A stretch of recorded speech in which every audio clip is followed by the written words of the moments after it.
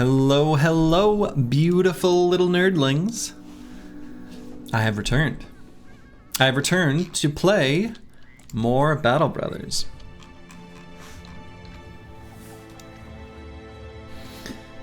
And so, the Oathtaker run continues. We are currently in an Oath of Honor, where we only use melee attacks. No ranged attacks at all.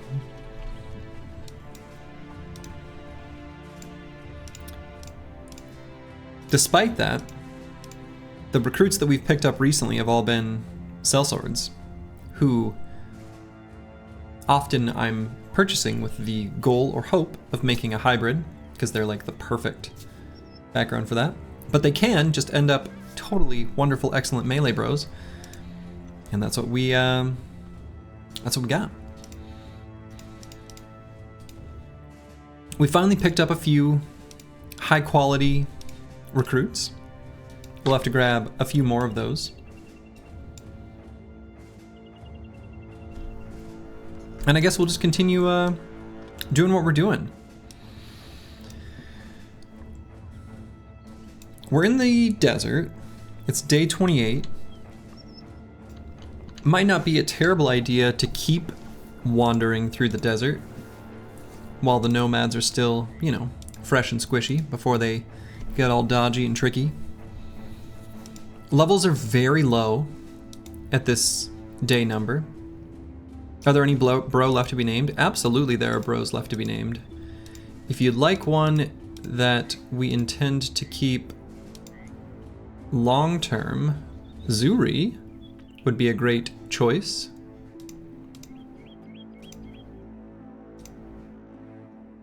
And I think he might be the only one. If that works for you, Corvus Korak, you let me know if Zuri speaks to you. Just a little daytailer, but he's a very good daytailer. Let me know.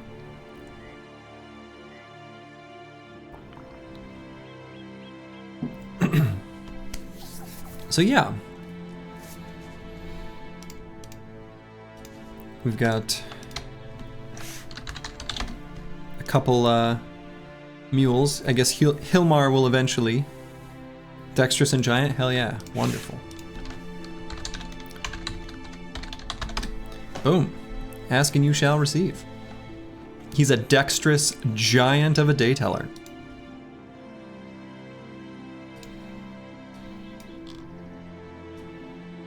So we can still do some desert fights. It'll be a bit tough because, again, due to, if you watch the previous couple sessions, we are underleveled from where we'd like to be. Just the nature of the beast. So what I might do is like some sort of like bounce back between Al-Hazred and Tarwa. Maybe we make like a loop up through the desert here, and then a loop back under here. Might do something like that. There was a camp here, sand-covered ruins, that if I recall correctly was nomads, and there were just too many when we first uncovered it. But now I think we can do it just fine. Do we do some arena fight? Well, we would, except the city with the arena, we had a contract with a caravan contract, and there were gemstones on it. And we wanted the gemstones. So we've locked ourselves out of the arena, which is okay. It's nice to get the arena buff. You know, resolve is like one of the best stats in the game. However, because we have a god tier banner, the Chaucer here, that you just start out with, as long as we keep him alive, we have such a incredible broadcast of resolve onto the whole squad, you know, we'll be fine. We don't need it. And so, let's make our way to this sand-covered ruins and then explore through here a bit. I suppose I should buy medical supplies, though I hate it. I hate that I'm doing this. I guess the other option is, you know, we could go see what's going on over here. That might be more interesting. We did just come from All Has Red. Maybe we wander through the desert here, stop by Granite Fest, and then see where this road's going. I am genuinely pretty curious. Who gave you that kind of beating with so many wounds? I don't remember. This has been just the walking wounded for a long time, though. Some of these are, I think, kind of old, and they're just long-lasting. I don't remember. The team's pretty banged up, admittedly. We really are. But that's okay. It happens. Let's see, I think we've got plenty of food, so yeah, let's just wander off, I suppose. Friday night, bro night, let's go, let's go, let's go. Yeah, I don't often get to stream on the weekends, just because I've got, I don't know, I'm just a busy boy. But I am actually still leaving this weekend, but we're not leaving until tomorrow morning. Oh man.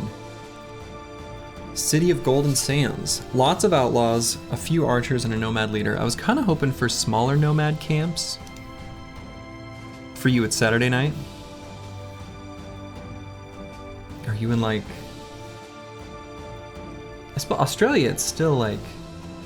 Wait a minute. This is confusing to me. It would be like Saturday morning, right? And hello, Nixlarfs.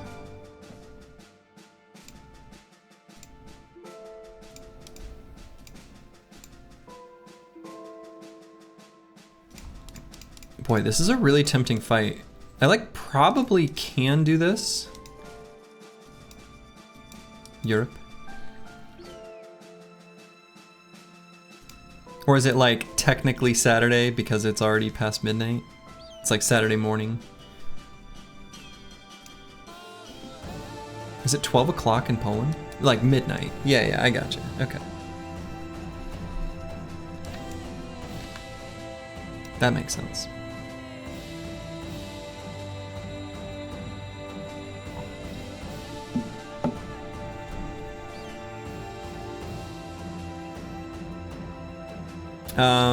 Random dude in the chat's got a question about his campaign. He's got 3 amazing throwers with great potential, but nothing to throw. At one point, you want to go north to farm barbed axes, or where should I go? Yeah, I would go north to get the... the axes are handy for Ancient Dead, but the bundle of heavy javelins that are dropped from Barbarian Reavers, those are going to be your best bet. Even if you're just using regular javelins, like that's great as a stopgap, you know.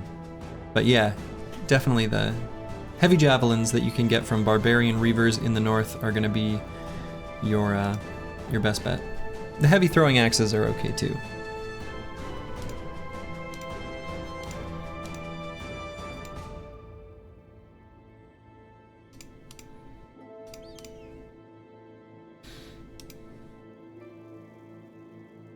Why jabs versus axes? I thought they were superior. The jabs will do better. The jabs have better damage ignores armor by quite a bit. All axes have 25% damage ignores armor, and jabs have 45%.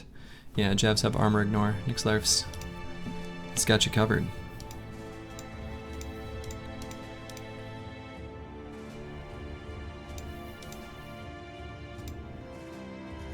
It's not that the axes are bad. They're actually, like, fine, but... Hey, you're welcome.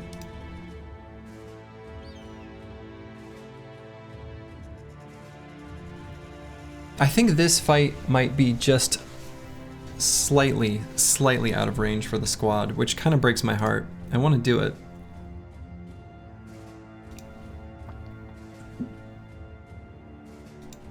Yes, and axes have head hit chance. That is true. And they also do better just raw armor damage. And yes, Nixlarfs is also correct. Javelins have the, you know, damage reduction applied when thrown at Ancient Dead. I think they take 50%? Can't remember the number off the top of my head. They take much less hit point damage from javelins, so axes are the way to go against them. Also, Shrats, you can use the heavy throwing axes against Shrats, and it will do fine, but the javelins are no bueno. You once got Fame throwing axes with 23% hit chance. Nice. Yeah. Throwing weapons with additional hit chance are interesting because it's like you almost have an option to give them to a non-thrower to increase target priority, even if the damage is not as good. There's interesting things you can do with that. Alright, we'll stop by Granite Fest real quick and then we'll head on. I don't know that we'll do anything here.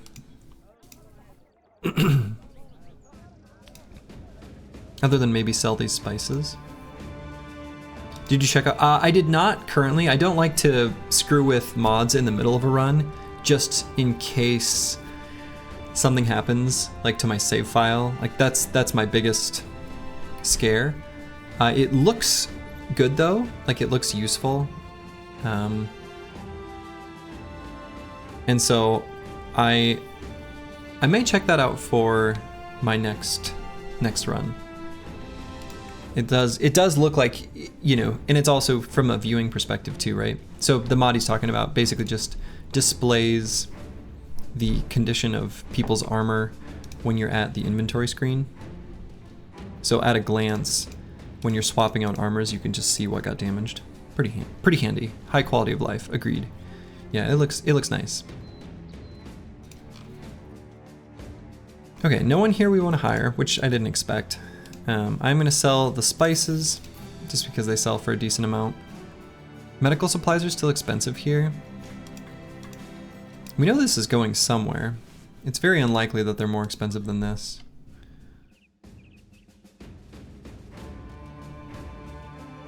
Yeah, the information on that screen is annoying that you've got to click through each bro. Okay. As predicted, I'm not doing anything here. Just gonna move on. Oh my goodness. The can just suddenly moved. We're gonna see where this road goes.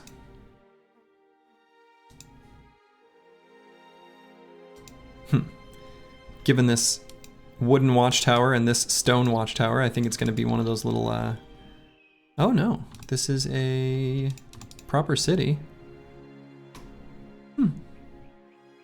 Interesting. Gelbstadt. Okay. Ambush trade routes. What a shame that we sold the spices in the previous citadel. Almost certainly would have got a better price here. Oh well. Yeah, it looks like a nice trading city indeed. No interesting tavern rumor. I think I'm not quite at the point where I want to pay for tavern rumors yet. I mean, I maybe could, but there's a hunter here.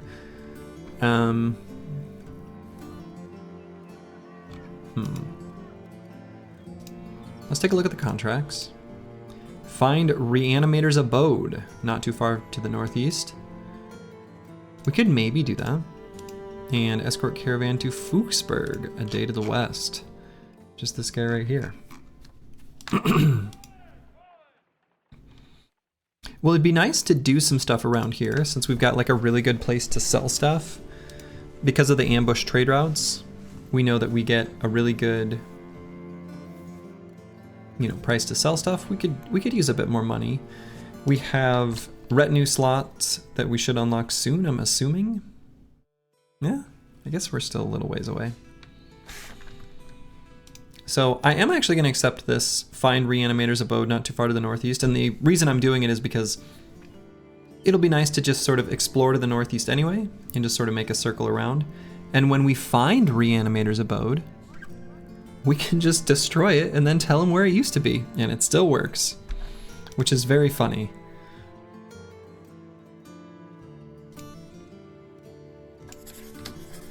So I guess we'll do that. I think we're good on food and other supplies still, so. Ooh, this guy doesn't want me to know where Reanimator's Abode is.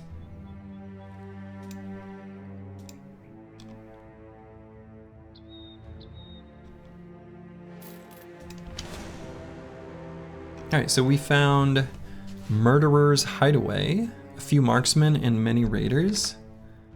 Okay. On the Plains has fortifications. It's not up a hill. I could wait for nighttime, or I could just do it now. I think I'll just do it now.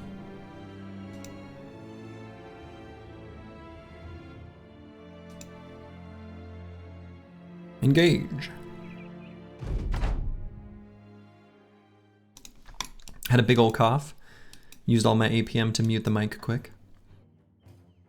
Okay, we've got a lot of shieldy boys. Kite shields. Not going to do them much good. We don't use ranged attacks. And the two marksmen that I see have not scary weapons, just a regular light crossbow and short bow. So that's good. These armors would be nice to dagger down, but probably won't happen. Since they'll, you know, I'll be attacking them.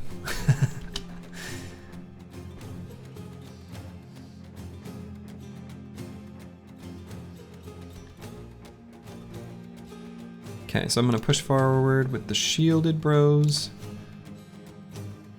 And we'll see what we see.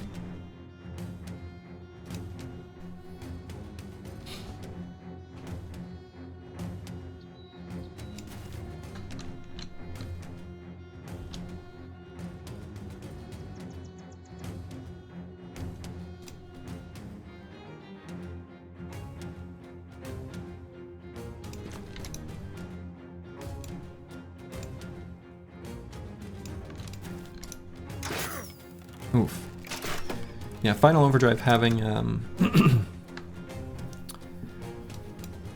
impatient is to our detriment in a lot of ways. Hello, hello, Xerxes.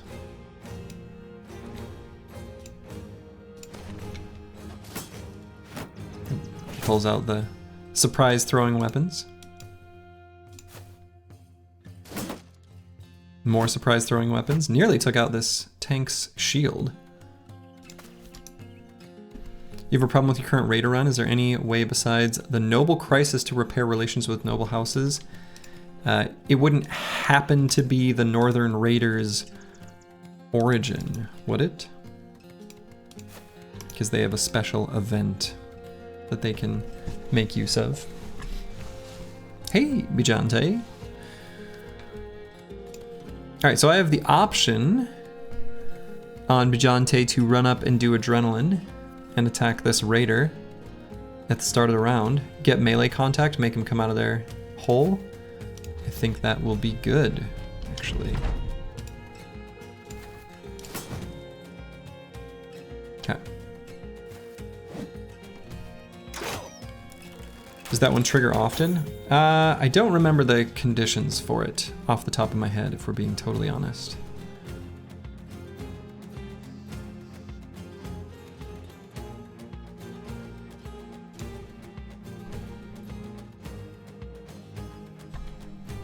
Holy War also repairs your relation. True, that's true, that's true.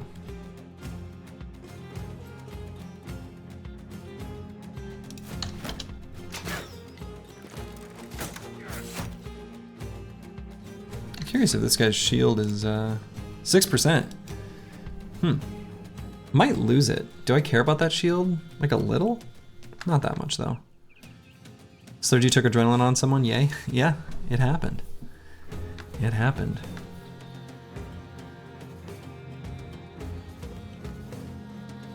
The rare Slurgy Adrenaline pickup.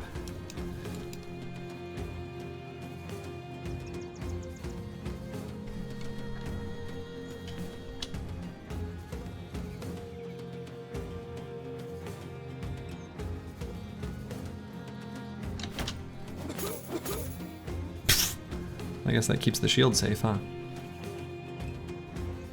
You may have accidentally raided the wrong caravans. Yeah, that happens. Oh, took that guy right out.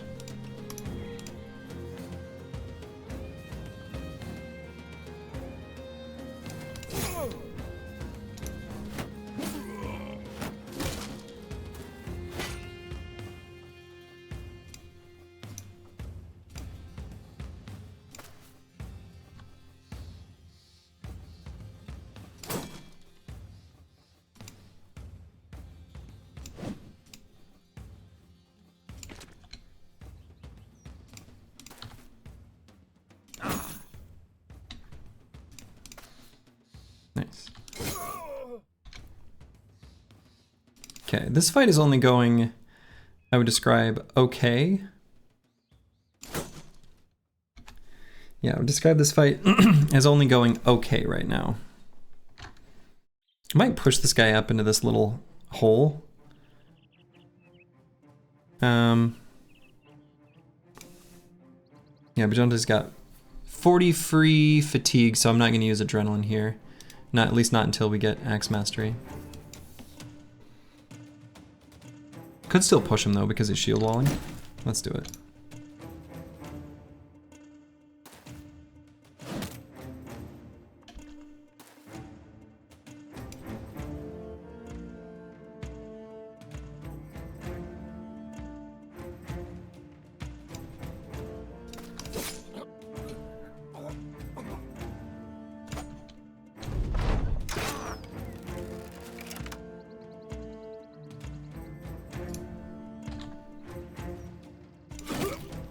Ooh, very close to taking out this raider.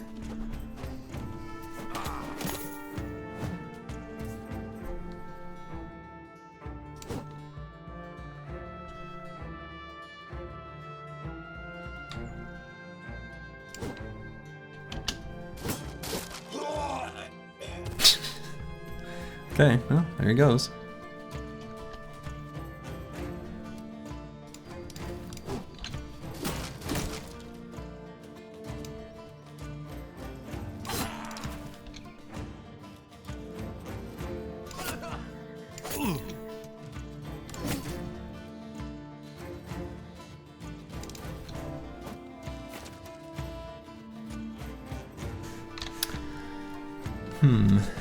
Do I want to push Barcode forward or not? I don't know. I guess I can. I mean, Nick's life still has a turn, so I could go like here. It's like a slightly sketchy place to go.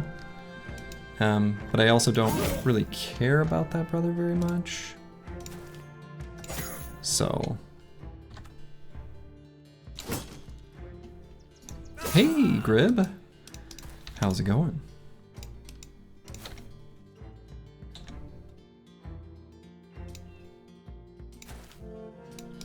Oh, why would I go there? I could have gone here and attacked that guy. Whoops. Oh well, I think we'll be okay.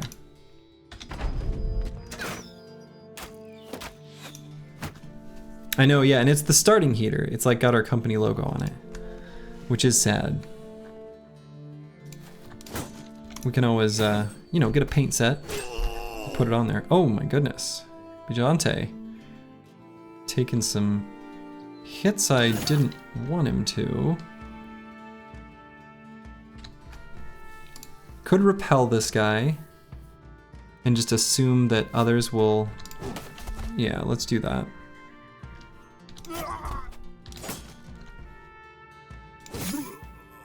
Okay. Problem solved.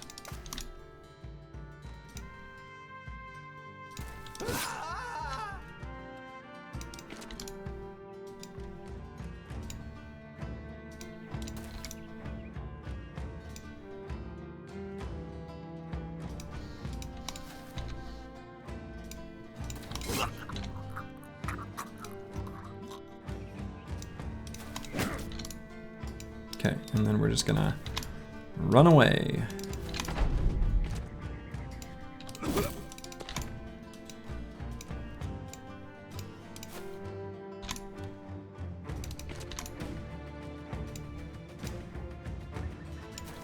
Can see if we can get a morale break on this guy to pull the old knives out.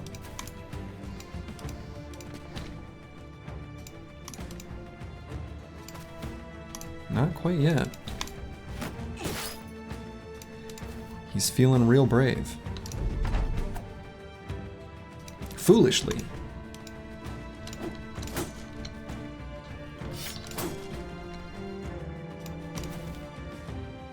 But maybe he knows something I don't.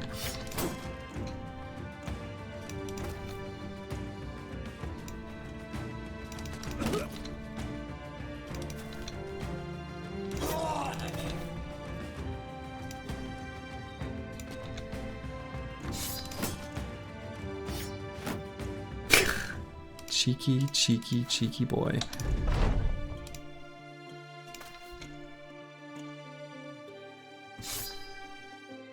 47% chance to hit. Dang it. 25.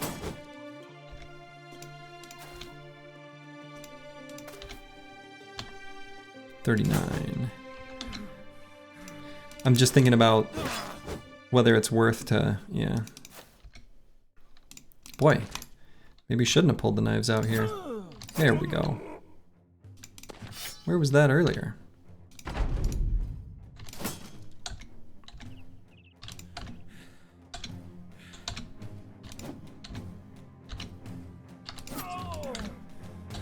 Alright, then we're just gonna finish daggering him down. And there we go. We got some heraldic shoulder plates, kind of nice. Did manage to get one of these worn mail shirts. Two of them. Two of them. Never mind. And then a dagger. Nice little pile of loot. Took some more injuries, so the squad's looking rough. That's for sure. But that's okay. We still persevere. Slowly did that cripple beggar start get you interested? I mean, I'm intrigued. I'm sort of dead set on continuing this win streak series of every single origin until the end, and then deciding what I want to do after that time period. So, at least for now, I think I'm gonna keep doing as I'm doing. But it does look interesting. I think it's more doable than you might imagine. Unless, I mean, asterisk there, depending on additional conditions, but it might not be too bad.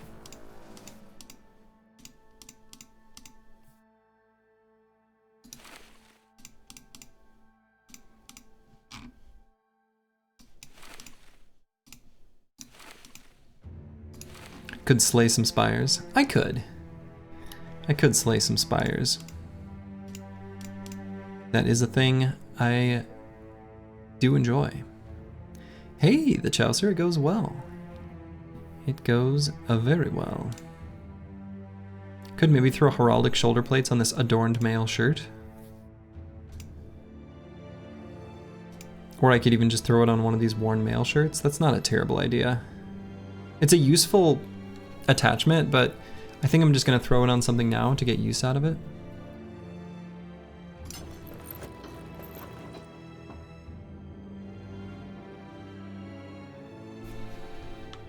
Let's see.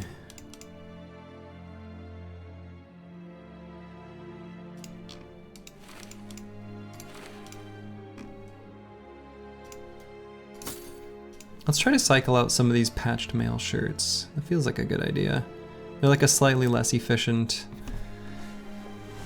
I don't know, they're kind of bad. And got a couple helmets we can replace.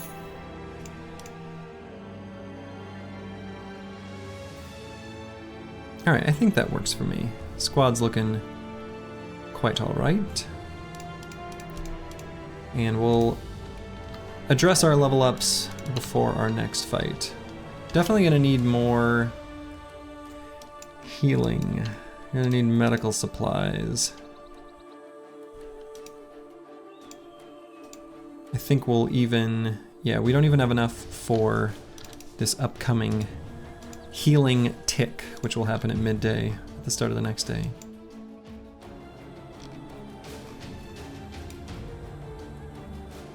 The Fallen Star, a location that could be relevant if we find ourselves in a holy war. Of course, we don't know what the crisis will be yet. All right, let's start looping back. How goes the Core Keeper joint run? It goes pretty well. We are fighting a big ol'... No spoilers, because we don't know anything, but there's something who's making a big ol' circle around. Not a cute little circle, but a big circle. And we're not entirely sure how to destroy said big circle at the moment. Nox errors. I don't love fighting nachos where I don't have dedicated spear bros. These bros are not spear bros despite wielding spears, they're tanks. So for me, despite their superficial appearance, I have to keep in mind they're not my typical. Core Keeper joint run. Oh, it's just like me and some buddies. Oh, I think I know the big circle. I'm pretty sure. Unless it gets even bigger. But I don't... Well, I don't know. Maybe.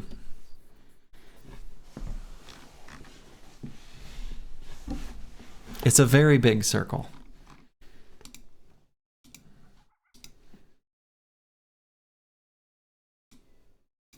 Oh yeah, no. The big circle's not orange.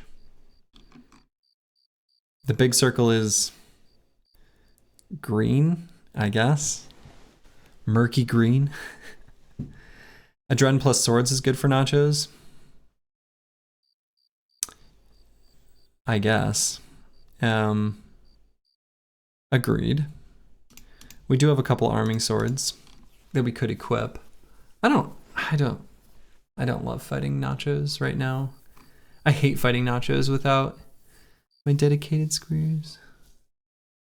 Gray green, okay, that's a fun area. Yeah. Yeah, we've done a lot of stuff in that area, but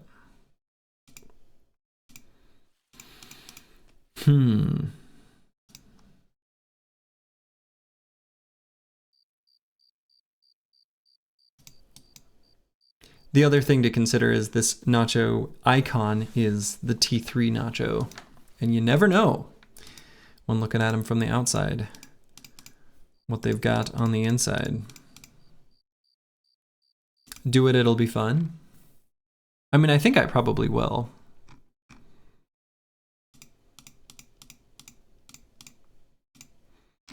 All right, so let's level up Humpert. He's just gonna be a tank. His only job is gonna be to stand and shield wall. So that's what he'll do. We can give him either shield mastery or 9 lives, I think would be suitable. Yeah, no backup spears. We're not, yeah. I mean, we could give the spears to some of the better bros and have them spear wall to screen. It's not a terrible idea. But even then, I don't have anyone with, I don't know. There's a TP for his bunghole. Beavis and Butthead reference. That's not what I expected. Now I think we'll go the old classico. Shield wall in dangerous position with tank. Clean up with the rest of the crew with pole arms. I think that's probably what we'll mostly, what we'll do here. Slurgy, do you have any smirkers on the team?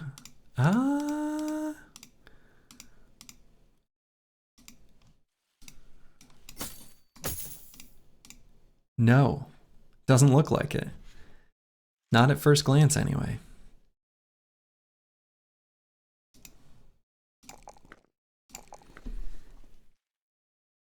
All right, Eagledub here, one of our fencers.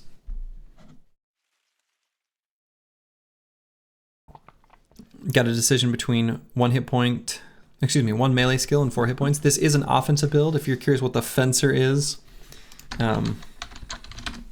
it's not a fencer. But I think we want some more hit points still. I'm gonna go with it. He's got 70 melee skill. He'll still hit stuff just fine. I tend not to ever skip 1s in melee skill on offensive bros or 1s in melee defense on defensive bros. In this case, we've got a couple different secondaries we want to patch up, and so it'll be fine. So let's go ahead and either dodge or Colossus. I'm kind of leaning towards dodge. He's got pretty good melee defense. Final overdrive. He'll be a initiative gunner. Could do melee skill. We could, of course, give him some sort of backup weapon for, you know, whatever the situation calls for.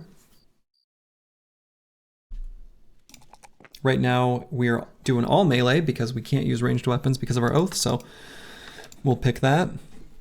So do I grab crossbow and firearm mastery? We've got 3 days left on this Oath of Honor.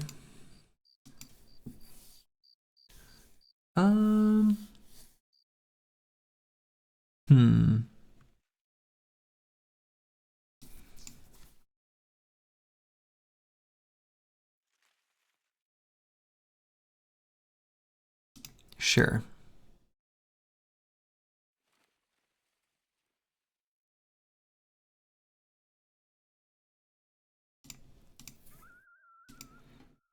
Oh yeah, I'm definitely excited for Menace. I think it'll be... Yeah, definitely looking forward to Menace. Absolutely.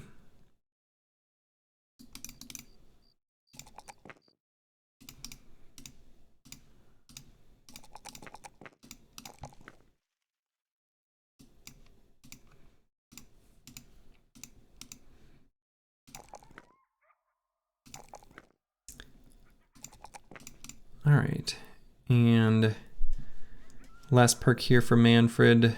Let's do either Backstabber or 9. Just another one of our little Zerglings. I don't hate Backstab. He's got 113 hit points. Of course, he's only got, you know, garbage melee defense. If he dies, he dies. We're not too concerned about it.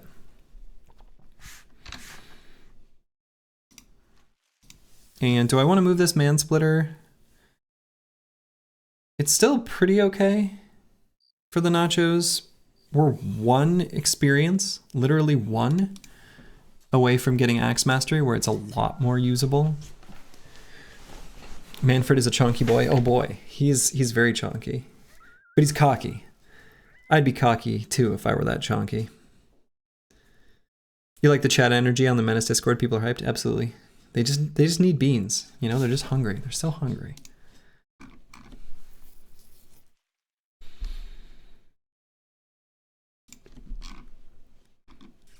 I mean, Overhype made a real good game here. I have reason to believe they can make another real good one in Menace. All right, so I'm gonna do a tiny little something.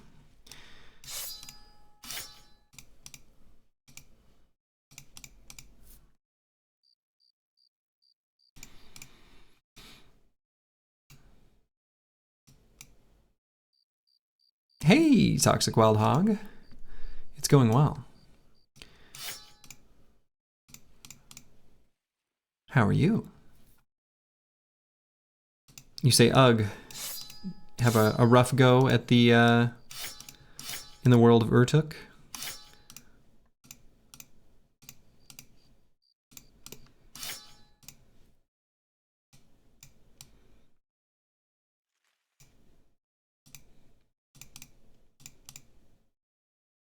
Okay. So I'm gonna do some spear walls with some of the bros that at least can do it for a little bit. Boy, no, I guess Eagledub with this pierced chest. I should pay attention to the injuries. He cannot do what I'm asking of him.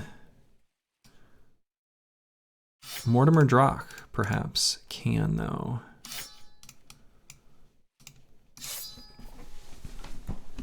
Hopefully. Yeah, he's got 9. All right. All right, we got kind of a weird looking formation, but I think it'll be a-okay.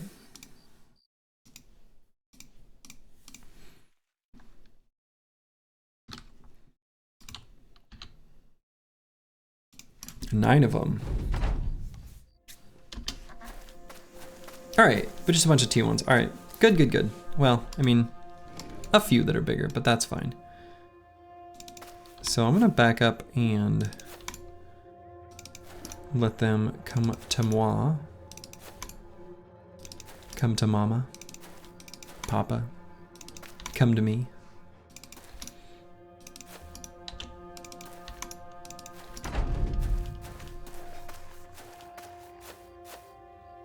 Okay, so it's just 1 T2? Huh. Here I was getting worried about nothing. Worried about nothing.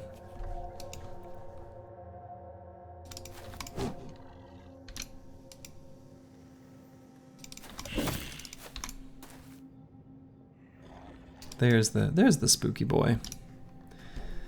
Actually, even though things are going well for the most part, the game is exhausting on hard difficulty. Leveling up and having good weapon armor loadouts is not enough. You have to be smart and clever, and you have to outwit your enemies. It's exhausting. I would say that the same is kind of true for Battle Brothers. Not in all fights, but you can't simply say, oh, I'm good. There's it's pretty easy for a bro to get struck down if you're even a little tiny bit careless. And it's very easy to be a little tiny bit careless.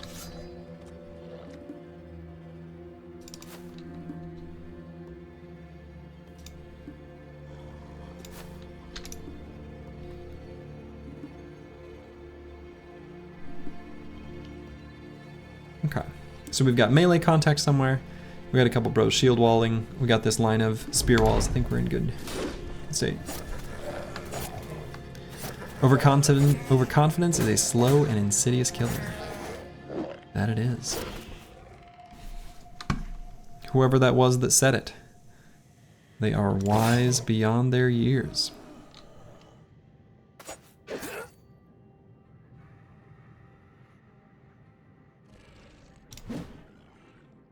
Oh, I should have moved forward. Wouldn't have made a difference in this case with those rolls, but...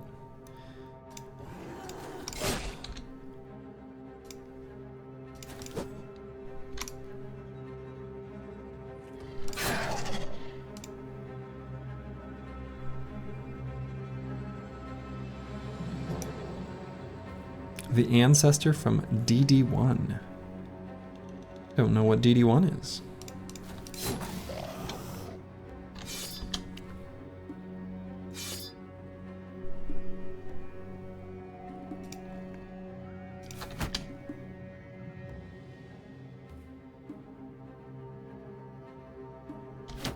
Darkest Dungeon. Got it.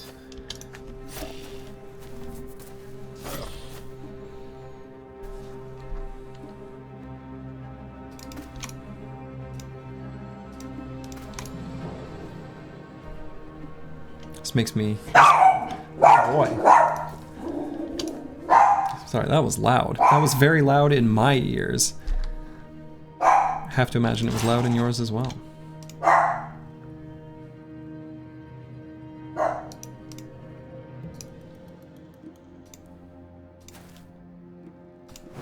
Good old Doge. She hates nachos. Hates them.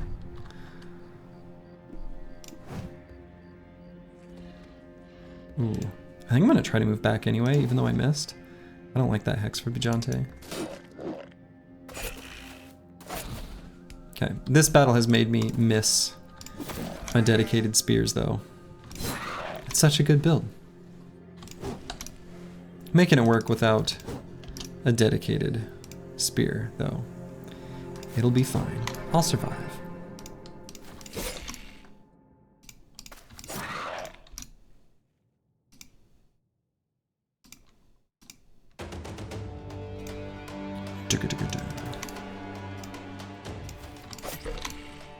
Dog made you jump? Sorry, me too. She's just excited. My wife set like a happy hour with some friends. So they're on edge, waiting because any sound could be her coming home. They often have some where the heck is mom energy when she's gone. I'm much less enticing and exciting to them. Which is fine. They still freak out with excitement when they see me too. All right, that worked out well enough.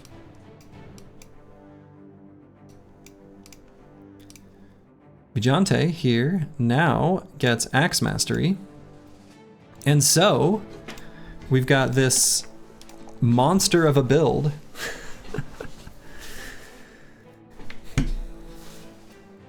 That we're going to do the fatigue neutral with adrenaline because of the athletic trait and abundance of fatigue. May still need a hint more fatigue.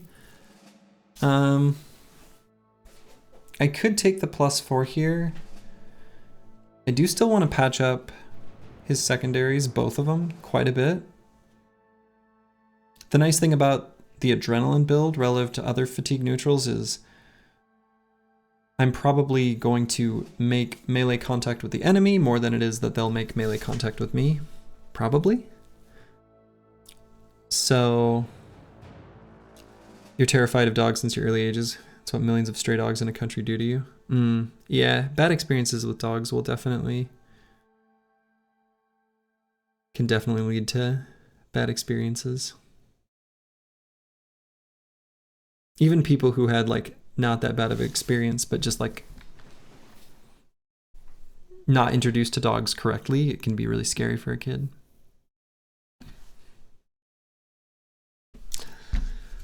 So yeah, I'm deciding here between the fatigue and hit points. It's probably enough fatigue. Let's just grab hit points.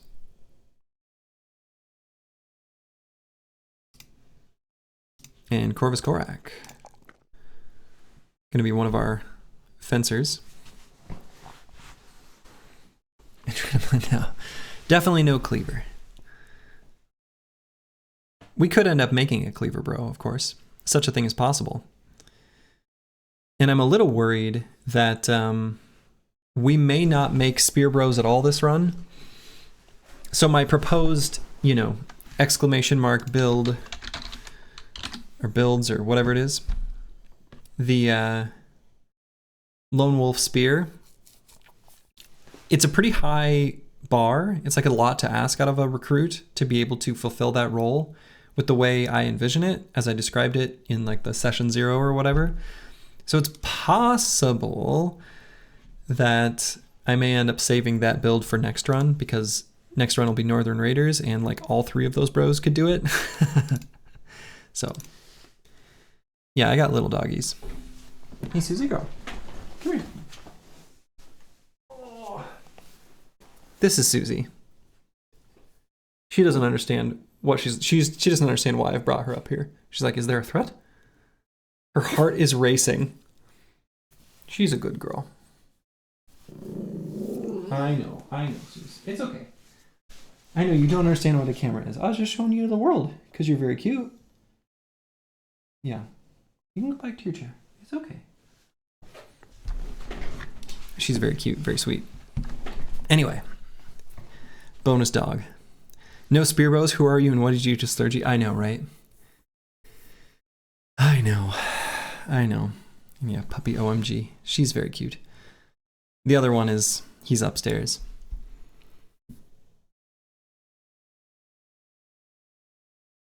I want to make sure that I get more initiative for this build, but I just can't pass up the 4 in hit points, can I?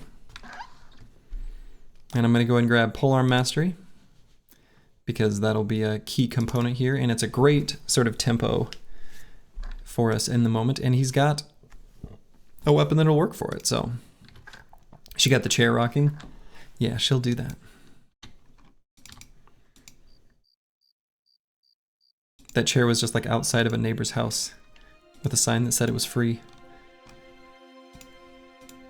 And so we took it. And she loves it.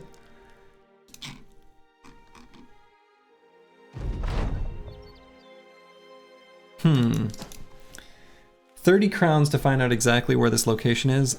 I think I might just do it. This is not very much. It's in the steppe close by to the west of here. All right, well, that's where we were going, and that's what I figured. So. You probably get a puppy in like 10 weeks, very excited, but also very nervous. Hey, that's exciting. Yeah, it's pretty nice having little doggies.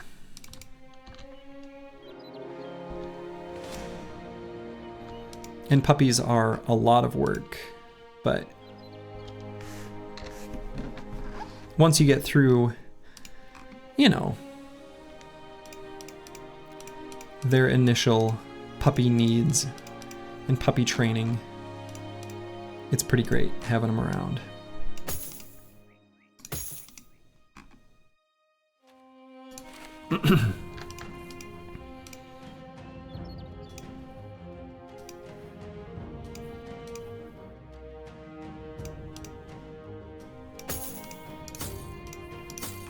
Alright, just doing a little bit of armor swapping. Cats are better. Cats are easier, that's for sure. I think it's just like, do you want like a friend or do you want a roommate? And obviously I'm painting some broad strokes, but a cat's more like a roommate and a dog's more like a friend. A dog you have to do stuff with. A cat, like you hang out and like, you know, you gotta clean the toilet for him every once in a while, but like, you know, it's nice having him around. I like both. Alright. We're gonna go ahead and do this. It's a lot of wiedergangers, but nothing the company can't handle. Your cat is a friend, he's a Maine Coon, you can walk him and play fetch. Oh, fun! Okay. I suppose there are specific breeds that do account for exceptions to my simplistic generalization.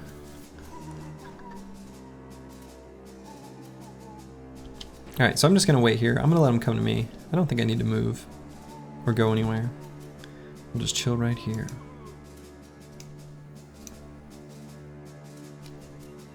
Maine Coons are dogs.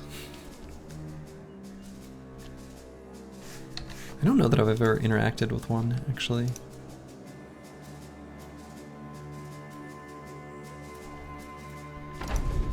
Never had a friend that had a Maine Coon. I've had friends that have had cats. I've had cats, actually. Alright, I'm gonna put Yakuba up here to maybe absorb this wiederganger's initial charge. We'll see. He's got low melee attack, but might still work. It won't. Never mind. I guess I kinda also didn't realize this wiederganger would be faster, but upon reflection it obviously is.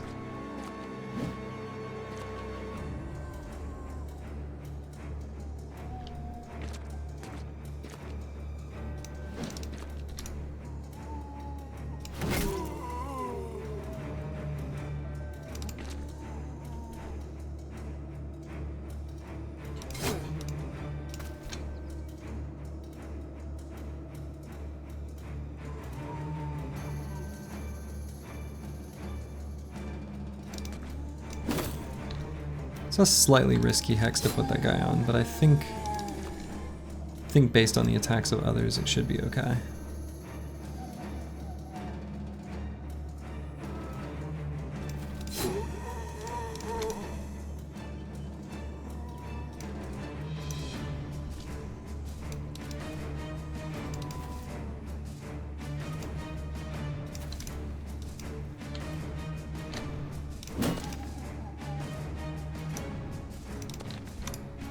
We'll force him to attack Barcode.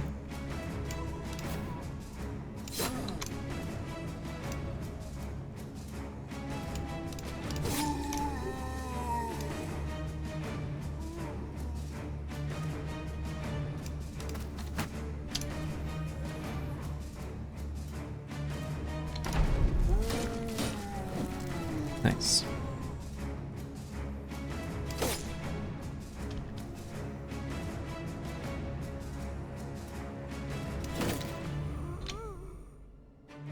Bum, bum, bum.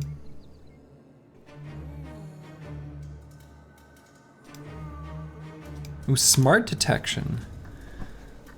Twitch just let me know about smart detection. A bot was clearly here, but it flagged it. It's finally figured out. Best viewers. I wouldn't need advertisement for that kind of thing. I've already got them right here.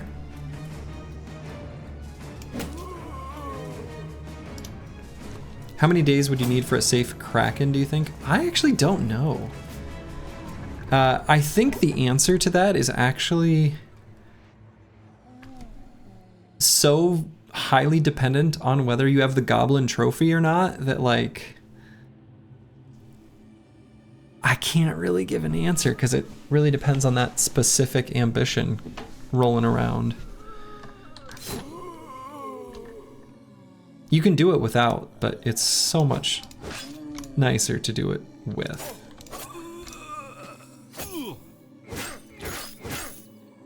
Oof.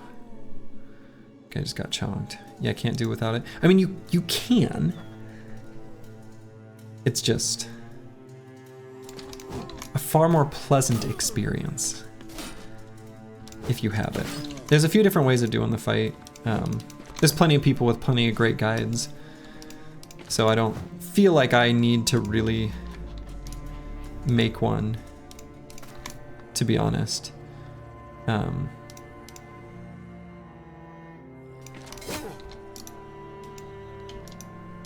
But you can find, I'm sure, feeding friendly or even like an old filthy robot video, I'm sure would be sufficient.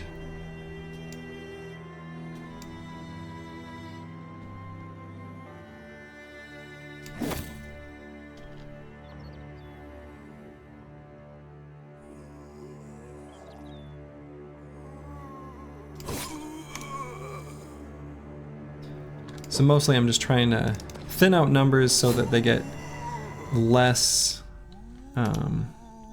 surround bonuses, since zombies basically have backstabber. Nice. Nixlarf is one of the, I don't know, what would be a good adjective to describe whatever this is that I'm doing. Whatever happened to Filthy Robot? I think he couldn't quite make streaming work as a career, which, ooh, Alberic. Alberic is in danger. Do we care about Alberic? No. Cheese strat makes it a puzzle fight, otherwise it's a slog. I mean, I don't know, do you consider it cheese to... It kind of is a puzzle fight though. I think it's like kind of designed that way a little bit. I think it's intentional.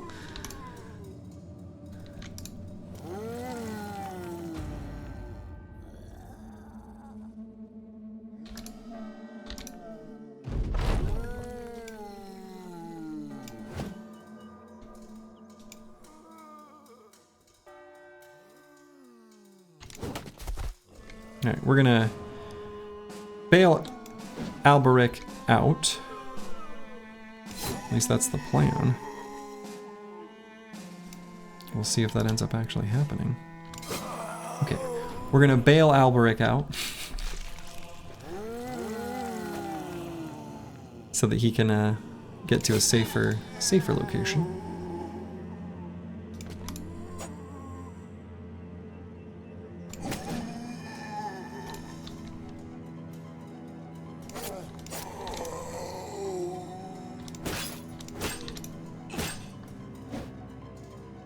But yeah, I haven't actually done the Kraken in a run for a while. It's kind of a... It's a pretty obnoxious fight. Which is too bad in that the fight for the Lightning Sword, the Waterfall legendary location, is gated behind it, because that's actually kind of a fun and cool fight. You don't think the devs intended you to bring 3 naked bros to kill the beast of beasts, but you may be wrong. I mean, look, the terrain generation gives tons of extra spots to hide from them.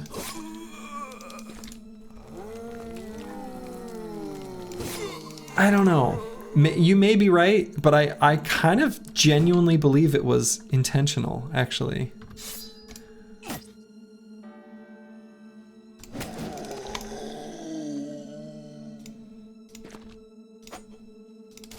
We're gonna try to dagger down this wiederganger, by the way. He's got a -12 fatigue armor that's pretty efficient for its what it is, I guess. So I want it. So we're gonna dagger down this wiederganger.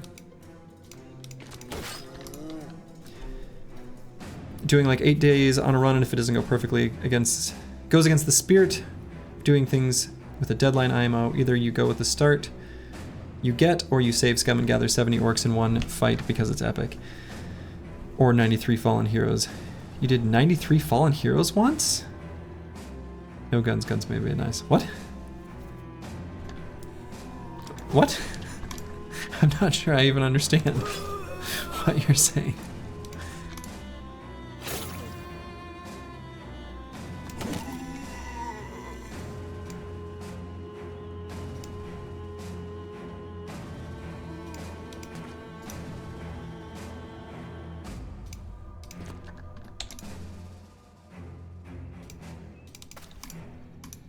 "93 fallen heroes in one fight? You modded to increase camp resources?" Oh, okay. Oh, okay. I was like, I have to imagine that's impossible, right? Okay, so it is.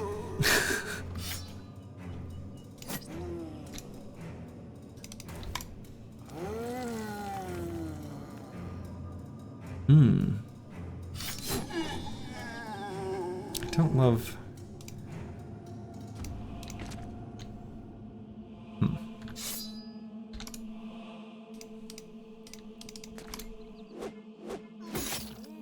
Okay, that's fine.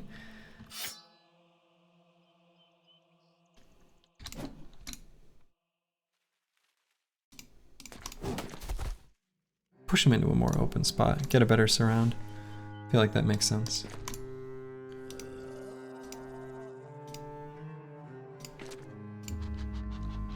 Cool. Oh, he's so slow. That's right.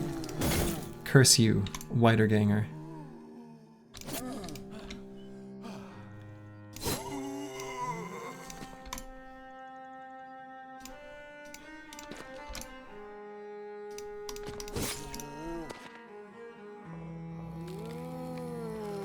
Alright, let's go for a stun.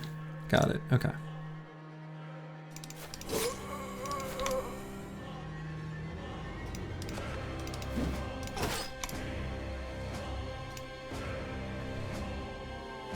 Yeah, there are good arguments for that. Tentacles don't share vision with the Kraken. It makes it seem like a puzzle fight.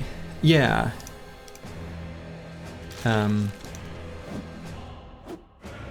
It's just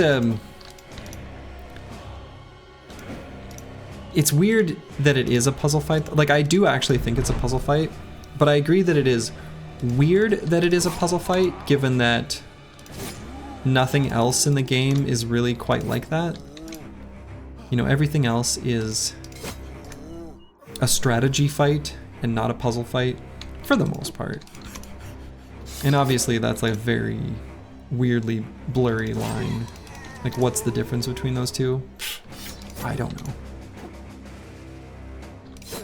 I have kind of an idea of what it means in my head, but I don't know that I could articulate it well in words, if we're being honest.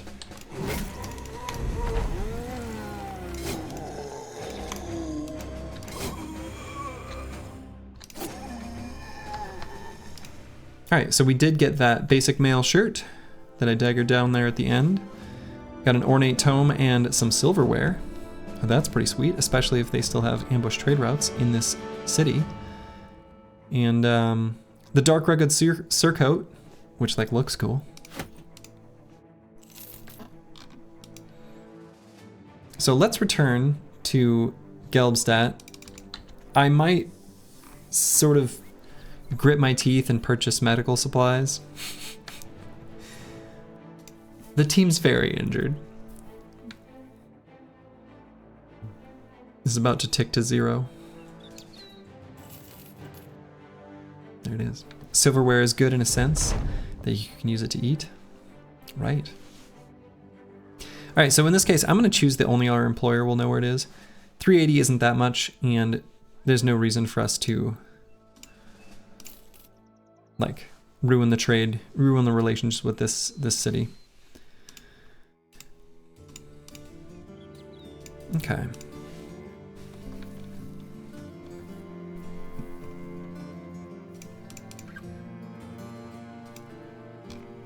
supposedly a bunch of graves north of here are turning up empty. Someone said the grave robbers were looking for a famed shield there. Well, well, well.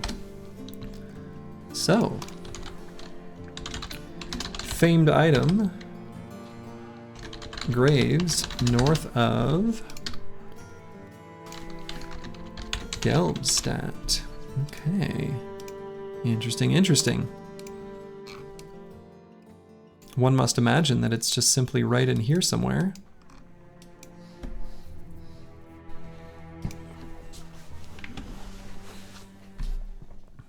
Yeah, it is I did note that.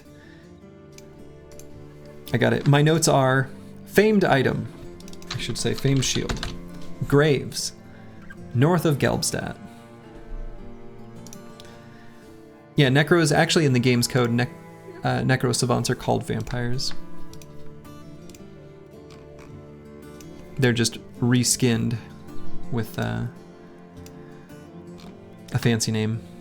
Let's see, are there any of these injuries that I want to pay to have fixed? Not this one. Not this one. Not this one.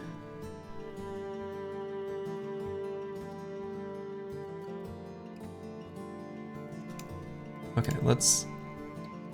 Oh, we can't buy medical supplies here. They aren't selling any. Well.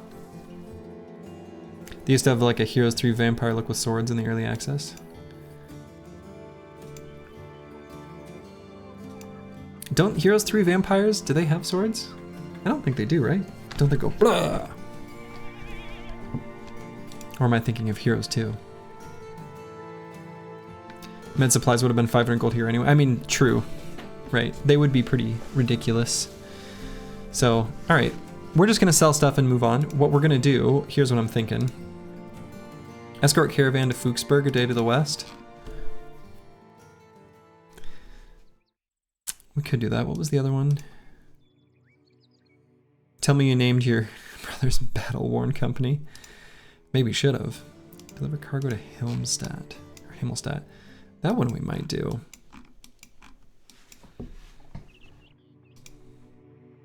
Yeah, we're collecting injuries. What I think I'm gonna do is we're gonna sell stuff here. We're gonna purchase some medical supplies in Granite Festa. I am going to accept that contract. We're going to look for this named shield north of Gelbstadt, somewhere over here, and then we will deliver the cargo to Himmelstadt as per the contract. That's what I'm thinking.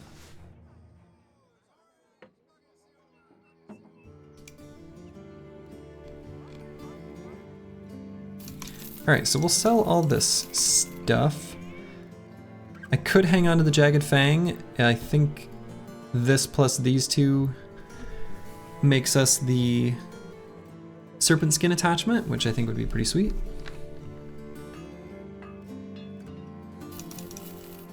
We've got 2 kite shields in our, backline here.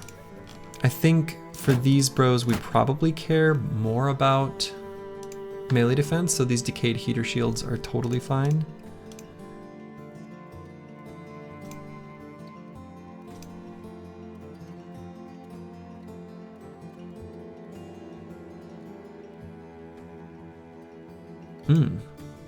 Yeah, Toxic Wild Hog, it kind of sounds... There's very similar things in Battle Brothers. There are certain builds that are just really good against certain types of enemies and not others. That certainly is absolutely a thing in this game too, for sure.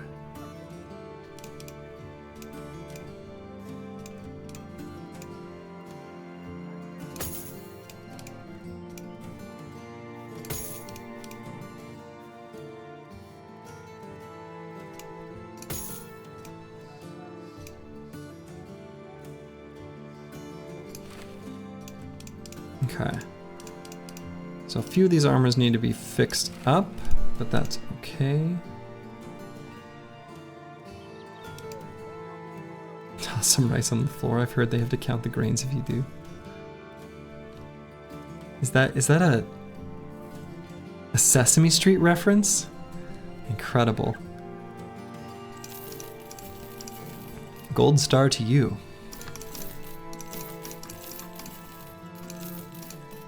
Let's see. Do I have any use for this Morning Star? I kind of don't think so.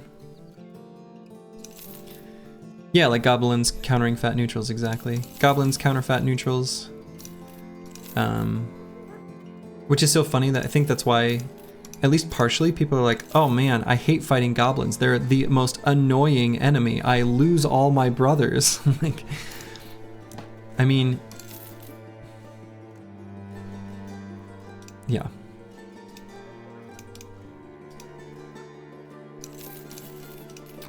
They are annoying if you don't build your company in a way where you can handle them. That's just the way it is. All right, we do have a lot of money, which is pretty sweet. May use that money to recruit a bro of some form. You feel attacked? I mean, it's okay. Actually, now that I think about it, I think you did say that exact same thing in chat, didn't you? Yeah, it wasn't meant personally. But, I mean, they are annoying to fight. I understand that sentiment. But the annoyance is what makes some builds better than others.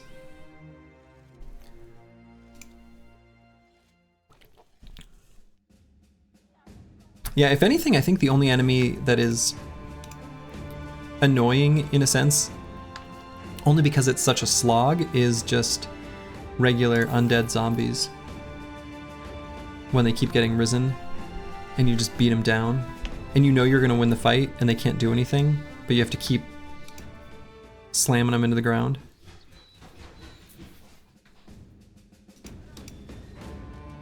Yeah, I like goblins theme-wise as well. And Ifrits. Yeah, Ifrits are painful.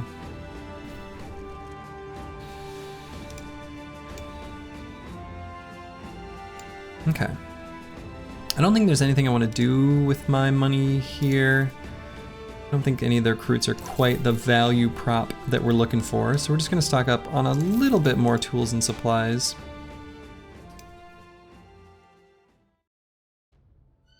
In your last run, everyone was either a thrower or two-handed Battleforge, okay?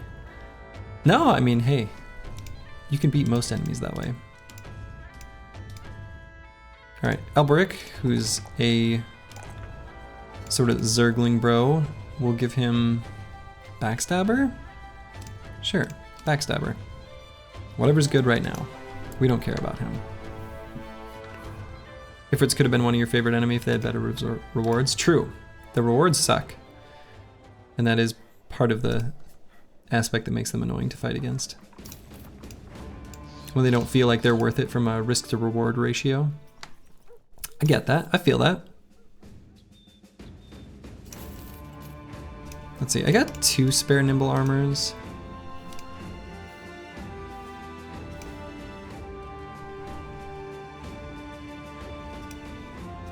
And I kind of hate these patched mail shirts. I want to replace them with a different option anyway. That's fine, we'll leave them like this, that's fine. Okay. So, we're gonna look at the Crypt of Midnight here.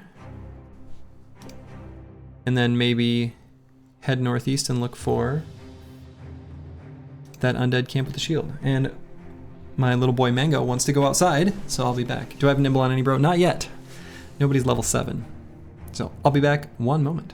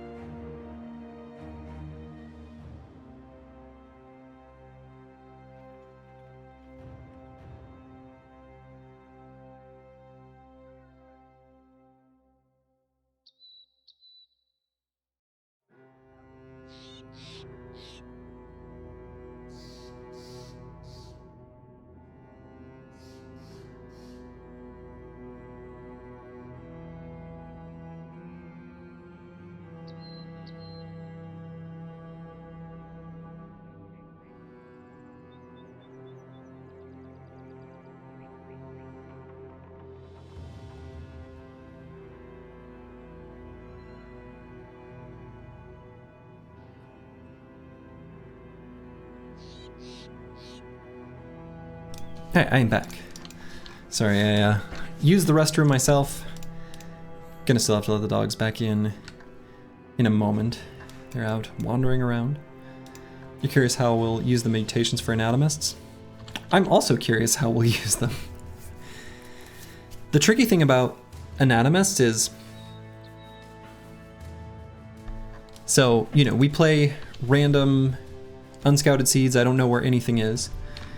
Depending on whether we find the water skin or not, changes quite a lot about our strategy. So, yeah, we'll see.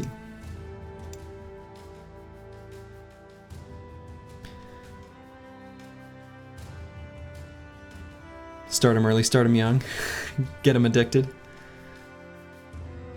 How is the water skin relevant? The water skin is relevant because as you give a bro a potion, they get sick for increasing amounts of time, such that if you want to apply more than one potion to any particular bro, they're going to be sick for like 5 billion years. But if you've got the water skin, you can save up some of the potions to make, you know, your super mutant, your super bro, and then just have them drink the water skin, and it gets rid of it. So that's why. There'll still be a certain amount of like distributing them strategically, but it is fun to make a super bro. We'll see. We'll see what ends up happening.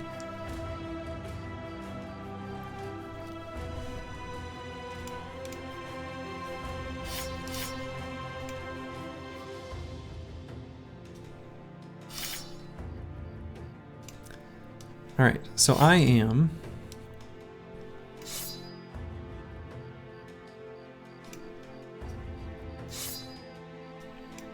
allocating a couple of these spears to help fight the undead, even though they're not dedicated spear bros. Oh, that's right, this pierced chest. Dang it.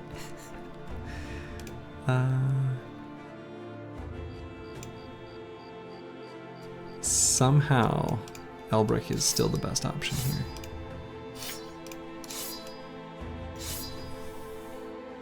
Even though he's missing his nose. I could do Final Overdrive, but yeah.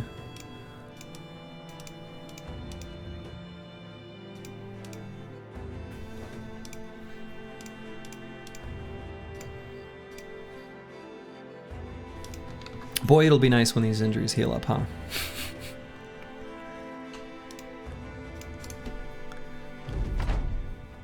Ooh, 24 enemies. That's a lot. That's a lot.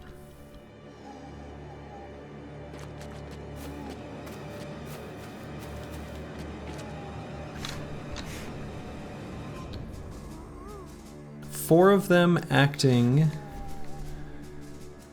between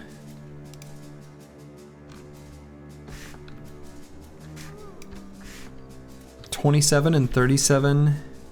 So those must be bodyguards. 4 bodyguards? Does that seem excessive? It can't be right. No necros or geists? No, there's 4 super slow enemies. So Humbert here on the turn order, right? So he's 37. We can see next up is Mortimer Drock. And Mortimer Drock, where was he? What does he look like? There he is. He's at 27. So there's 4 super slow enemies. Now, enemies' initiative does get lowered substantially when they are a bodyguard. And there's no bodyguard without a necromancer. So I think this hidden opponent is a necro. Necro with 4 bodyguards is a little weird. 24 enemies is a lot. We're definitely gonna sort of struggle to keep up damage-wise before we get surrounded. I think we can still do it, but it's a slightly risky fight, actually.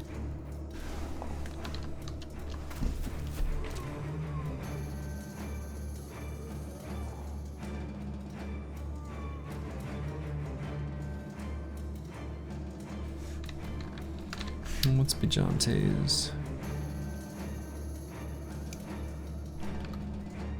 Then 5 more? Between 27 and 8? What?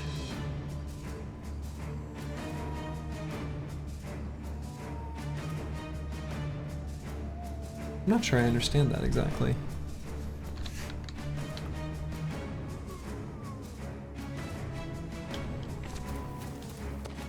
They all moved. So here's our necromancer at the start of the turn order, I'm assuming. No. This is something even slower? Because Final Overdrive has Impatient, so he always goes first.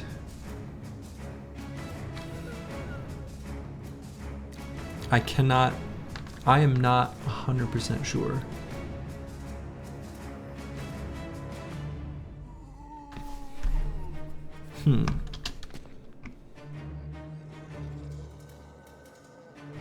Now this is probably a necromancer, right? So between Nyx Larfs and Corvus Corak, so Nyx Larfs at 92, Corvus Corak is probably just a bit below 90, I would guess.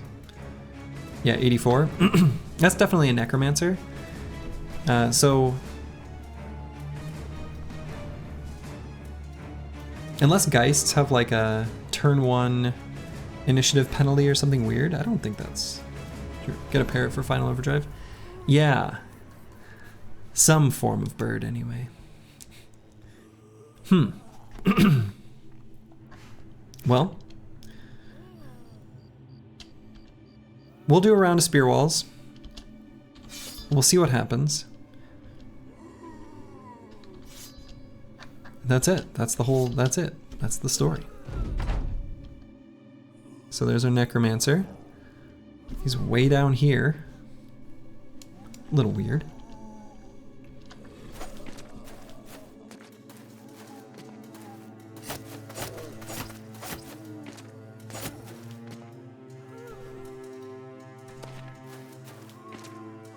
All right, so how many enemies? All right, let's play. Actually, let's let these ones go. 5, 6, 7, 8, 9, 10, 11, 12, 13, 14, 15, 16, 17, 18, 19. There's 20, so there's 4 unaccounted for at the moment. Get down.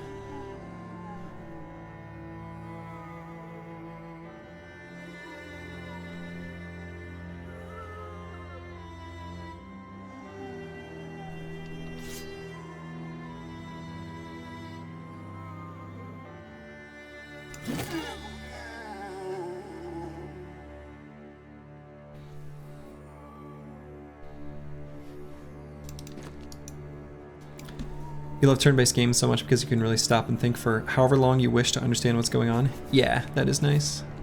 As someone who spent so much of their life playing games like StarCraft and Dota and other such things, it is nice to be able to just take a hot minute to think.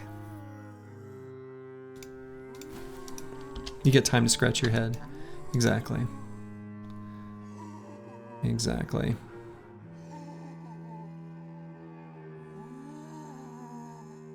Alright, so in case this guy gets risen from the dead, I might take Yakuba and move him up before I spear wall next.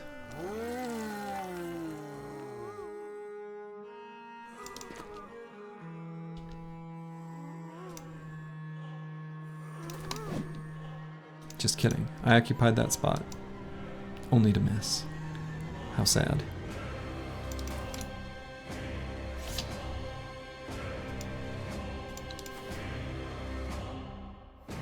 Ooh, no. His hit points are too low for me to let him get surrounded.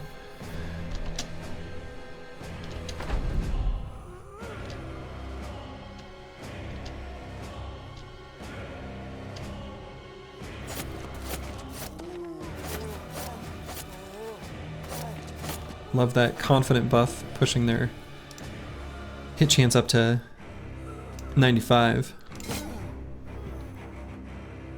You love to see it.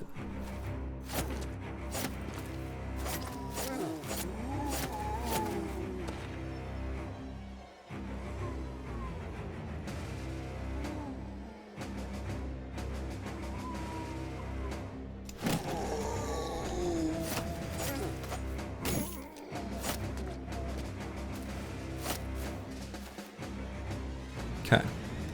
So we didn't expect Yakuba to hold out as long.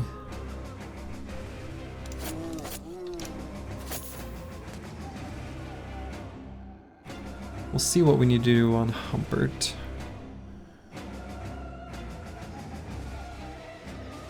We may still be able to spear wall on Alberic again if I just push this guy back or even kill him. So I'm gonna let...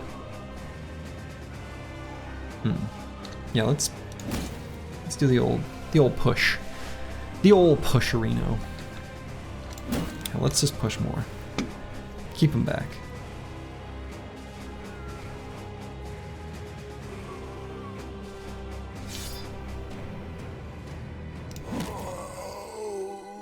Cool.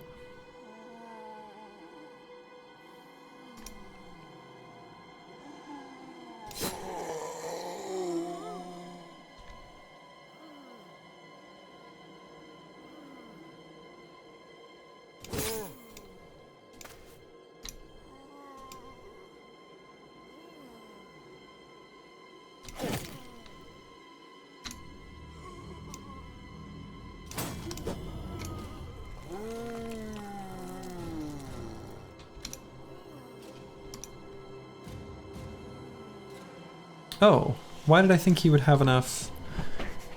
I'm not sure. Huh. Well. Because I didn't know how to do basic math. That's why.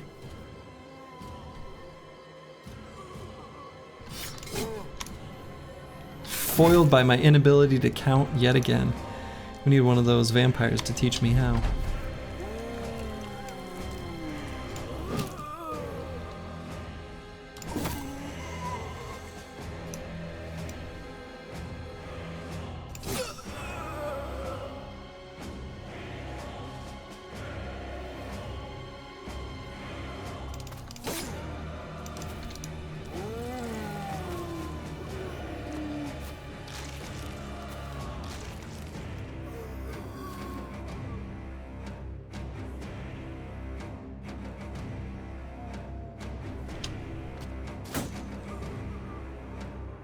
Okay.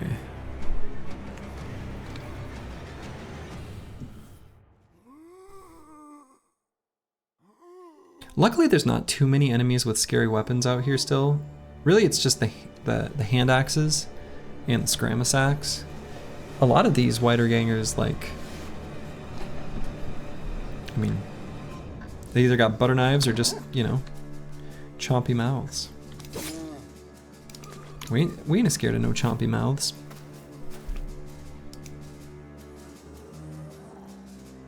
This wiederganger's got to go the long way around. Done to Alberic, which I don't love, but could try to stun him, but I don't think there's any need.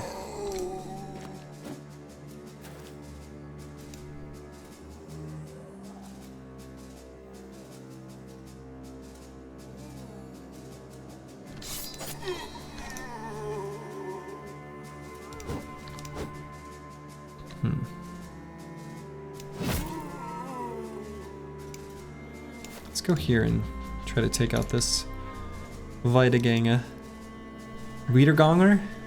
How was that word pronounced again?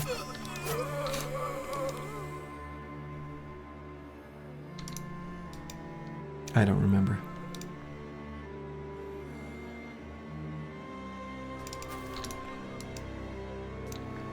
I never learned how to read. Not even in English. Too complicated. Boom. Adrenaline. Pretty handy.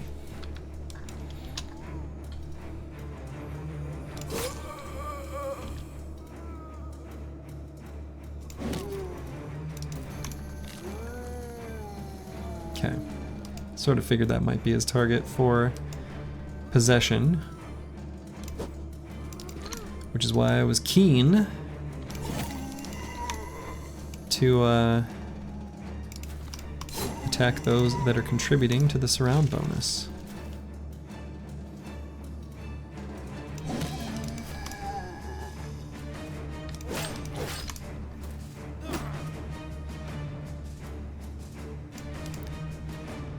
Okay, and I'm gonna get a few bros to run forward and go for that necromancer.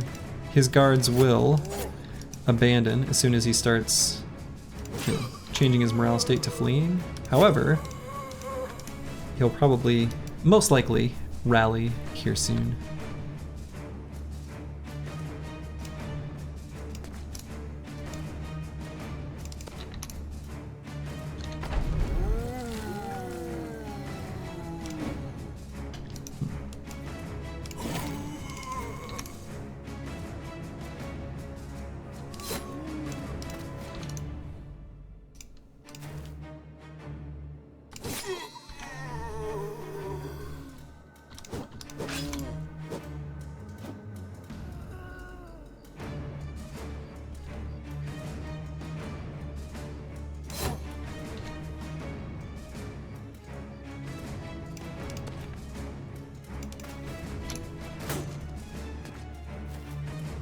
Okay.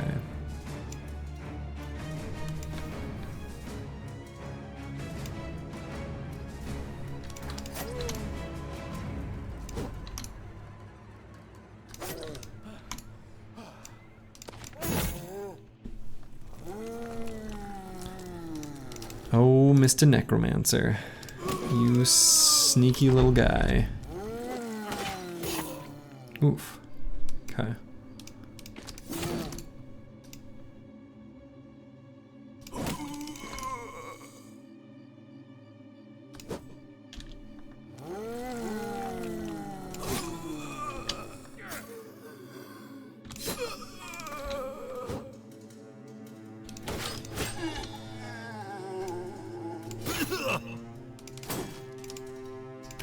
Now I don't have enough fatigue. Shoot.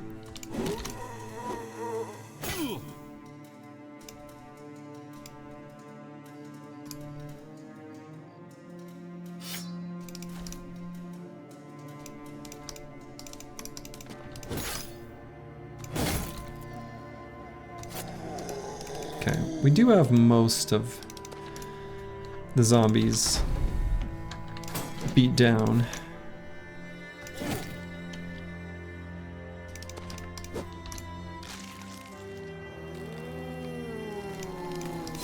No.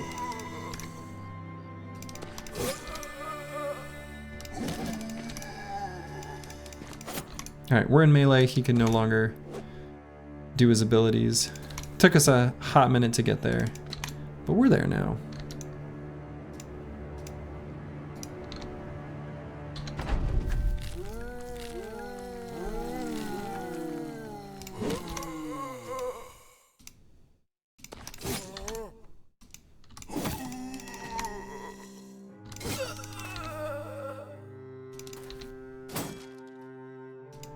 Okay.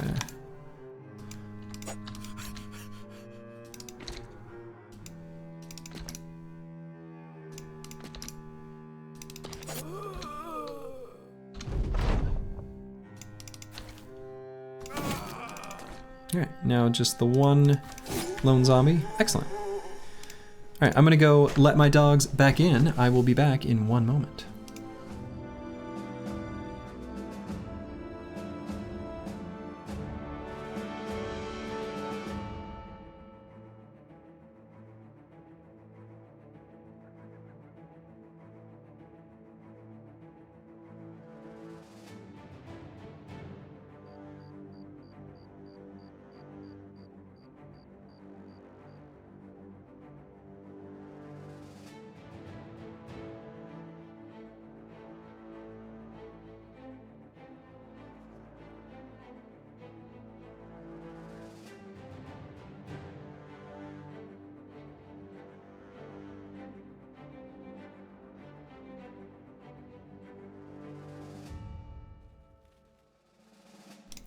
One moment is however long that was.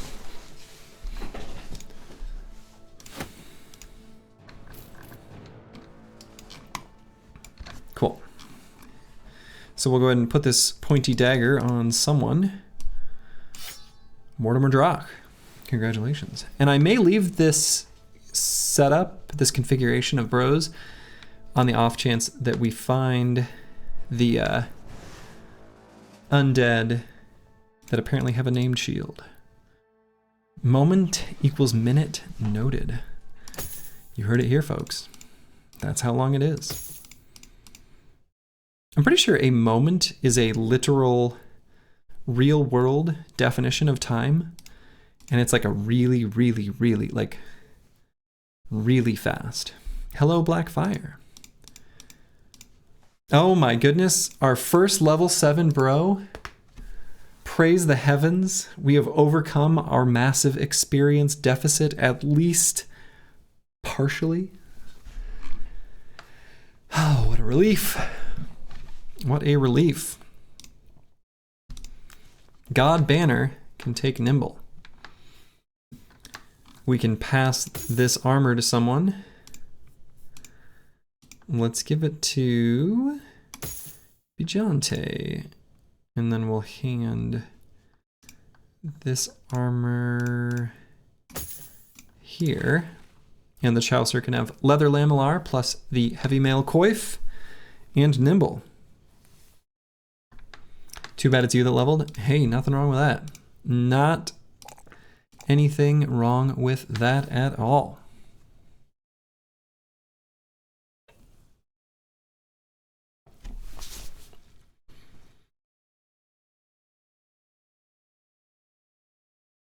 So I'm deciding if I want to do hit points here or melee defense. Hit points are worse than they look at first glance because of old. We can think of this more like 63 as opposed to 73. And so the 78 that he currently has is after old and then Colossus. So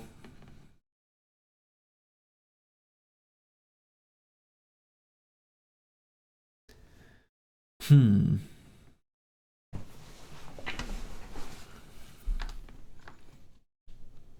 know, and he's fast enough we maybe could justify taking dodge too.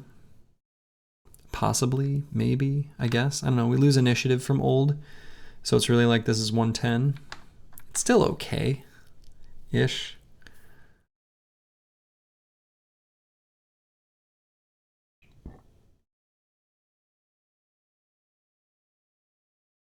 Let's just grab melee defense.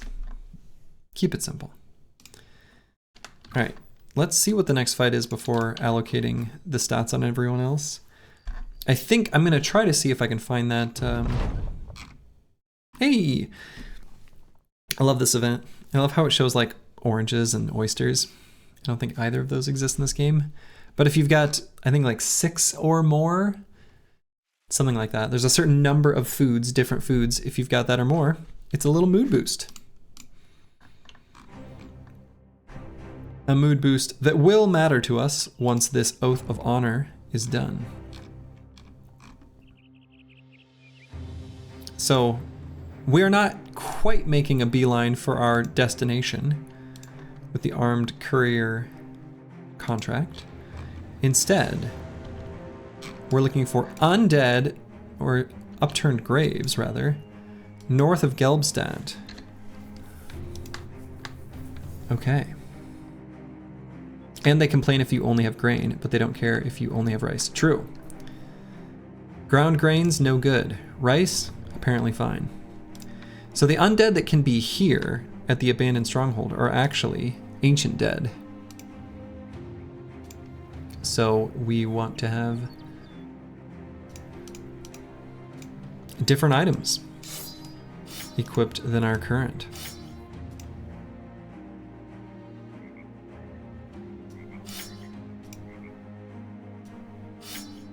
So what I'm going to do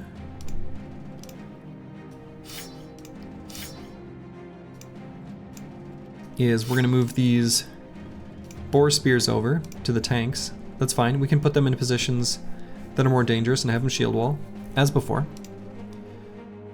But our other bros here, like Mortimer Drock, he's got a lot of fatigue. He can probably pull off using this man splitter. We actually still can leave the jagged pike. And once he swings twice and runs out of fatigue, then we can just switch to the pike.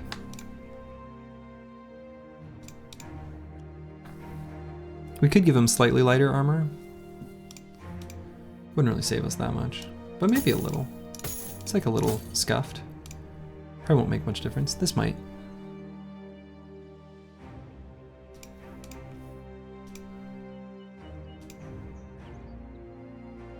So Elberich here, he's got fast adaptation, so he'll get better use out of this sword. Arming sword, double gripped arming sword is totally fine for this fight. Because Corvus Corak has polearm mastery, I might just leave the pike here. I think I will.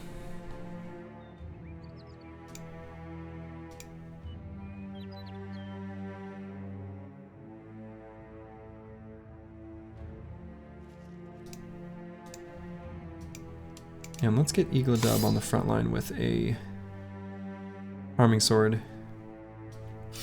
We'll give him a reach weapon that he can swap to and still attack on the same turn, if such a thing is necessary.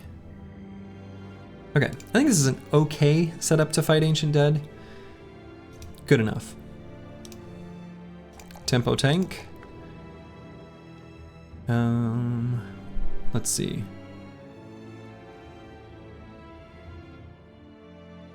Let's go Resolve, especially since we're about to fight Ancient Dead. I hope that if this has nothing to do with the tavern rumor and this is just a camp of nomads, I don't know how I'll feel, but that is possible here.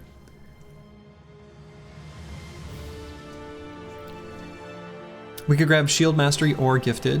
Shield Mastery is 5 melee defense, Gifted is 3 plus other stats. So I'll go ahead and do Gifted.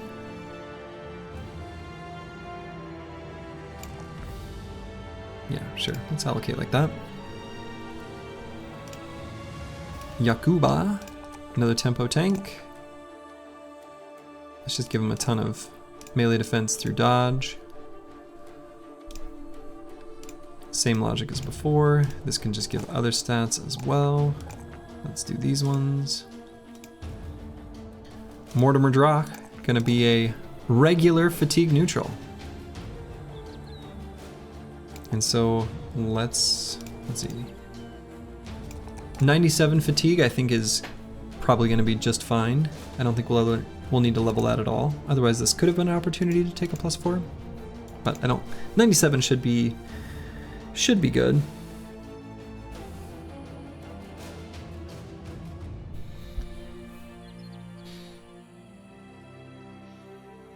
So I think for right now I'll grab Colossus. We're finally getting some of these injuries healed up. Eventually we won't be all injured to hell and back. It is in fact Ancient Dead. Only 8 of them, but there is an Ancient Honor Guard. Spooky. He's got a Crypt Cleaver. Big old two-handed cleaver. Pretty scary weapon for us to face. This is an Ancient Honor Guard as well, with his chunky helmet. This is probably the camp where they've got a famed shield. Drunken and paranoid. I know. I love the mix of traits. You can imagine a personality where one is both drunk and paranoid. They certainly are often paired together. Interesting place for that guy to go.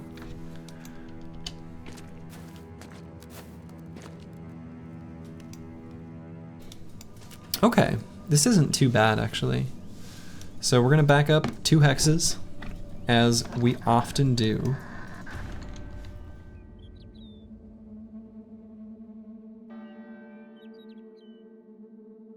And I think based on the way they are set up, I'm gonna go up and to the left with most of the boys.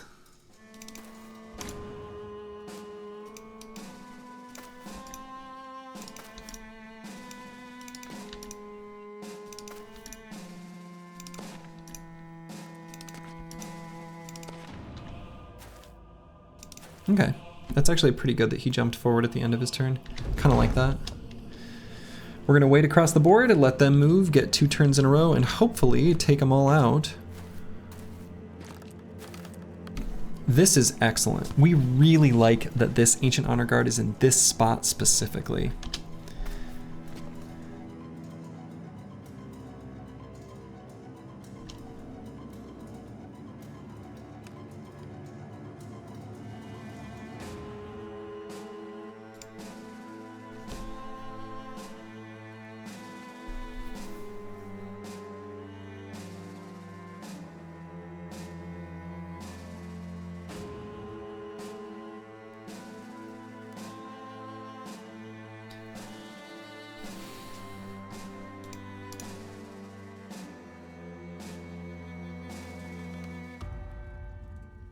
Whoever I put in contact with this Ancient Honor Guard could potentially end up stuck there a while, which is why I'm thinking I don't want to put EELI there. Because he's, you know, he's pretty good, but he's still bro in training. So I'm probably just going to send him here. That felt safer to me. And do I start just working on this Ancient Honor Guard? Maybe should. He's in a pretty good spot. Like, Nyxlarfs can take the heat pretty okay. We'll want to get the Man-Splitters on him if we can, but they might have a hard time hitting their way there. I guess I'll just attack here, chonk some armor.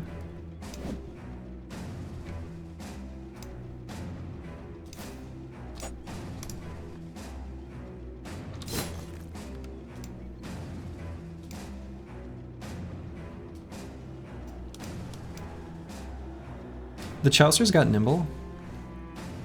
He's pretty durable. I think I can put him here and that's okay.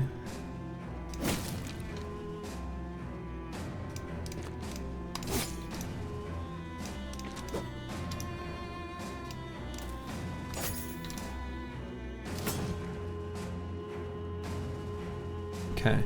I was maybe going to... What I was hoping was that if that was a kill here, we could Adrenaline and attack first right off the bat on this Ancient Honor Guard. Still gonna Adrenaline to see if we can take out that Ancient Legionary. Mortimer Drac, though. He managed to land a hit.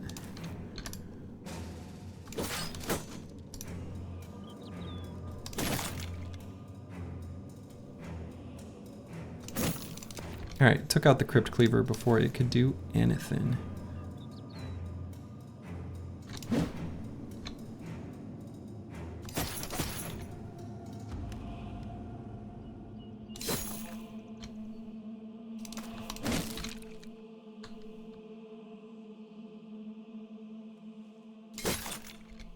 So close.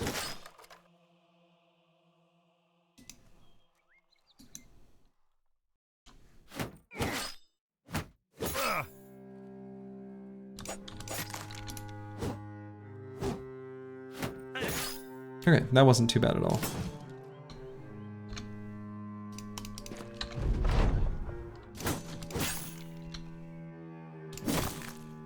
Ooh, so close. Close, but no cigarillo.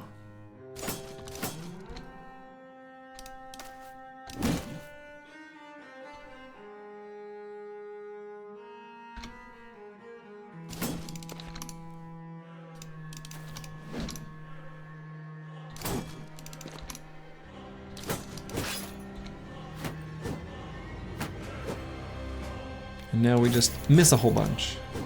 Or hit their shields, maybe, more accurately.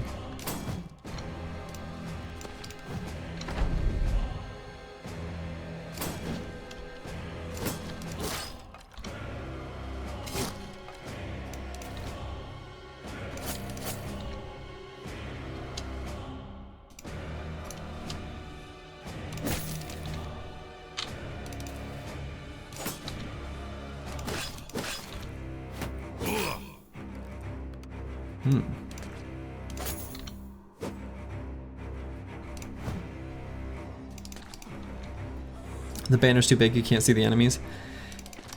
Yeah, this banner's too big. That is, that's just true. There, now we can see him.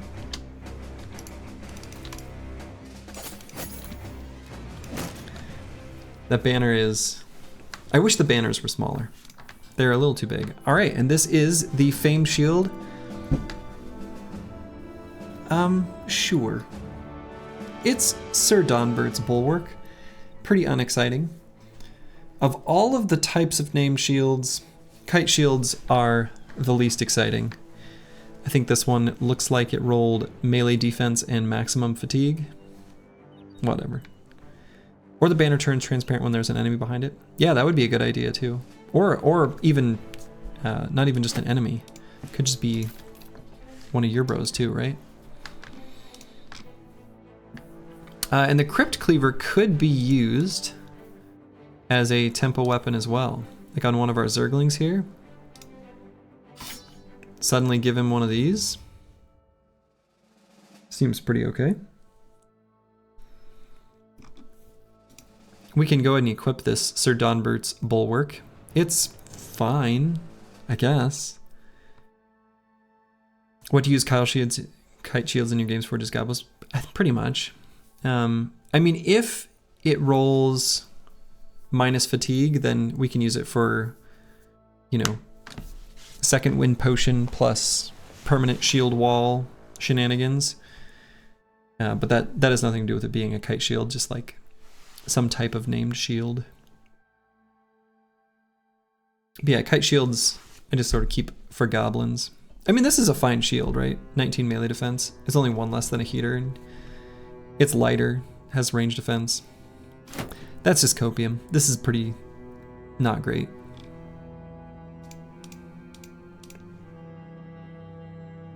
We also got these Ancient Honor Guard helmets, or I guess just the one? Looks like just the one. That we can give to someone.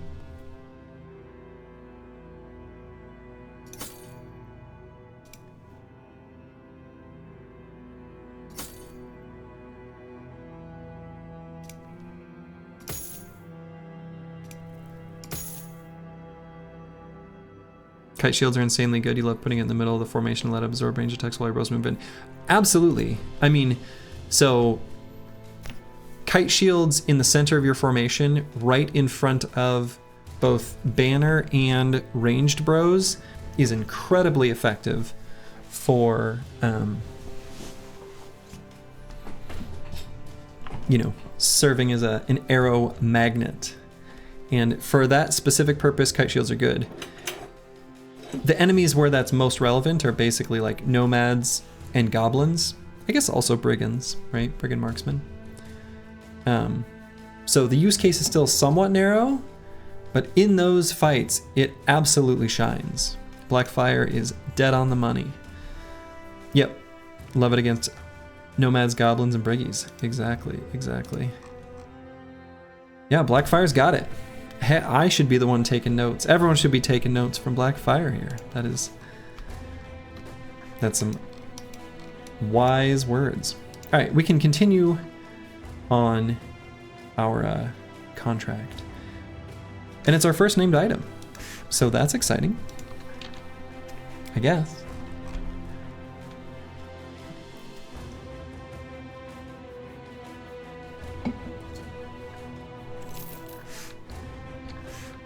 First named item, getting us ever closer to the bounty hunter,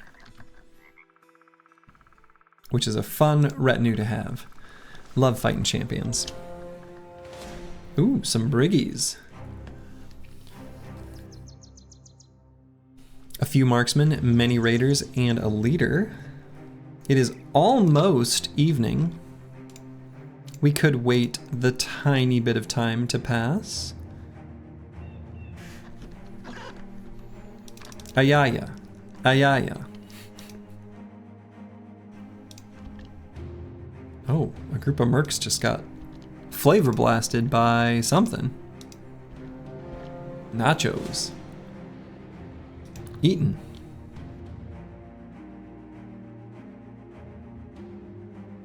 Okay, we'll wait till We officially hit night. Okay.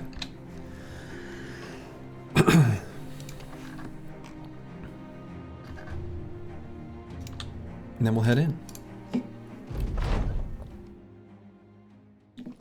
Only 11 enemies, so not too bad. Look at them missing their shots.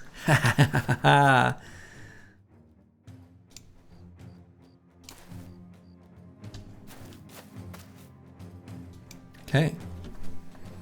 Looks like they're keen to move forward.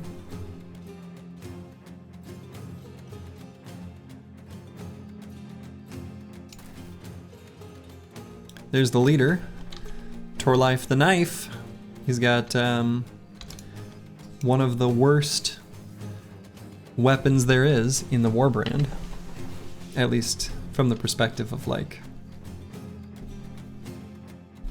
I mean, not one of the worst there is, but I don't know, whatever.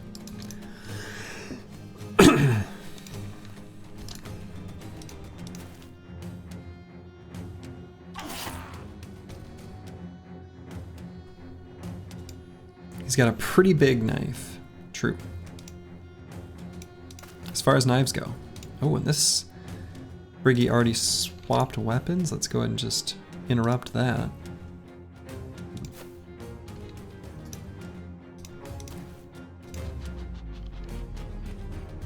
Get some adrenaline rolling.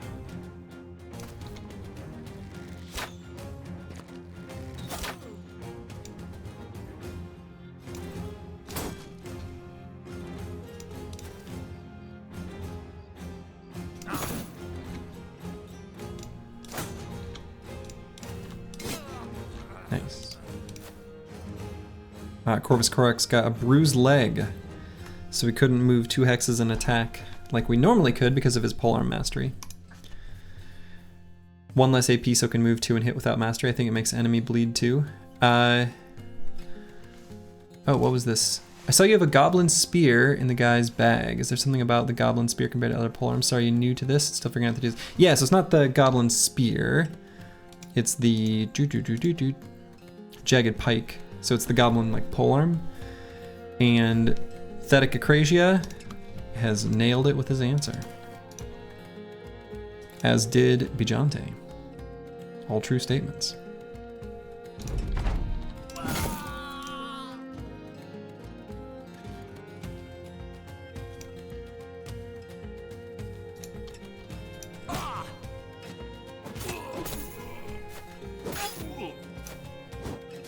Well, the statement about, boy, Bijante, I should have moved back, huh?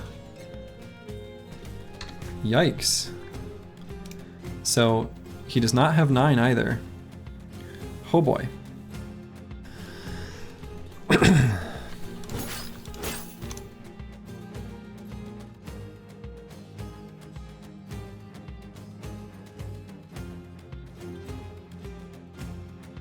So we're gonna move Yakuba forward to push. And then we'll try to get stuns. That's gonna be the plan. Quick rotate him out. Okay, step 1, complete. Step 2, complete. Bijante is just fine.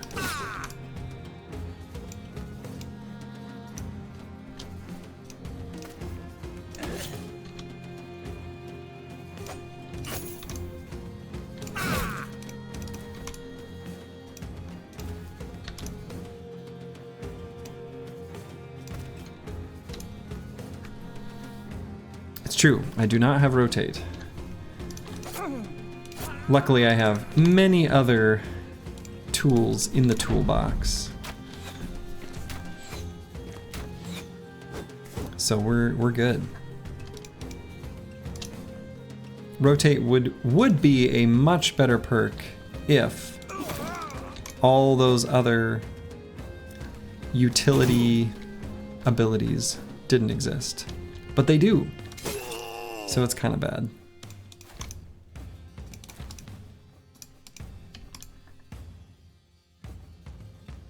Yeah, Shield Bash just did what a wasted perk on Rotate did. Exactly.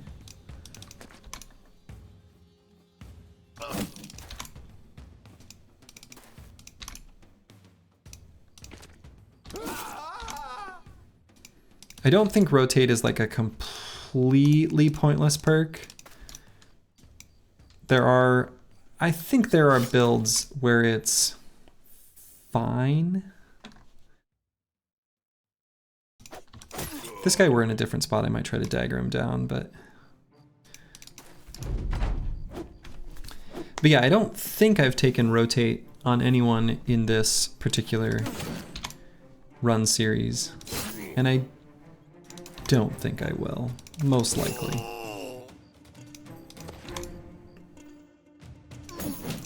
Pole Mace strikes again, quite literally.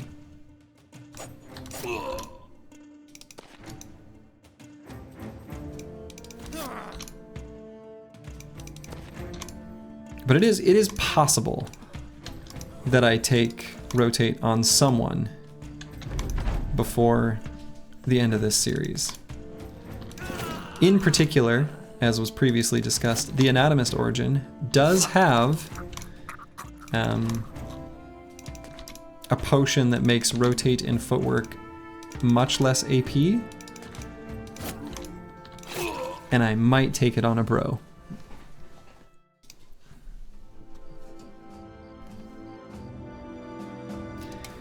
You think the devs intended to use Rotate in a different way? Like if you had a frontline ranged bro, like a thrower, when someone engages them, they rotate out. I think that's the intention because enemies do it.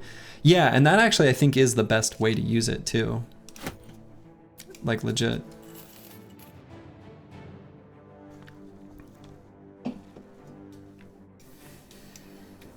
Yeah, Pole Mace being a early backline weapon is nice. The stun is handy, even if it's maybe one of the less exciting, you know, reach weapons damage-wise. It's got some utility, which is good. Got this worn mail shirt we can put on someone.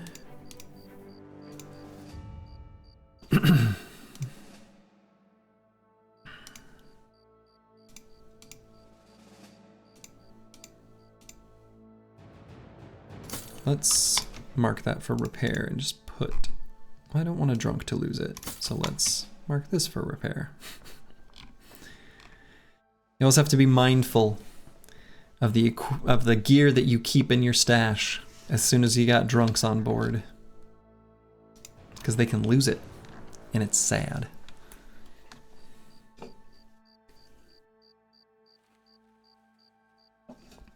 Wasn't it nerfed to cost more fatigue or AP? Like Rotate? I don't know. A lot of the historical questions about how things used to be in this game, I don't know the answer to.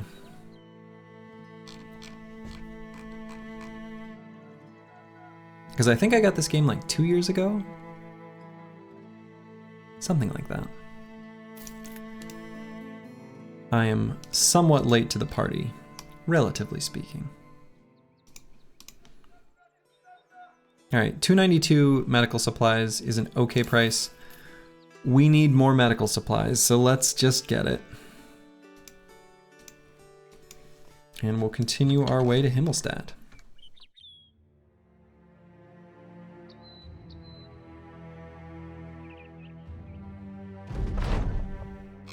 As Oathtakers, the Oath of Honor is fulfilled. So one nice thing is that we took that oath at a time when, you know, we didn't yet have the team all sitting euphoric because of the fight density that we've been trying to achieve. So they started out confident. Now they probably will start out confident because they're euphoric, and we can use ranged weapons now, which is cool. You got that many hours in 2 years? That's some serious dedication. Well, like I said, when I mentioned my hours previously, there's a lot of time literally where the game is open and I'm not playing it. So I don't have a good, like, I don't know how many hours I've actually played this game.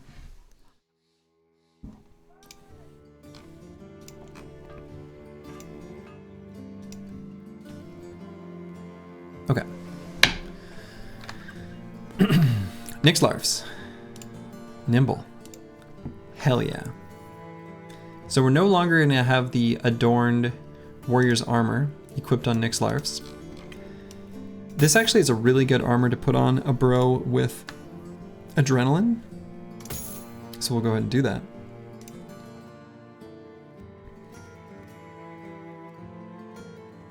We can give him a... what would be the best? Let's go with this and this little pointy hat. So Nyx Larfs can be sitting with this Nomad Light helmet and the basic mail shirt, putting him at 40% nimble. I can hand this helmet out. Give it to Bajante. And hand out this helmet. That helmet looks very silly with that armor. That looks better.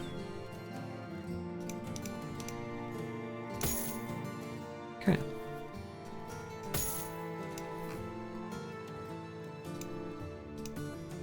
So let's go ahead and do our level up. Another decision between 4 hit points and 5 initiative. Again, the initiative with 3 stars could be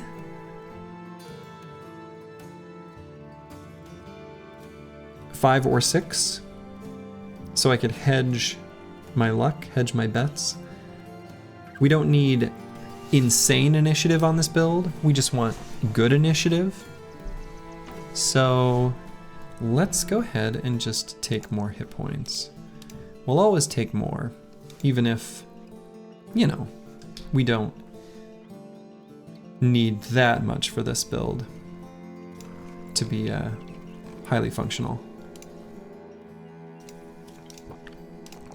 Humpert.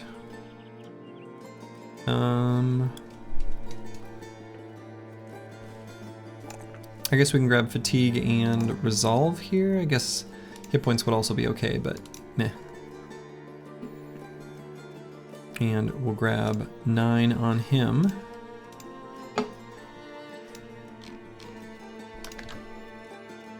Sale price here should still be good. So even without the ambush trade routes, we'll probably sell here. We'll take a look at the contracts first just to see if we can sort of milk better payouts. What is extended wiederganger farm? So I think there's actually a video, a really good video of Feeding Friendly doing it. But if you... Necromancers will never run from the battlefield, so you can completely surround a single wiederganger and the necromancer will raise it up and you get like a pittance of experience for killing it. But you can get basically infinite experience in one fight. All that is... Sorry. All that is to say, like, my rule is basically like, don't just sit and farm wiedergangers coming back up, even if I'm not taking it to that extreme. But that's what that is. Sort of a infinite EXP glitch, bug, exploit? I don't know. I don't know what word to use.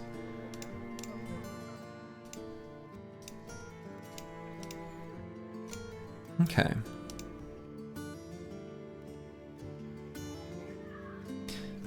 So we could do this one skull contract, follow the tracks, return Tome of Arcane Knowledge, just to improve the mood a bit because we've got a bunch of really good sellable things.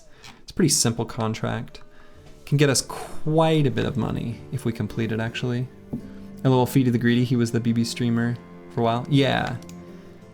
Yes. His video on Meet the Fencer is like fucking peak. That video is fucking phenomenal. If you've not seen it. Feeding Friendly, the Fencer. Set to the tune of Rasputin. And it's very funny. It's really good. It's not a bug or a glitch, kind of like an abuse. Yeah, that's probably a better, I couldn't think of the right word, but I think abuse is more correct because it's not really a bug or a glitch. Exactly, anyway.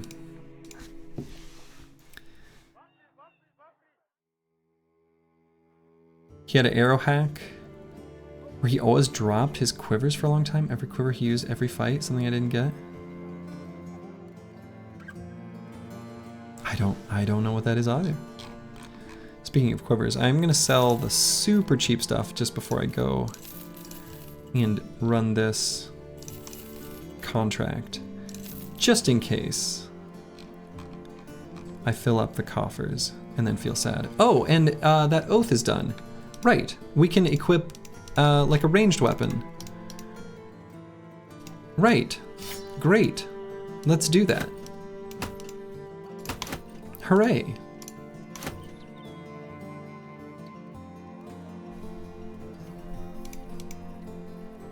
Oh, the marksman talks about his job. That one is also really good. His sense of humor is just like fucking great. I really like him. He's an entertaining dude.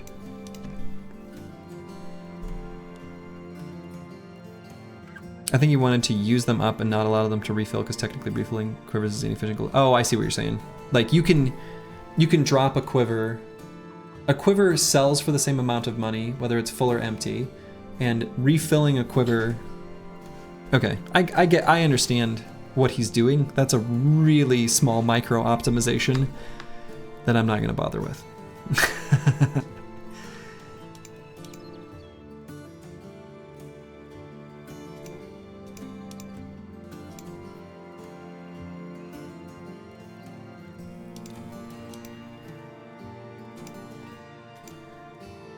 Okay. I don't think I have any other ranged bros. I had some that were like sort of potential ranged bros for a while. And now it's just the one. Which maybe is fine. Maybe we don't need much backline this particular run. Just one or maybe even one or two.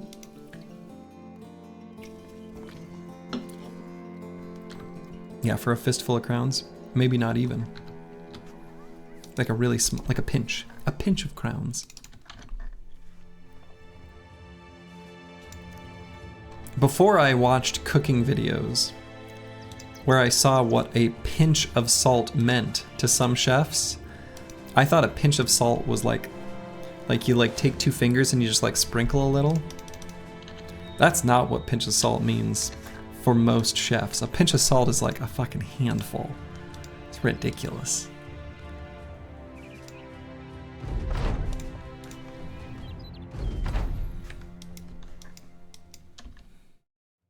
Anyway.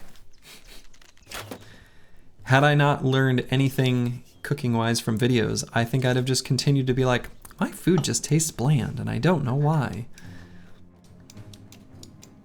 It's 3 fingers, 30... Well, yeah, but it's like 3 fingers where you pick up as much salt as possible with those 3 fingers.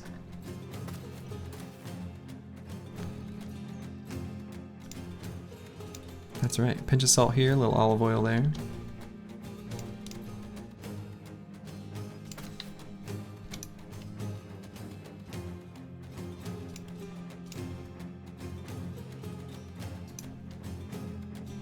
Oh, I mean, I knew why restaurant... I mean, the funny thing is that like I did kind of know why restaurant food tasted so good because I worked in a kitchen for, you know, several years in my youth.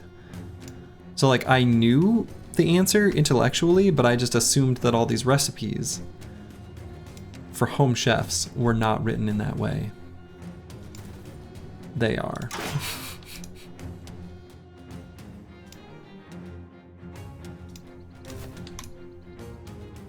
Apparently. How much butter can you pick up with 3 fingers? 3 sticks, 1 on each finger.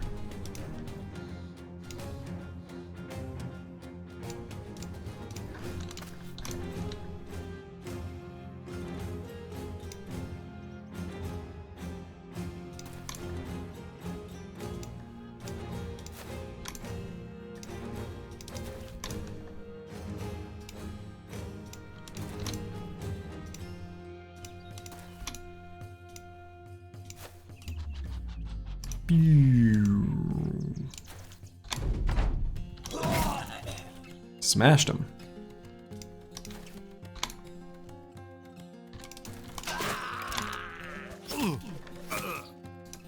Hey, Manifest Destiny's Child. Yes, we are Briggy Slayers, and we just moments ago regained the ability to use ranged weapons, and it feels good.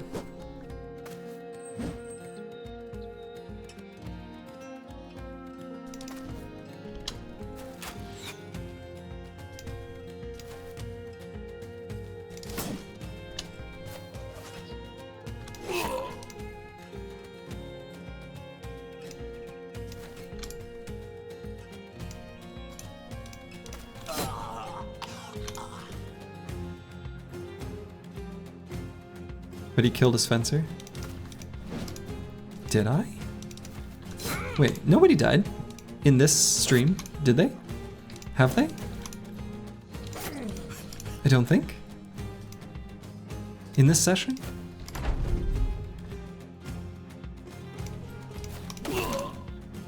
Am I just misremembering?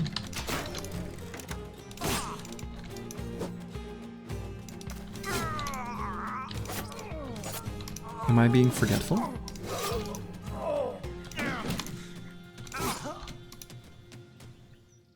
No, Rasputin the feeding meme. You'd never seen it, made you laugh way too hard, now you're sad because he kills him. Yeah. Wand helmet. It's so good. It's so good. That video is just fucking gold. And it's a great song.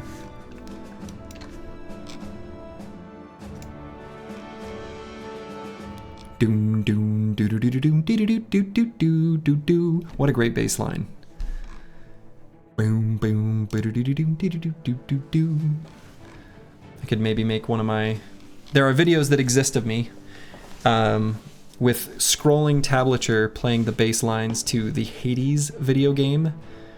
And there was a time I actually considered recording that specific tune with that same format.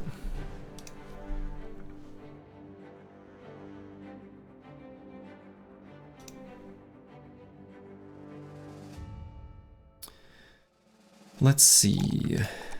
Manfred is just a Zergling tempo bro, and we will level him up as such. What do we want to take for a perk here? What gives the most value? I should probably give him a frontline weapon too.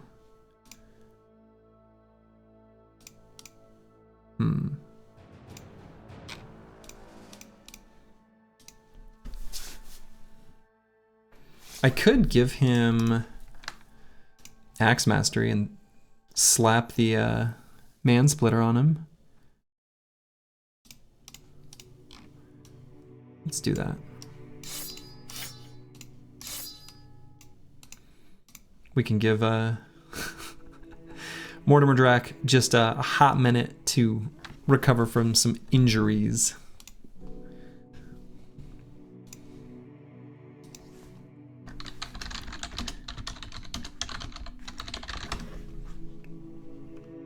But yeah, the videos I was talking about, by the way.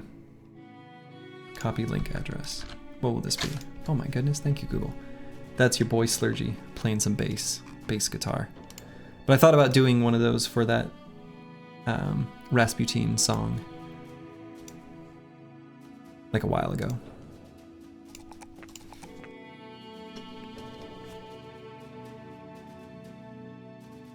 Okay. Do I take the +4 hit points or the +4 initiative? Let's go with the hit points. It's the high roll. Could also take resolve here. I don't hate that. But this will be fine. Can grab Polearm Mastery now. Technically has a polearm equipped. Probably pretty low value. Probably shouldn't have grabbed that. Probably should have just taken Colossus. Oh well. I did what I did. Bro, that video has 52k views, you famous bro. It does, yeah, it's got a few. Actually, the thing that's depressing about that video, I've come to peace with it. You know, I spend like a fucking decade, longer than that, like mastering my fingerstyle guitar technique and tone that I like hone in, and that's what I play, that's what I consider my main instrument, that's like my voice musically. And then I like buy a bass on a whim and just like learn some bass lines. I use a pick because I don't want to hurt my fingernails. And those are the ones that get the views, but I understand why. It has like utility, right? There's like the scrolling tabs and whatever, but still.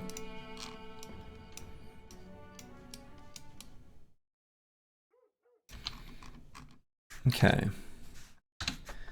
So it's nighttime. I do want to sell stuff, so I'm gonna wait for the dawn. I guess it's just a little bit of wasted time, which is too bad. Suffering from success. Well, it's like, I mean, it's not suffering. I mean, I recognize that, but it's frustrating that there are things that I would have wanted people to see more that they didn't care about. That's it. You poor bastard. Well, I mean, none of it really amounts to anything. Like, they're all just numbers.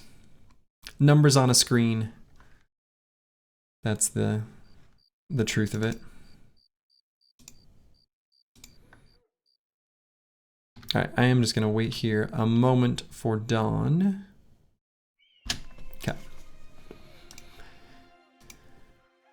No interesting tavern rumor. I don't know why I checked that contract again. It's not like it changed. You recently found out before finding the stream you saw my Slay the Spire cover? Hell yeah! I love that arrangement. That's a fun...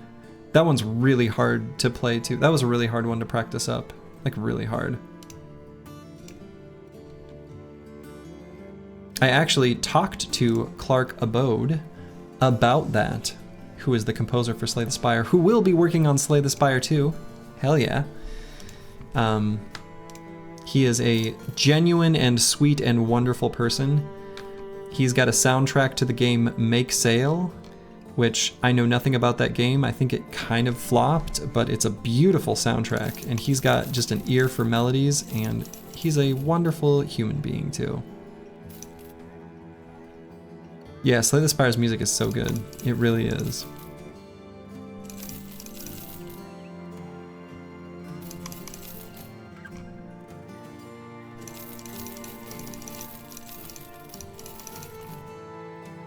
The Battle with the Champ, yeah, that's a really good one.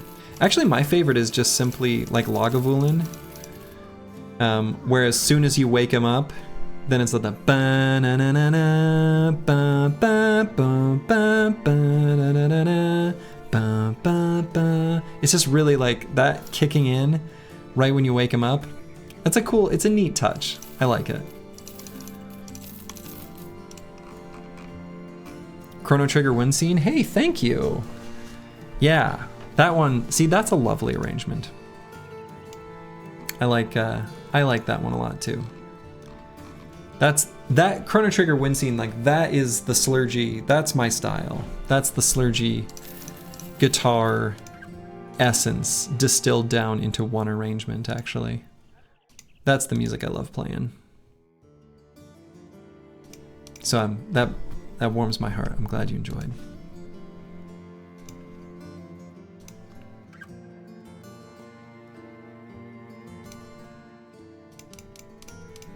I actually have an arrangement that I haven't recorded yet, but it's this song that is playing right now. I got the music kind of quiet. But I started a recording, but had a few things that I tried to make too fancy that didn't work, and then just sort of shelved it temporarily. But maybe I'll record that sometime soon. It's done. I reworked it to make it suitable for I don't know, instruments working well together.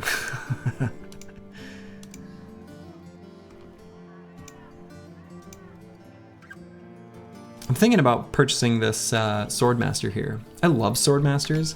They are so damn good. They make the absolute god tier fatigue neutrals.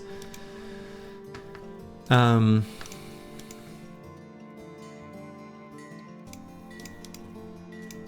got a few fatigue neutrals like kind of in training, and I don't have the gear for it. So that does have me a little bit I don't know what the word is. Concerned? Just concerned. That I won't have that gear to keep them safe. However, relatively cheap Swordmaster. He comes with a noble sword, which is actually like maybe a handy weapon to have. Handy. And Swordmasters just make god tier fatigue neutrals. They really aren't good for anything else. I suppose you could turn one into a nimble damage bro, but maybe only if they had huge or drunk. I don't know if they can have huge. They can have drunk. Pretty sure.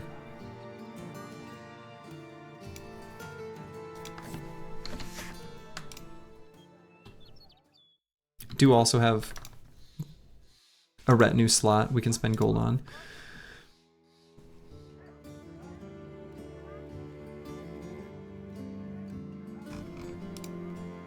Yeah, fuck it. Let's buy a Swordmaster. They're fun. God, they're so good. He's cocky. I love it. He has every right to be. Look at this beautiful specimen. So he max rolled hit points and has 2 talent stars. The Slay the Spire cover reminds you of Dwarf Fortress music. I haven't played Dwarf Fortress. I've heard it's fun. Oh no. What bingo card? What did I say? What did I do? But like, this guy's great. He's got comically low fatigue, so we may end up needing to grab Brawny, a very rare pickup for a Slurgy bro, but given his talent stars, every single level is basically already decided. We're taking melee skill, melee defense, and hit points every level. So he's already fatigue neutral. Yeah, so yeah, we may end up taking Brawny. I would guess. Most likely. We could consider taking +4s in fatigue. But it's unlikely. If anyone wants to claim this, bro, be my guest. You're welcome to it.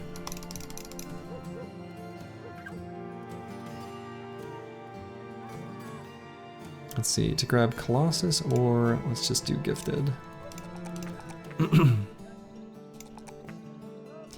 Yeah, even as HP talents. Can you be the bro? You absolutely can. First to claim has got it. I didn't name anyone. Blackfire already, did I? Okay, wanted to make sure. Can't have a duplicate. And who do we slot out?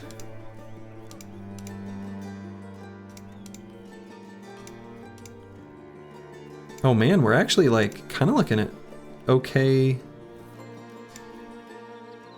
lineup. We're starting to get there. If there happens to be another range bro, can you call dibs? You absolutely can. We'll probably pick up one more if I were a betting man.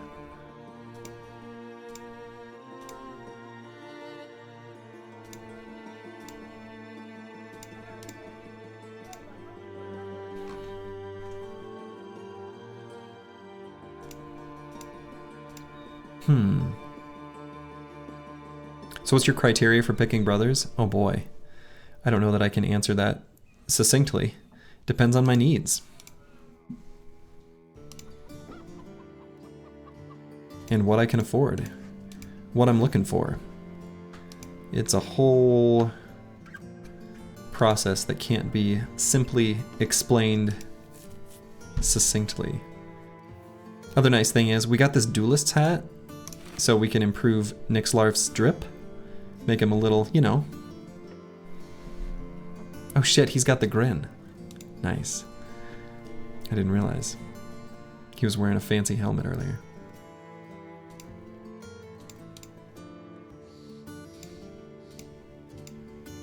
I'm thinking about pulling out one of these tanks and bringing in Blackfire. Who should it be? I mean, they're all like kind of bad sort of tempo builds.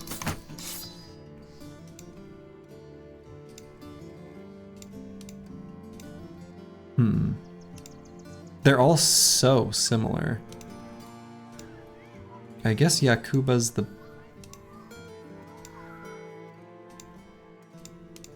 best one.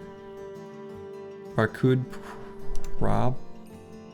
And none of them are grabbing fatigue. They're not like meant to be. What did I grab for perks? Yeah, okay. Yeah, we'll get rid of Barkud.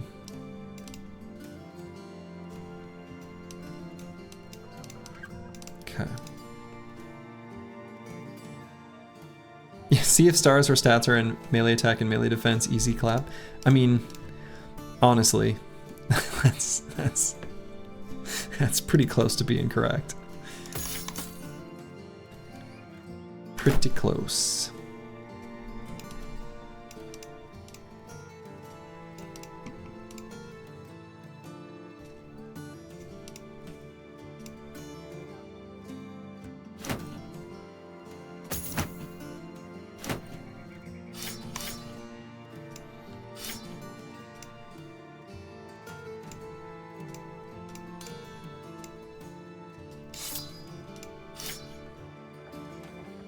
Finally working your way through Dark Ascension 1. Still mentally refer to all your characters as bros.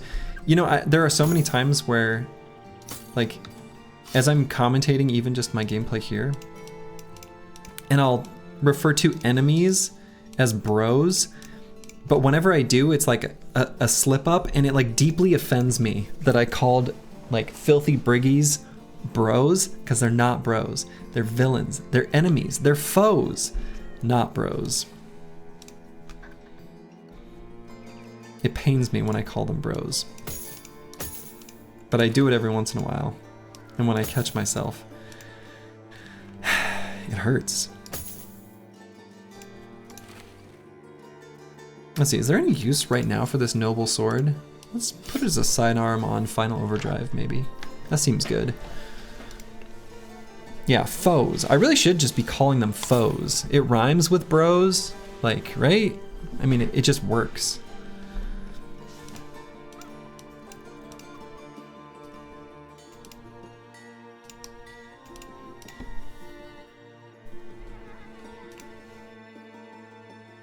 Yeah, you call the hatless smirking briggy bro? Right. Occasionally, I do, and it hurts me. It hurts me that I ever do it. I've got to stop.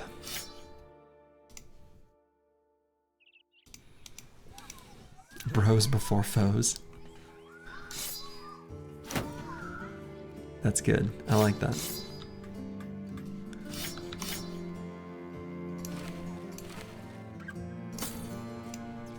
Okay.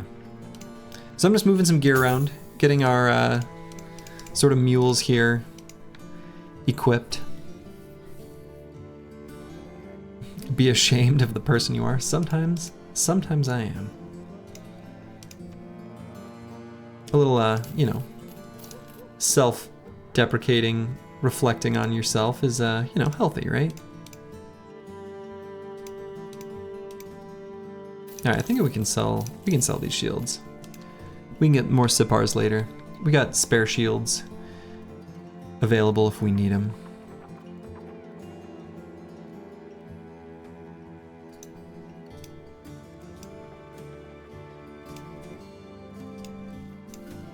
Okay. So, where to now? It's day 33.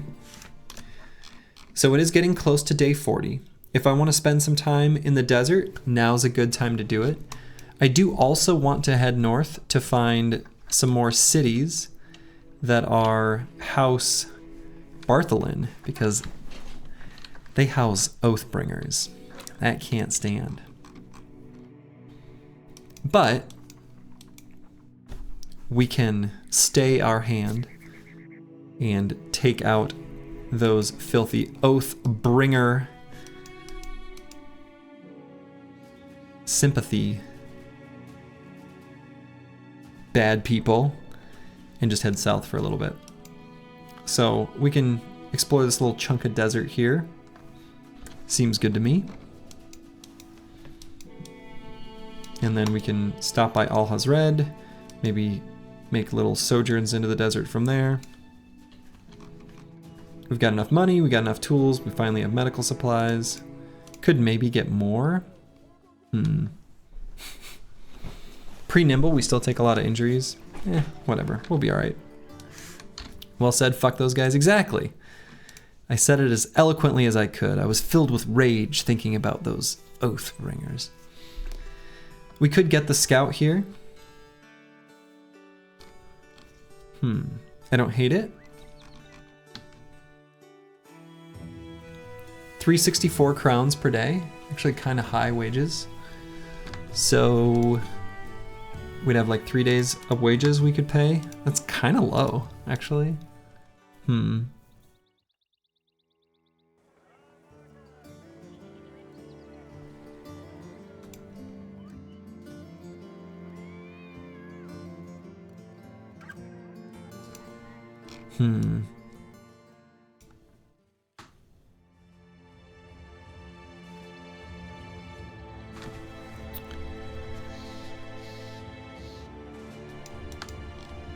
I mean, we would probably reach this destination within 3 days. It's just, I don't know. I don't like going that low in case I'm sort of locked myself out of some other options. So I'm gonna hold off for just a little bit. I don't need to be in a rush. Scout is nice, but you know, taking the scout, I do move faster though. So there is that. We'll wait and see what our next oath is, perhaps. But for now, we've got the Tomb of the First Men that we can make a visit to.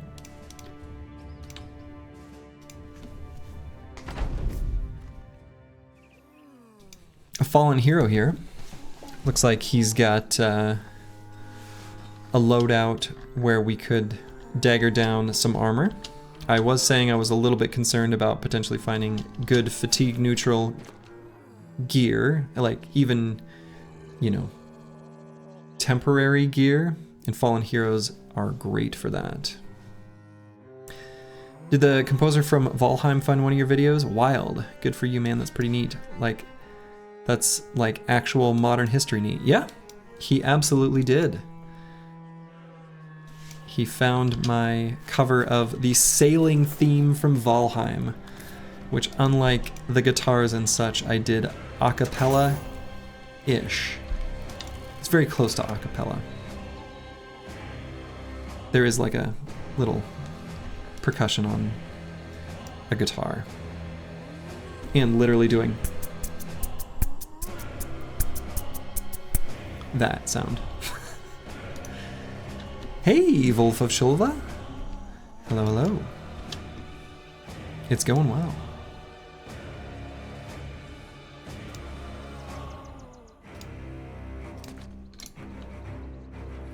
Alright, so let's bring our tanks forward slightly. Leave everyone else where they are. I guess I'll spear wall, even though it's kind of like a very little point. Which origin is this? This is Oathtakers. We got some spooky ghosts here. Oathtakers. Sponsored by General Mills.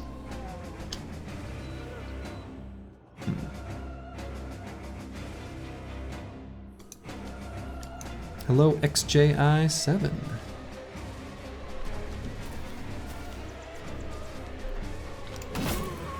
Boom. Bijante just took that guy's head clean off. No problem. One shot. Goodbye, Mr. Zombie. Do not pass go. Do not collect $200.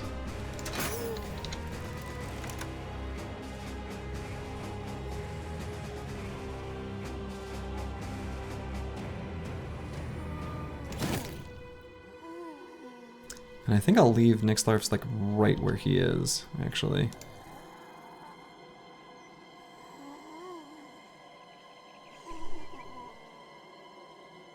Time for a crusade.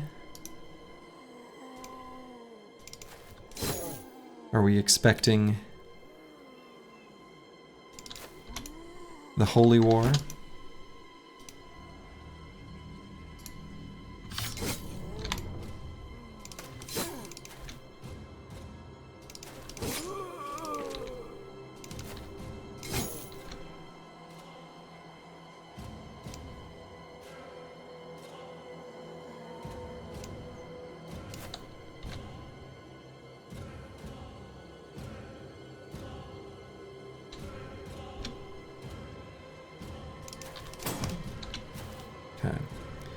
Oathtakers destroying the undead sounds about right. I suppose. Alright. I get it. I get it. Yes. I was just very dense there.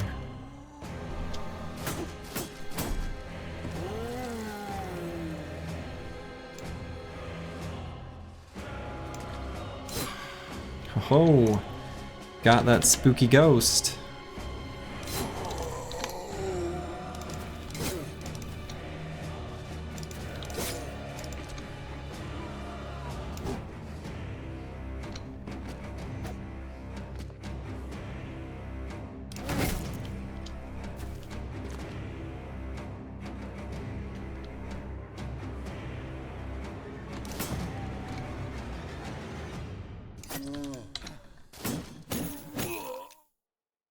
Okay, that wasn't too bad.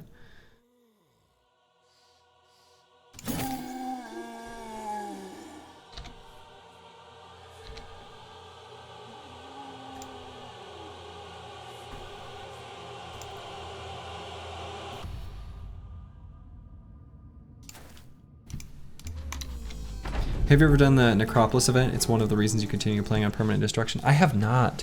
I know what you're talking about, though. I've seen it in the game's code. I've seen the references. It looks cool. It's like a like an Undead Crisis type event of mixed undead. And it looks like not quite as spicy as Black Monolith, but still like a pretty serious fight. Yeah, I do want to see it. Maybe I should just turn Permanent Destruction on.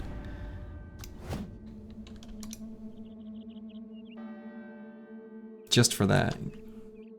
Honestly.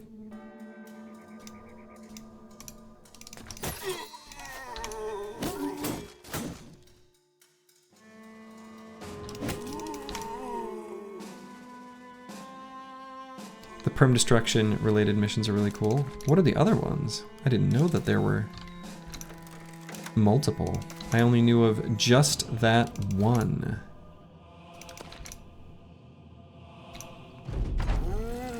Oh, you were a software developer? Of sorts. I don't know. I don't write much code these days, so I don't know that it's... I probably shouldn't claim that I am at this point.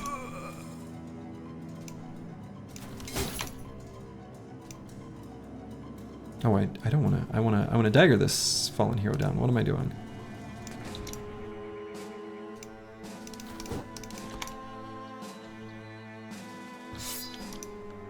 Have you done any Battle Brothers modding? Not any serious mods, no. I've got my basic like hello world kind of thing working. Like just making it, you know, proving that I can kind of thing. And that's all I've done.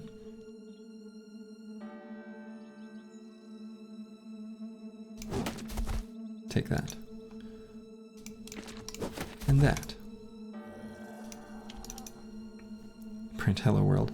Yeah, I mean basically that, right?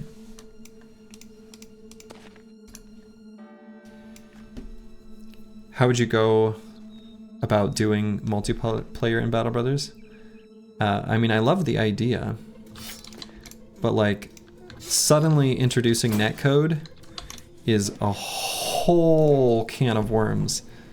Like, there's a whole slew of things that are like sub-requirements to make such a thing possible. Not saying you can't do it. Not saying it wouldn't be cool. But that's not like a teeny tiny undertaking. Yeah, or put another way, that's so much work.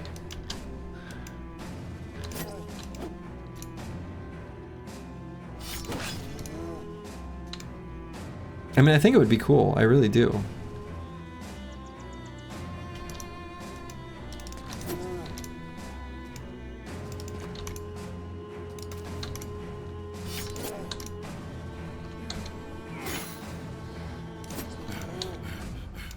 An idea that I have that I think should be possible and that I think I'm capable of.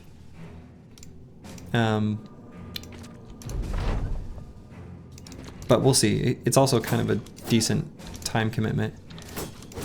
But that would be, when I'm done with this run series, I'm gonna have, boy, how many? 13? I guess I don't even know. How many origins are there? Whatever number of squads there are. I might make a mod, if it doesn't exist already, to specifically make them square off against each other, just completely controlled by the AI. You know, give them... I could maybe try to do something with the AI to use the right AI script. Just call them all mercenaries or something. Anyway, have all my squads face off against each other with like a big bracket. I feel like that would be cool and fun. We'll see if I end up actually doing it. But Ender's game style, Black Monolith is actually humans. Well, they weren't humans, but they were sentient. The enemy gate is down. Yeah, and it depends on how the engine is used, if it would even be stable. Yeah, I mean, it'd be hard to do. So...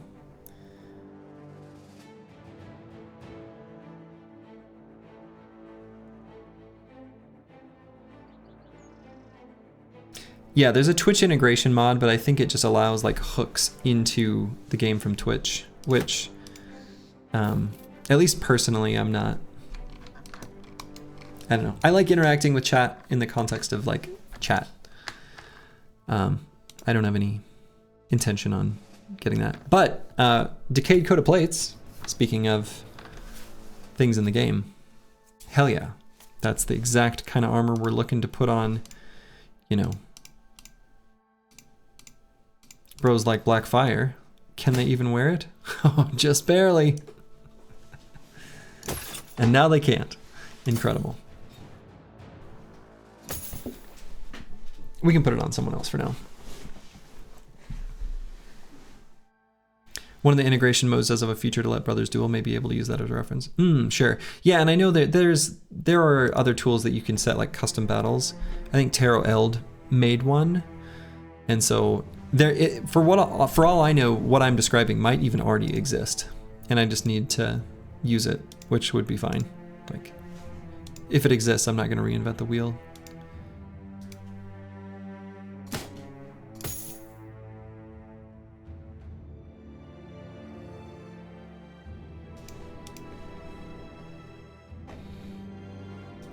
Yeah, I mean, if you wanted to do true multiplayer, you'd have to make it probably something like the Might and Magic, Heroes of Might and Magic games do it. I would think.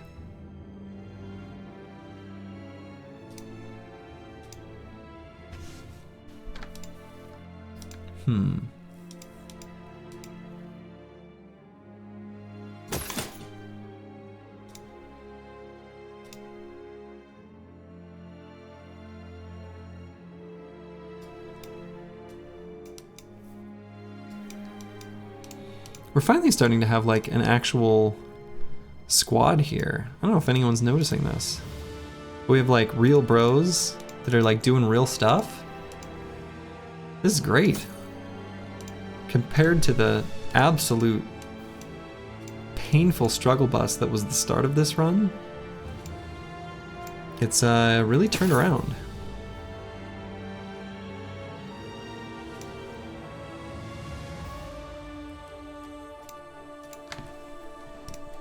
Okay. Let's continue on our little adventure here. Squad is pretty legit, yeah. No dedicated spears. My heart breaks, but it's okay. All right. Let's take a look at our oaths. Oath of Camaraderie. You can take 14 men into battle.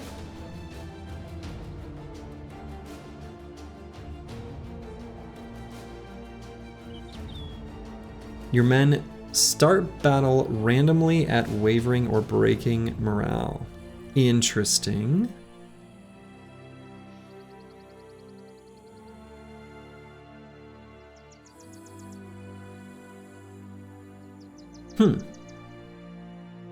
Okay.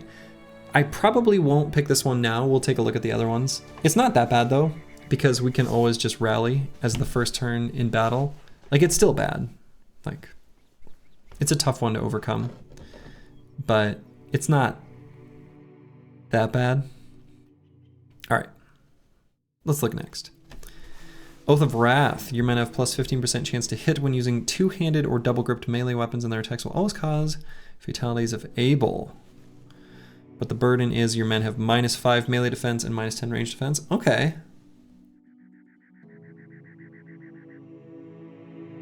This is fine.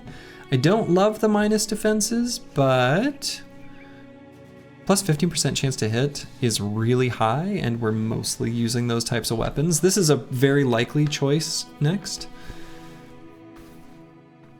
Oath of Fortification. Your men, you build up 25% less fatigue when using shield skills. The shield walnut gets an additional blah, blah, blah. Okay.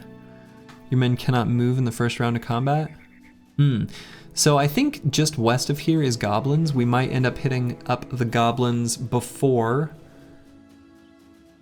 10 days pass, once we spend a little time in the desert, so I'm not gonna do this one. Let's do this one. Extra chance to hit. Let's just run up and kill stuff. You like how Oathtakers can function as a mini version of a different origin? Yeah. Yeah. Being almost like Peasant Militia, kind of.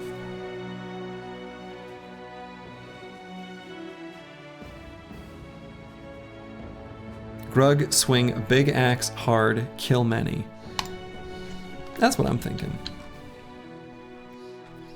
See enemy, swing, no more enemy. Right, we got some goblins here. See enemy, swing, no more enemy.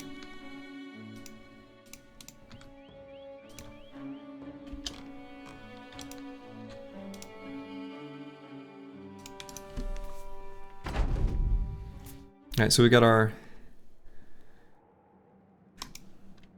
bro with the kite shield right in the center of the formation here.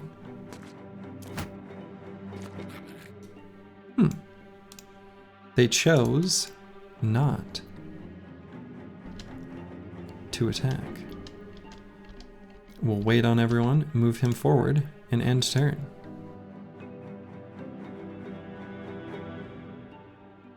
We'll move Final Overdrive behind some cover.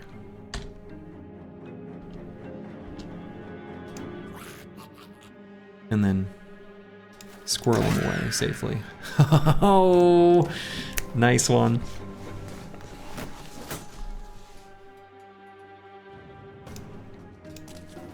All right.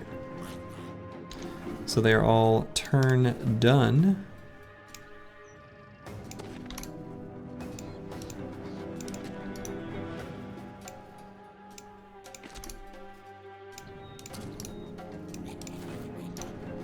I wonder if the What was the hit chance there? What is the crossbow? Okay, chance 54. No, it must not be. I was wondering if the crossbow counts as a two-handed weapon for the purpose of the oath. I wouldn't have thought that it would, and it looks like it doesn't, so.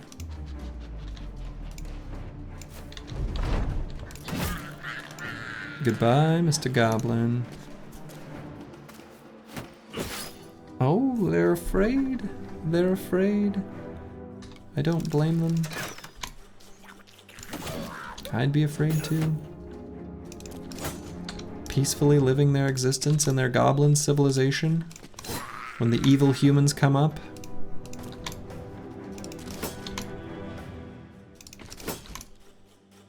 They don't know what to do, they don't know what to say.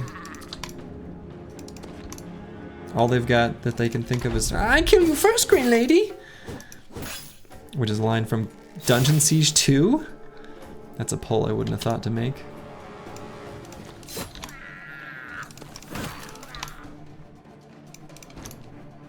Pretty sure that was Dungeon Siege 2.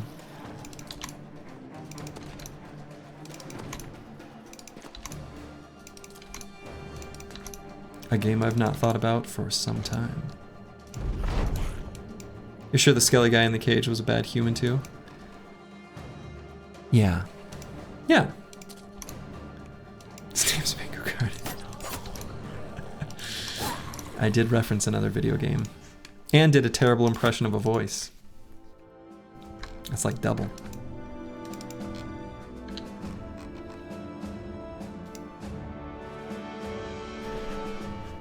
All right. Just gonna peek on this mountain. Ooh, Heimwart Castle Ruins. Looks to me, based on these footprints, like we got some undead. Some undead here. So we'll have to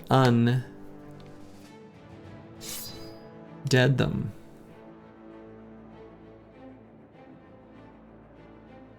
You didn't understand Dungeon Siege? When did it end? So playing. I don't know. I never played the first one, just Dungeon Siege 2, I think. Yeah, I'll take a look at our retinue. I will.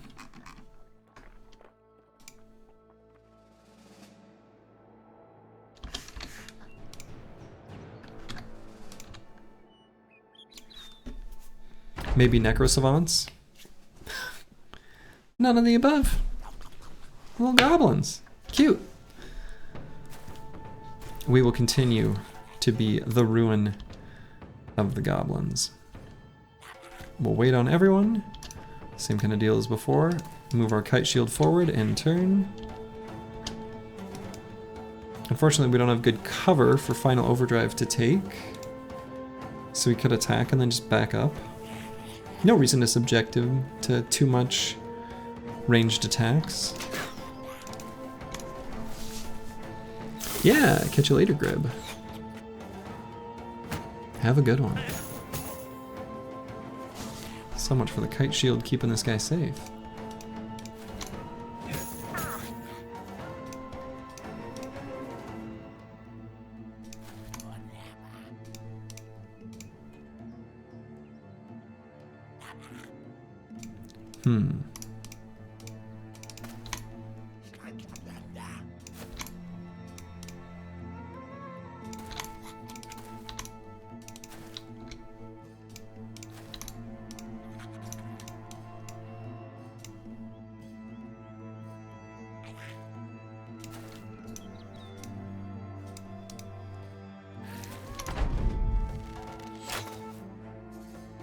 Okay, who should I shoot? This guy. Well, shoot at.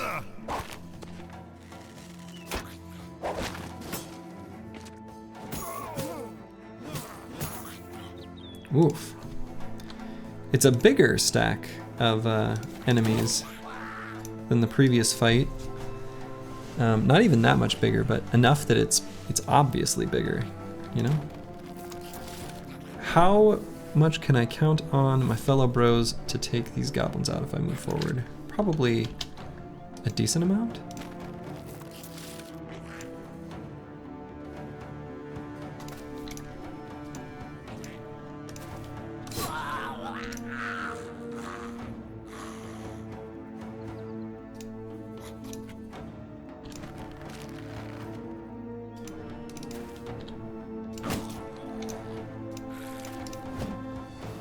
Come on. What good is an Oath of Wrath if we're not sufficiently wrathful?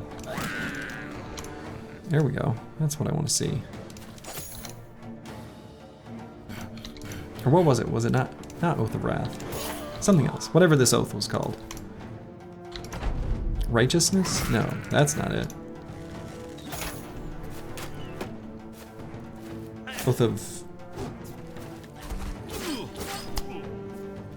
Oath of get hit a bunch?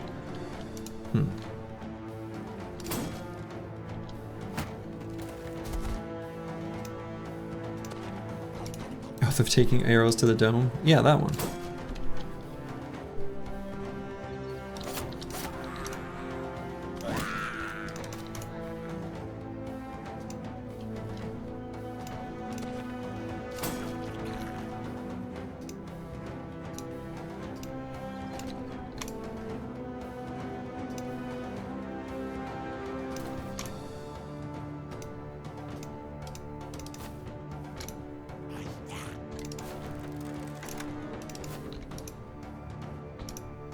It was Wrath? Okay.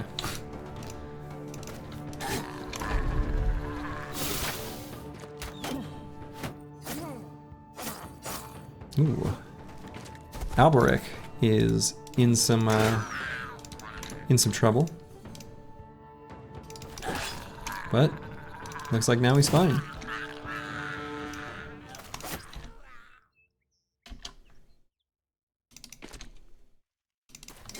There was a commercial that used to play long ago for the game Hero Quest. And I remember that there's a kid who casts Fire of Wrath. And I was like, God, this game looks so cool. And then I got it. And it was cool.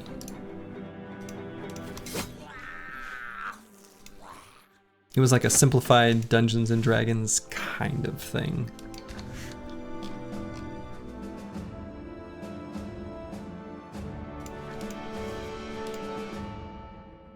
Okay, so we got another jagged pike.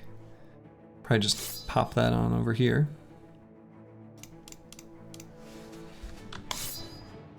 May be able to replace some daggers, but maybe, oh, there's one.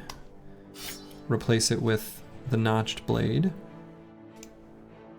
Alberic is kind of hurting here, huh?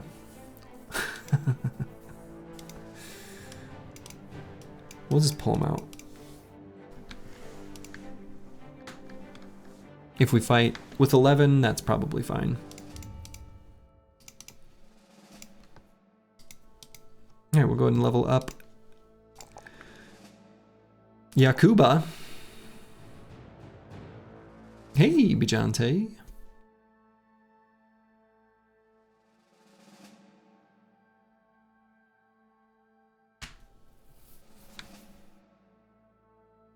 This is bad, but we're doing a thing.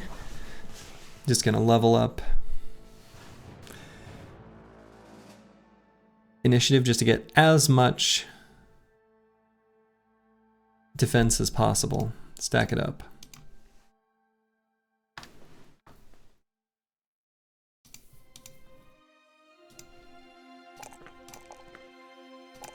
Bijante, pretty good level up there. We'll just take all the stats that we want to take on this bro.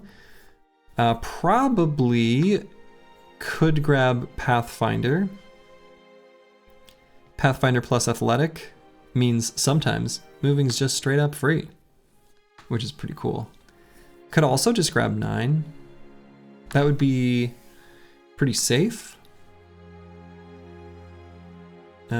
Pathfinder just helps us move over terrain, which could be relevant to help make sure we're in position for adrenaline.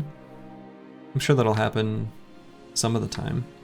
Could also grab Underdog, because we're gonna, again, put him into positions that are dangerous because he's a fatigue neutral, and when we do so, we can, you know, have Underdog. He's gonna have relatively low melee defense for a fatigue neutral, so he's not gonna be as defensive as most fatigue neutrals, so we'll have to keep that in mind positioning for future. How am I liking the adrenaline so far? That's working good. Working pretty good for this bro. No, don't put him on dangerous tiles. Could happen though. Well, let's grab 9 then. How about that? I actually think that's probably the right choice anyway. I feel good about that choice. He's a good bro. We want to keep him safe. Corvus Korak, gonna be one of our fencers. Could grab Colossus on this turn to prepare for, excuse me, on this level to prepare for Nimble next level. I think that seems good to me. Hey, Final Overdrive. Yes, I sure did. You're gonna be, you requested a ranged bro, and you're gonna be a ranged bro. But you've got good enough melee attack that can be, you know, multi-purpose. That's another term you're not familiar with. What is fatigue neutral? Oh boy. So the super succinct, pure definition, I guess, is any bro that has Pathfinder plus a weapon mastery can equip a big, heavy, two-handed weapon, other than an orc weapon, under normal circumstances, and always recover the requisite 15 fatigue to swing once. How it's used and the sort of shorthand for what it means is more than that. It's usually a very defensive bro. It's one that just very efficiently moves about the battlefield, chonking enemies with a bunch of defensive perks all stacked up on top of them.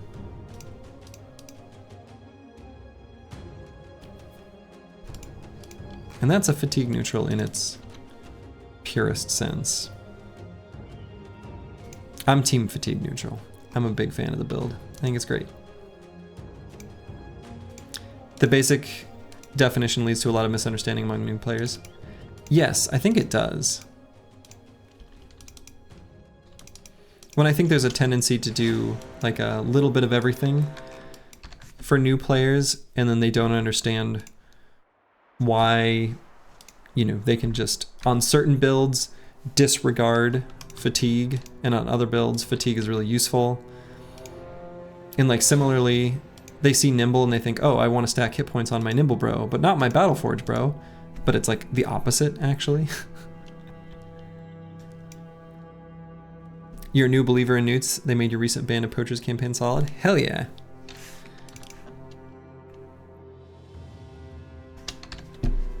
Yeah, they're pretty useful. All right, we could bring Hilmar into a fight here for old time's sake. We'll give Hilmar the gear that was on Elbrich while he heals up.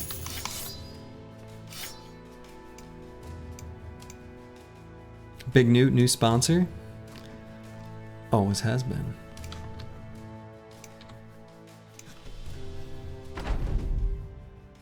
Briggies.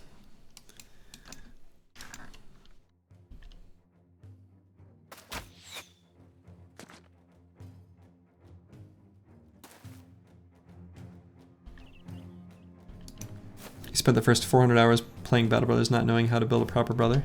Oh yeah, I mean, I think that's like a common experience, and I think that's okay. That's kind of the fun thing about these games, right? Is learning how to accomplish X, whatever X is. I am positive I spent the first, probably more than that, definitely making a bunch of terrible bros, terrible builds. Undoubtedly. I kind of wish I had my save files for my very first campaigns, but I played Iron Man from the beginning like an idiot. Oh, why did I move that guy forward? Speaking of idiots, I shouldn't have done that. I guess it'll be fine.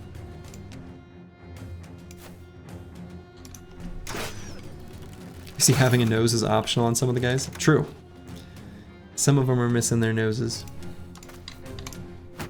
We don't discriminate here. We accept bros without noses. We may have even caused it.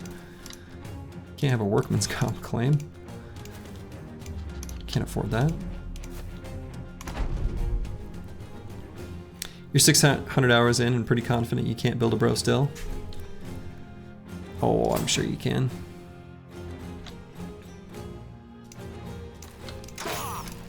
The other thing too is that, like, don't get too caught up in thinking that there is one singular correct choice with any bro or build. There are often multiple sort of competing things that would all be fine, and probably all are fine, and situationally, you know, one will end up better than the others that you couldn't have predicted, that kind of thing. So don't sweat it too much, is my suggestion.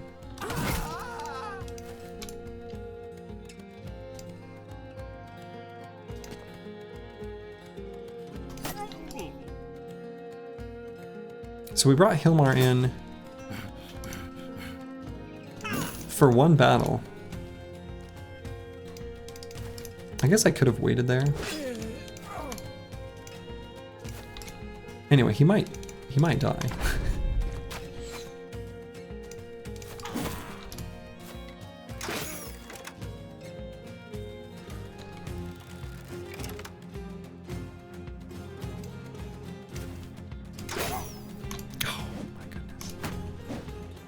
RNG will always trump your good decisions.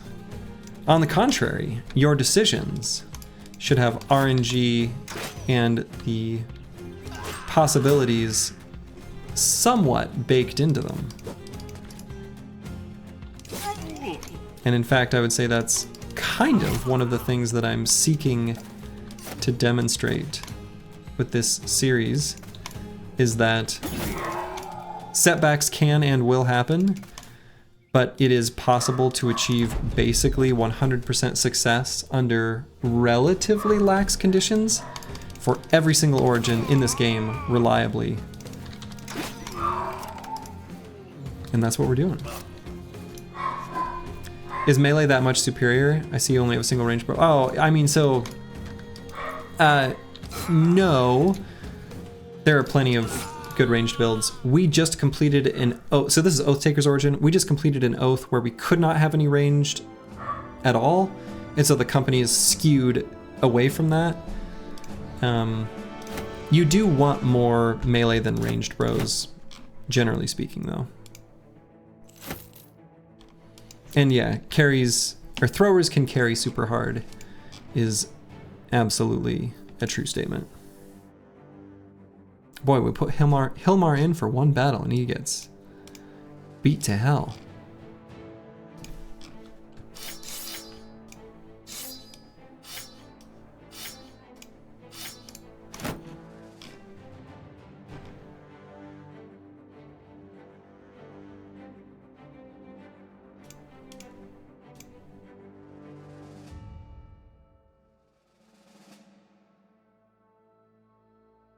Okay. Range is a little funny in this game in that there's a few really strong range backgrounds and others often can't approach good ranged attack numbers. Yeah, that is true. I mean, that's pretty true anyway. There's a lot of good like hybrid backgrounds though, like sellswords. And then there's like hunters that of course you can make into hybrids, but often, you know, are good for it all.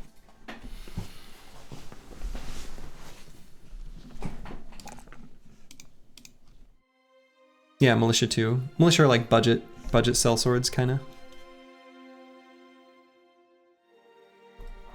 All right, given that we've already got some heavy armor here, let's go ahead and grab Pathfinder. Exclamation mark mods. I don't have an exclamation mark command for it. I do have my mod list in the doobly-doo down below if you're watching on Twitch. Got Black Fire here. Gonna level up basically the exact same every single level.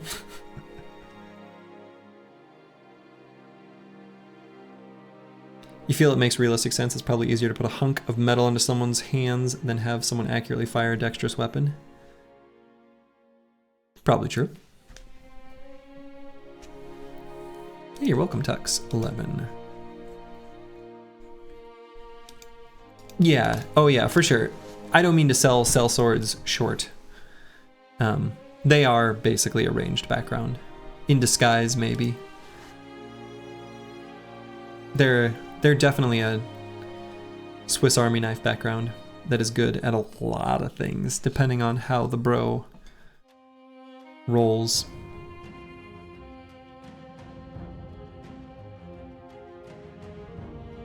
So let's see. I'm deciding whether I want to grab Colossus now for fewer injuries, or I guess I can do like Pathfinder and then equip heavier armor.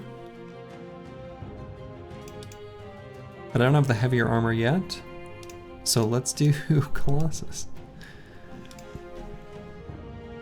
So she turns 70% of sellswords into frontline gunners.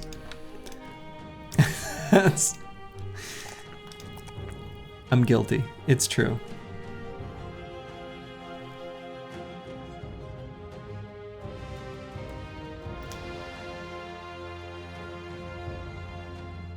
Yeah.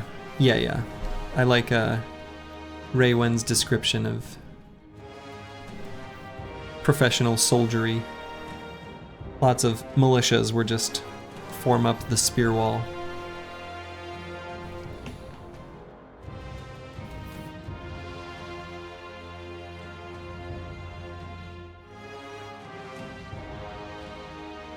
Okay, let's grab initiative. Let's grab Overwhelm with the intent of getting a gun soon. How's about? I've got an idea for Final Overdrive. Let's see, we've got 5 perks left.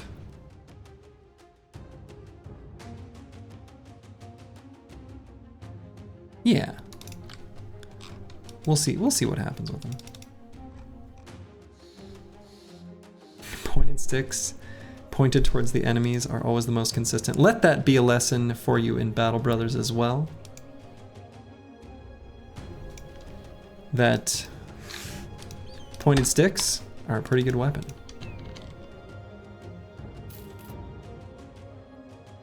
Alright, let's see if we can get to Al-Hazred before nighttime. Stop by there quick, probably get some tools, sell some stuff. Can we do it? I think so. Whoa, very close. We can take a look at the contract super quick. Just ask your avatar in the last round, the master of pointed sticks. Hell yeah. Hell yeah. Alright, I'm not doing a super long caravan escort. Deliver cargo to Cargo. That's kind of interesting. I might do that, actually.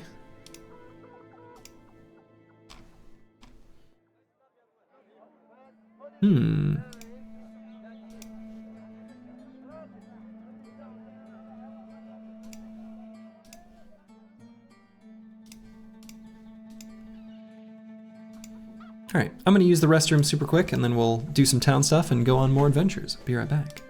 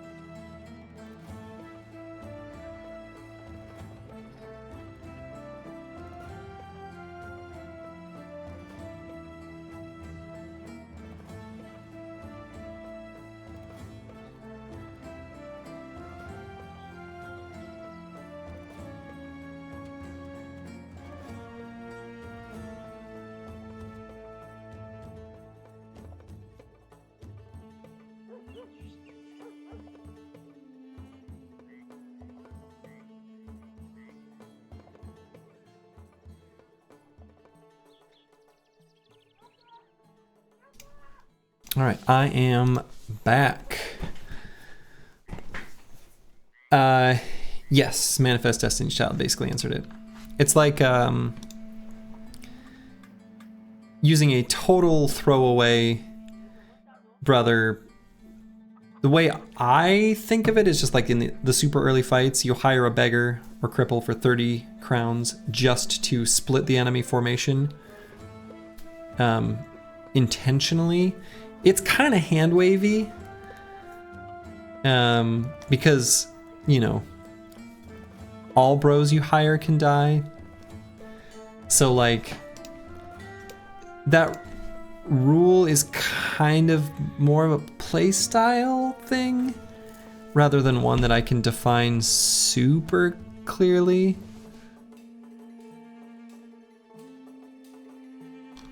Yeah. Exploit E is kind of right. Like it's not, it's like, I don't know. I avoid it.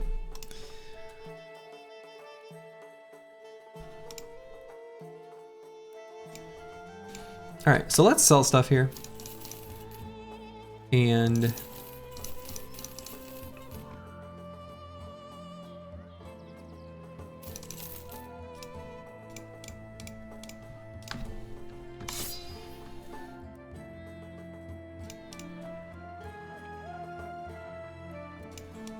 yeah, it doesn't fit the spirit of the game, I think is a good good way of putting it. But at the same time, I don't know that it is unreasonable to describe the northern flank tank in Black Monolith as being a runner, but my goal is to try to keep them alive. I know I'm putting them in substantial risk. Where's the line there? I don't know, whatever. I'm not too... That rule is a little bit like... I don't know, I debated whether I should even put that in there. I think that was actually probably originally in like Some Weird Sins set of rules that he put on his, and I used that as like a blueprint for mine. And that's basically where it comes from. Yeah, and also I just don't do it because it's boring. I mean, there's a lot of things in this game that you could hyper optimize that take a lot of time for a pittance of extra benefit, that because it's turn-based, you could make an argument for, you know, that being optimal. But also if they're just boring, they're boring to play, they're boring to watch, they're boring to do, it's better to just make it a rule to not do it. That's kind of why I have the no repairing items exclusively for resale. Because the time sitting and marking every item for repair compared to the time sitting and thinking about a decision on the battlefield are two very different amounts of idle time. One of them is interesting, one of them's boring. At least that's what I think.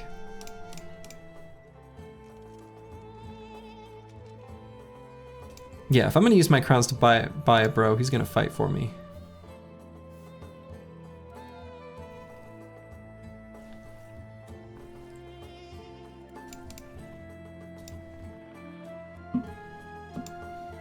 Okay, so we got a bunch of crowns now.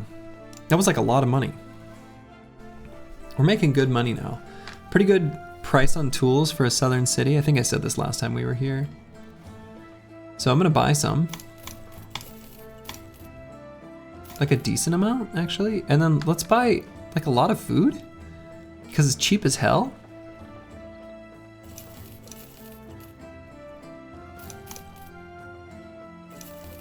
Should we buy these masterfully cured rations? Fuck it. Let's eat good. All right. So there was also this contract to deliver cargo to Cargao, which is up here. Let's keep that open. I'm gonna do a little sweep here through the desert, looking for nomads to fight. And then I'll probably take that as a sort of exit plan to leave the south. think Lindworm runners are cute and kind of legit for us mortals. Nah, if we see Lindworms, we're gonna fight them. Also, hello, Zephyr SSF. What day is this run on? Yeah, currently day 35.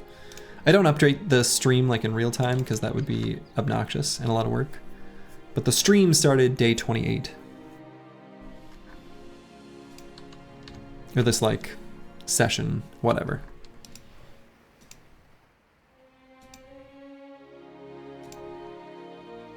So we're looking for nomads or really any fight we can get our grubby hands on. Instead, we're finding sand and water. Not the dream.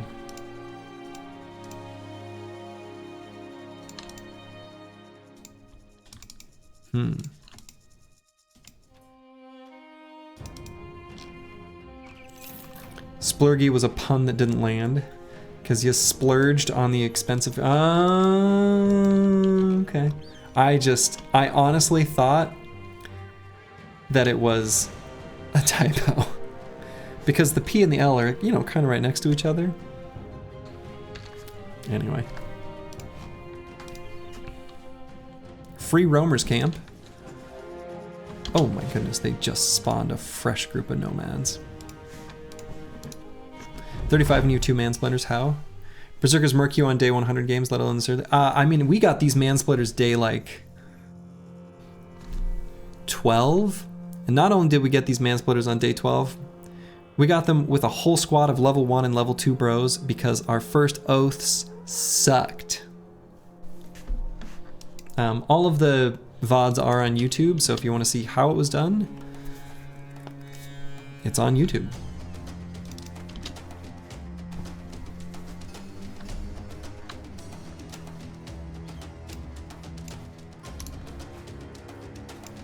I don't think it was particularly complicated fight.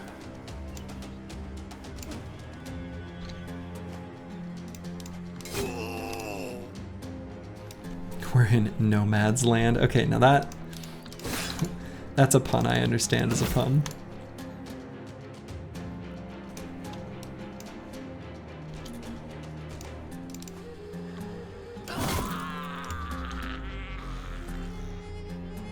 Hell yeah.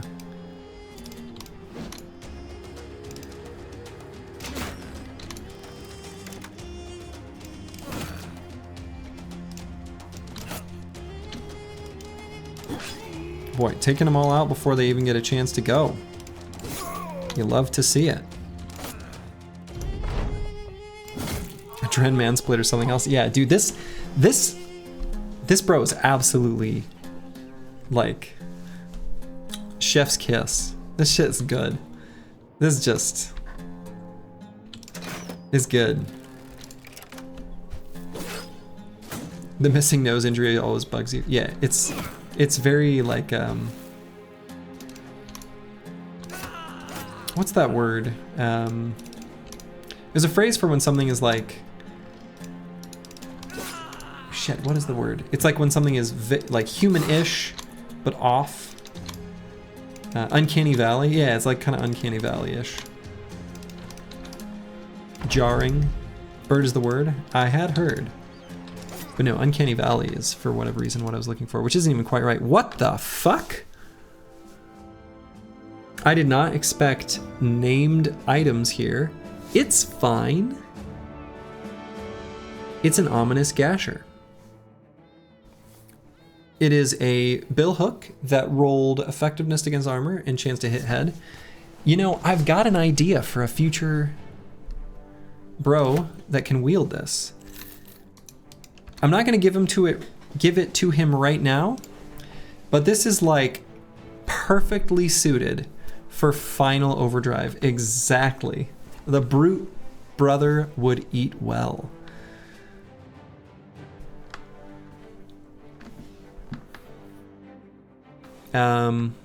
So we're not gonna give it to him right now though, because that's a Polar Mastery's coming later, and we've got some other, you know, things. But we can give this to Nixlarfs for now. And Who is it that also... EELI. Wonderful.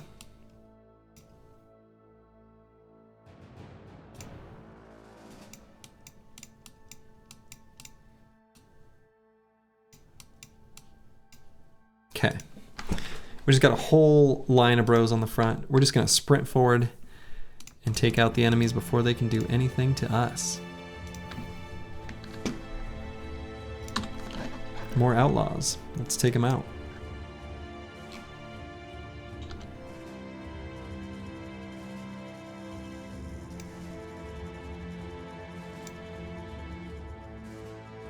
Come here, outlaws. Stop running away. Any anime fins here? I have to imagine there probably are.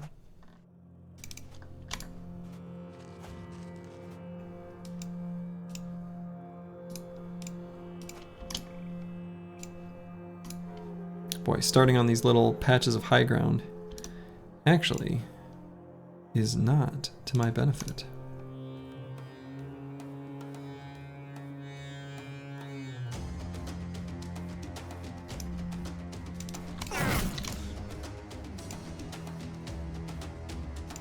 Is One Piece one of those animes that people who like anime know that you're not a real anime fan for liking? Is that that type of thing? If that description even made sense.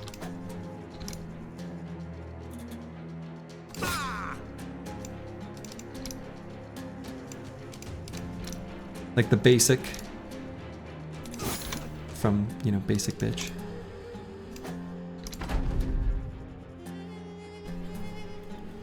Weeb's out. Oh my goodness.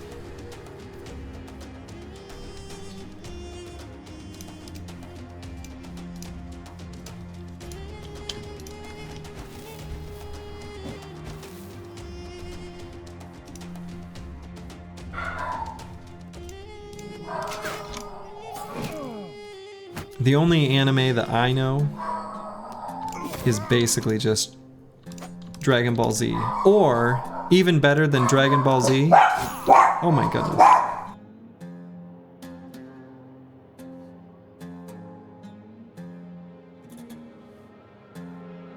Sorry, dogs are losing their mind. Is either Dragon Ball Z or Dragon's Ball P. Which, if you're not familiar with that, good for you.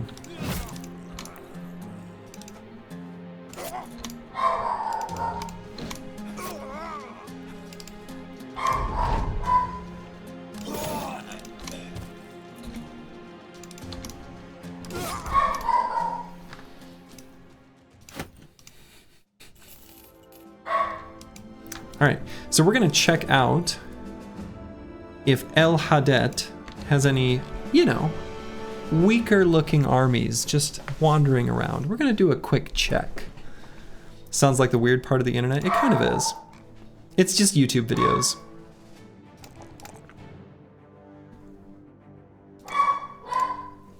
Sorry, my dog up there is losing his mind.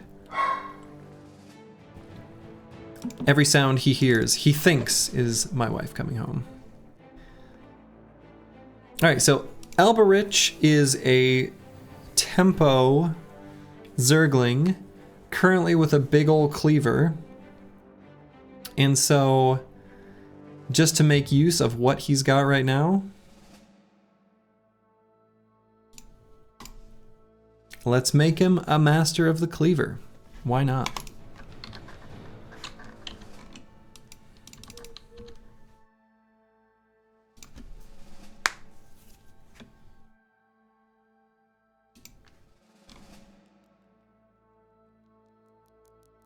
Isn't the phrase One Piece like Japanese for dress?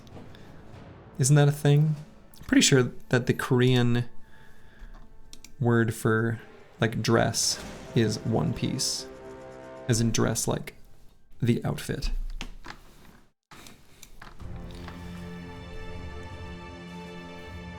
$15.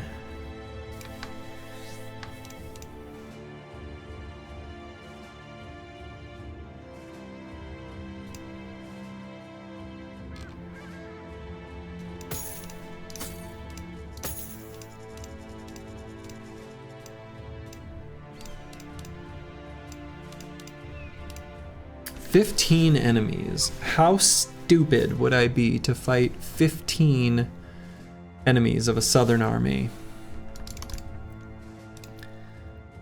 The assassin is a wild card. The gunners are wild cards. The conscripts are wild cards. If I had fire pots, I'd feel better.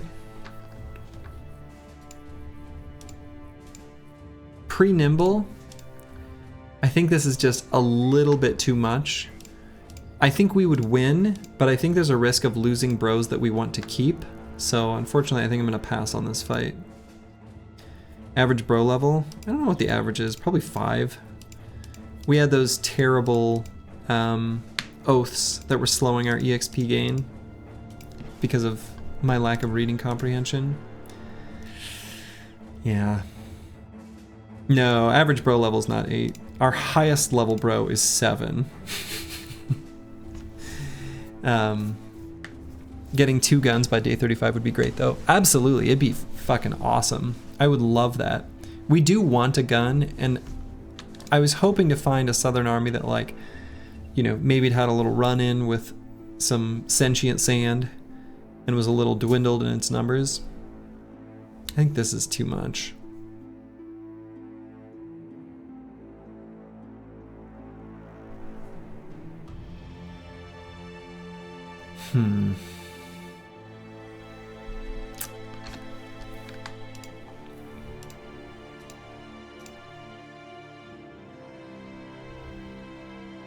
With this Oath of Wrath currently active, there's like a decent amount of like kill enemy before they can go that we're somewhat capable of. There's nothing like preying on the weak. Yeah, exactly.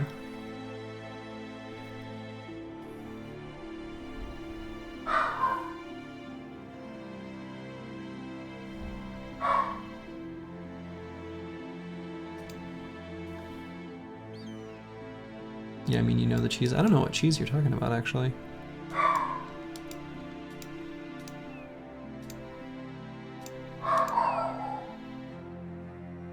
Okay.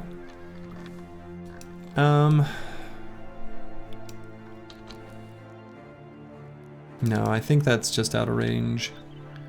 I think we dodged this one.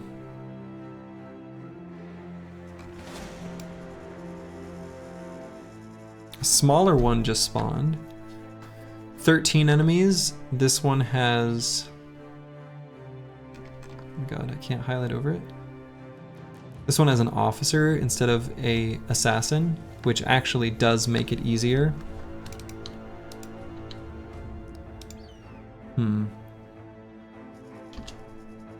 Would I fight 13 enemies? Now that suddenly, I think, is a lot more doable.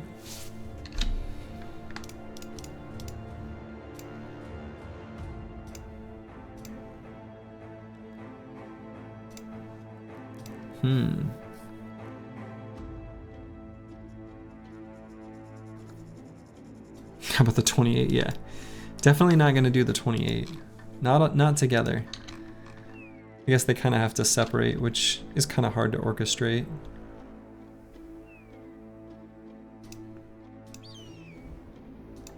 We'll see if they do it naturally. Maybe we had something. I should have kept going left. Now that I think about it. Yeah, I should have. They were gonna naturally separate because they were chasing me. Yeah, all right.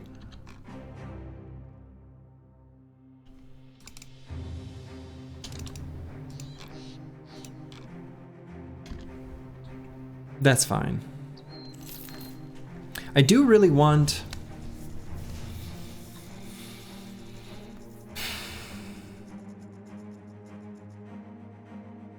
I want those resources before leaving the south though. How far can you kite them? I have no idea. People who are used to doing lured third-party fights undoubtedly know this. I don't. I think that's enough separation. I think I did it. This, I think, is... Here's the deal. I'm going to intentionally put my tanks in risky spots, and at least one of them is probably dead.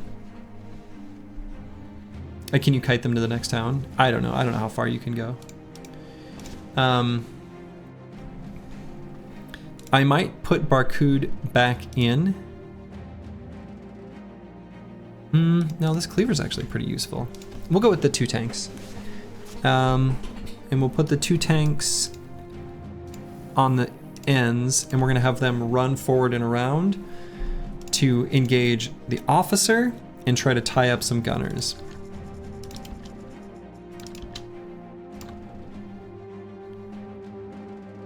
Yep, okay. Fuck it, let's go.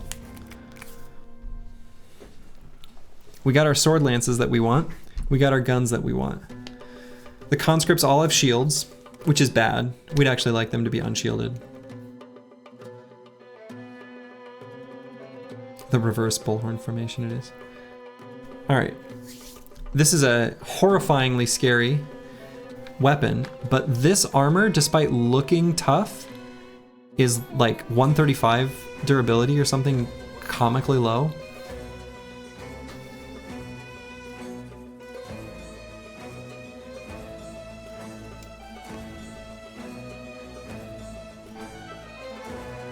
So we know that the gunners will be before these guys in the turn order. 200, you thought? Oh, is that the one? Is this the... Which armor is this? Yeah, this one might be 200. I think it's the one... There's one with like red pleats that's much lower. Actually, I think you're right. I think this is the 200. The red one's the 135? Okay, yeah. Not an armor that I pay much attention to normally.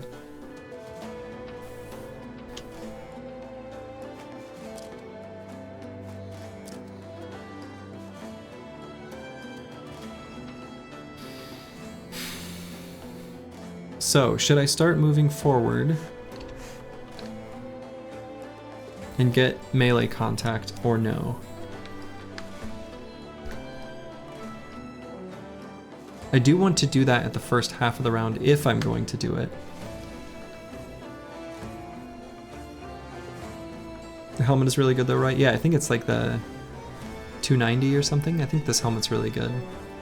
We're almost certainly not gonna dagger this guy down. That would be unlikely. We're probably gonna have to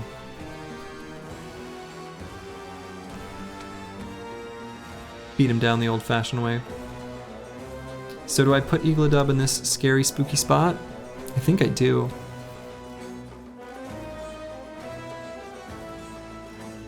He's one of those bros I really don't want to lose, though.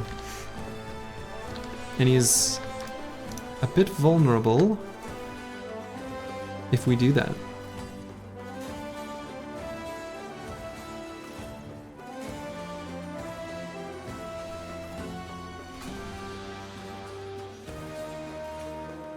Don't forget your oath. Yeah. Yeah, we've got a much higher chance to hit them and a higher chance to be hit.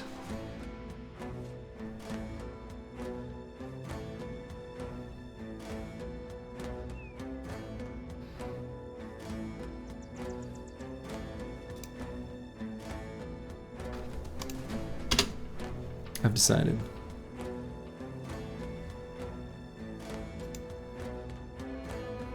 We're gonna let Alberich stand in this hex, though.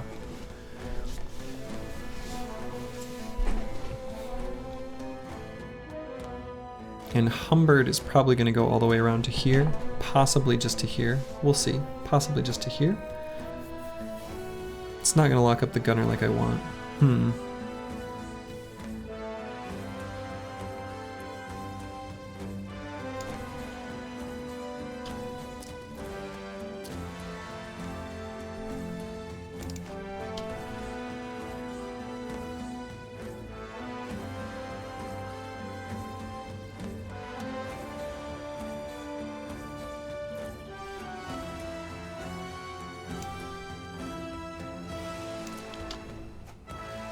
Okay, definitely gonna put a tank on top of that officer and have him just shield wall away.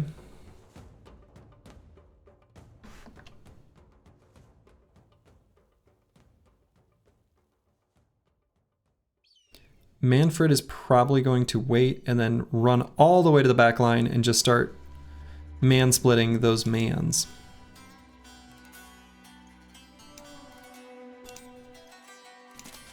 Bajante on roads moves for free. Pretty incredible.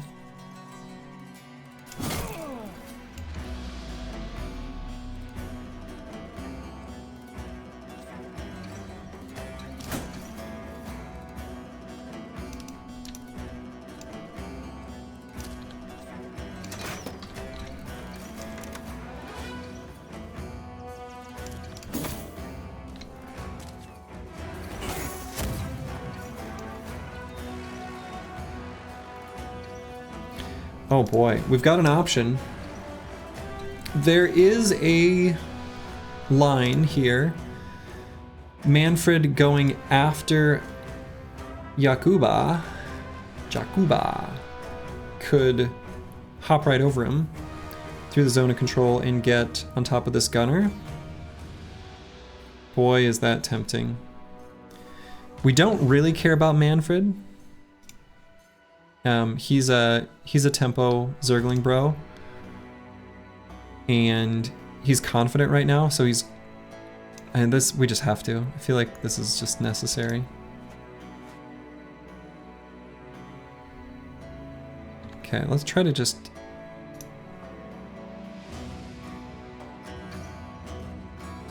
take this guy out, I guess.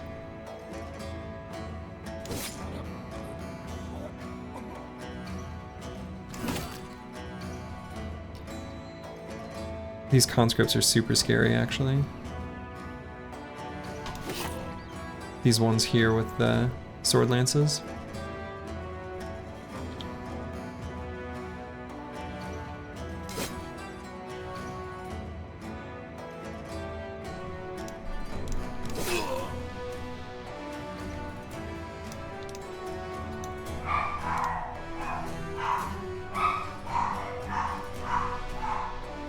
This isn't quite the like dream positioning I was hoping for the tank. I mean, I could walk through zone of control to go here. That doesn't really do much good. Probably should have moved him in the first round. I mean, they just moved forward smartly, like.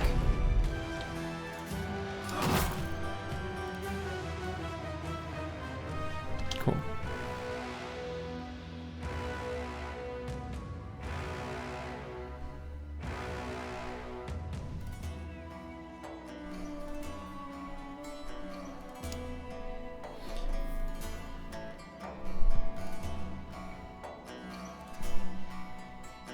Yeah, let's go here, as weird as that looks, just to get a direct shot on this conscript.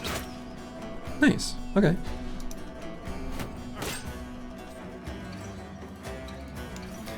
Nixlarfs could potentially move to a more dangerous hex. He's got nimble, he's pretty safe. The fire lances are slightly frightening. We could attack this gunner here. I guess it subjects him to potentially these sword lances, which I kind of don't like.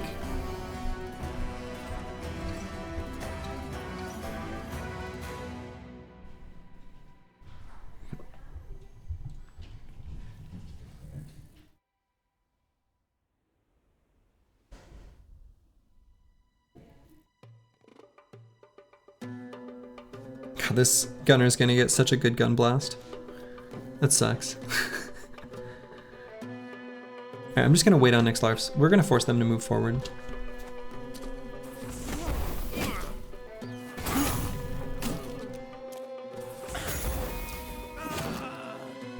Good God. Well, Elberich was slain. Elberich did what we needed him to. Good for him. Alright, so I'm gonna push this officer and then occupy the hex. I think, just to keep a little pressure off of Manfred so we can take out this gunner.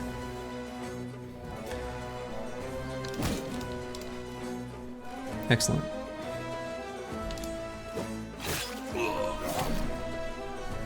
Now, Eagledub we really don't want to lose. Eagledub we want to keep safe, if at all possible. That could be no longer possible, unfortunately.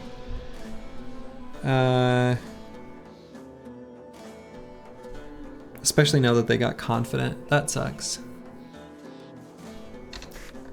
Eagledub does still have 9.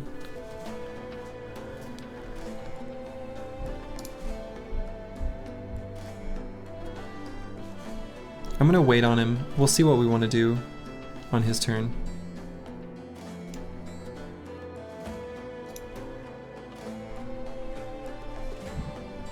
Corvus Korak, I'm gonna wait. We're gonna see if Humbert can shield bash this conscript back and get in melee with this gunner. And then what we do with him kind of depends on that result. Same thing with Blackfire.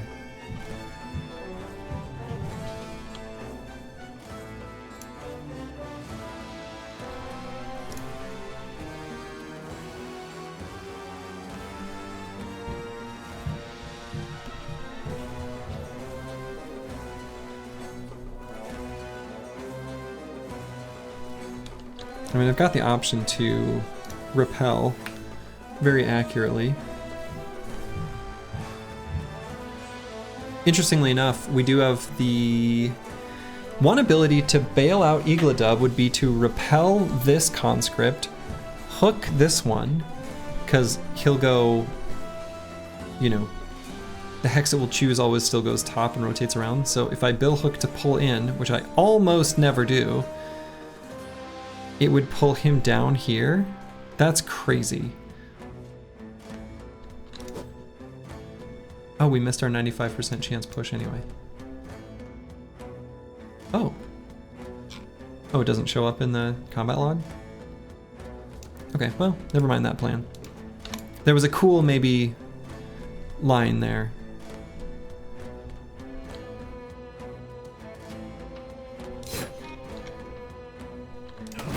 Goodbye, gunner.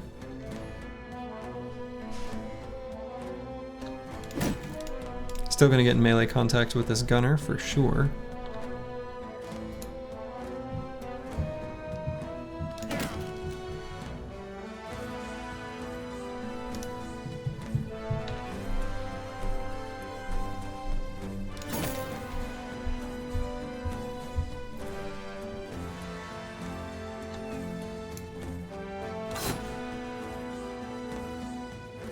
Eagledub is gonna struggle to survive this next turn.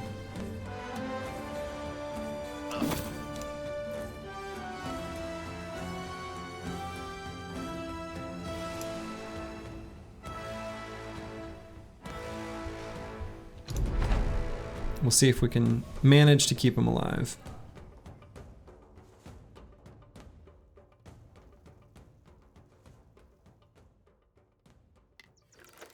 We're gonna do a slight Hail Mary crossbow shot.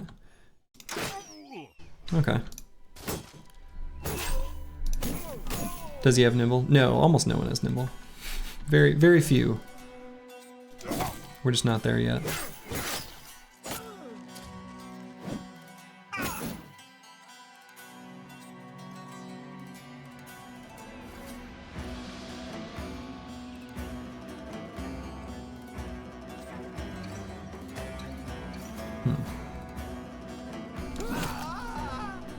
Ah! Okay, let's get a little more melee contact there. Don't love this rotation. I don't love this officer being in range of the Chaucer at all. But if we can break his resolve,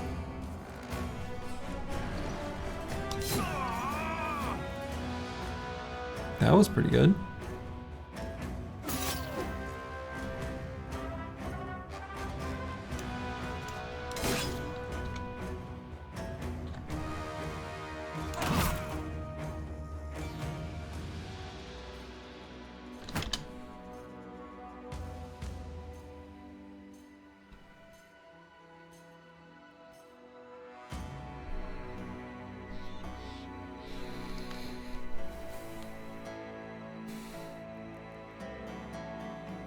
Boy, what do I do on Yakuba? He's kind of doing nothing, actually. You believe in EELI? I do too. I mean, I could pull the dagger out and just try to puncture. He's already breaking. I don't have any other good moves. I'm not going to try to leave zone of control. He's not going to attack me if I shield wall. If I shield bash to knock back, he just pushes him there, which is kind of no big deal. I guess it's not no big deal.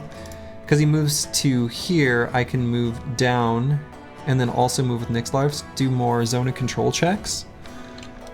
So if I push him down, I give him a zone of control check there. Oh. That's like a zone of control check. Knocking into Man Splitter might break morale. Turns out.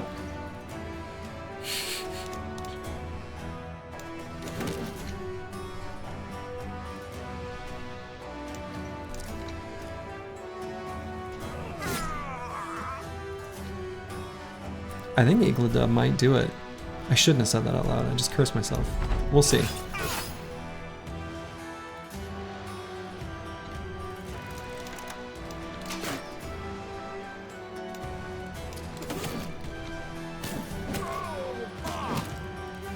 Okay, we proc 9 lives there on Humbert.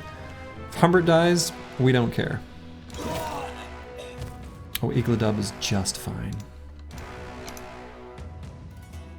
In fact, EELI can push forward and bring the fight to them. Would you look at that?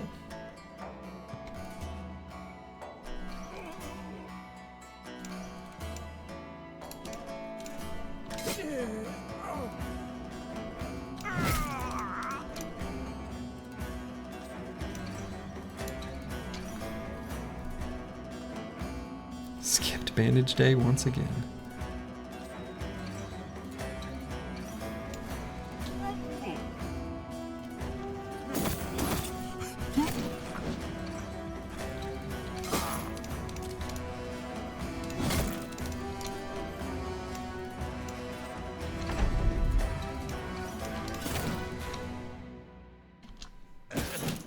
Oh, Humbert couldn't quite make it out. Poor guy. Oh, I thought EELI would have an attack there. Okay. So the two that died here are two bros that we were going to replace anyway. So thank you for your service. You did a great job, Elberich and Humbert. But there's nothing here that's really lost. But what we did gain is 2 handguns and a sword lance. Hell yeah. That's what we wanted. That's what we needed. That's what we got. We'll go ahead and equip this here handgun. We previously made a large powder bag. Final Overdrive's already got it ready for him. How delightful. Named bros really clutched that fight out. They absolutely did. Final Overdrive and EELI really were pretty clutch. Corvus correct. I mean, honestly, all of the Bijante, yeah. I mean, honestly, everyone, all the named bros definitely carried that fight.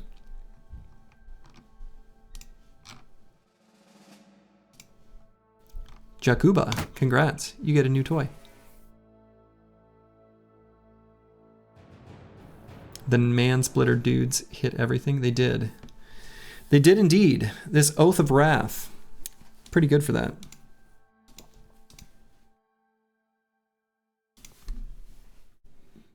Alright, and one of these bros with the most fatigue looks to me like it's Nixlarf's. Gonna get himself a sword lance. EELI can get this ominous gasher. This is the All-Stars run, I can feel it. I mean, we're definitely making a dream team, that's for sure.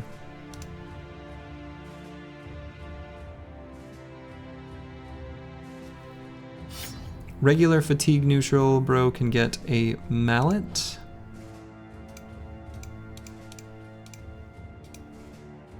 Another regular fatigue neutral, Blackfire, can get a mallet. Something to bonk when the bonking is to be had.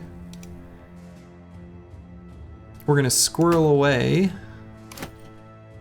a handgun and ammo. for a future bro. Since we've got the gun, I think we got a fish for a gunner. That's the way I see it. We Swordlance gaming now? Hell yeah.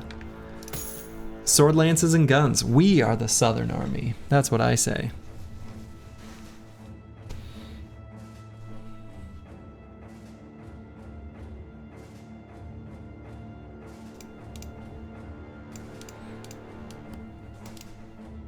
Barcud, you can join the fight again.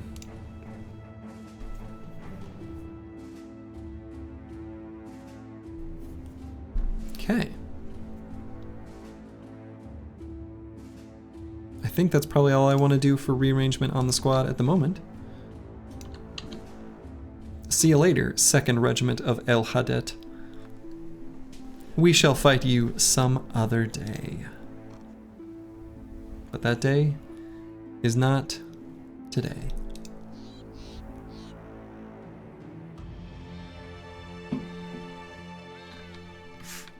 I wonder when... Oh, hey. Never did... Did I not get the scout? I thought I had a vague memory of hiring the scout. I must have decided not to do it. Does Sword Lance have lunge? In a way. It can attack at 2 tiles away, just like lunge can.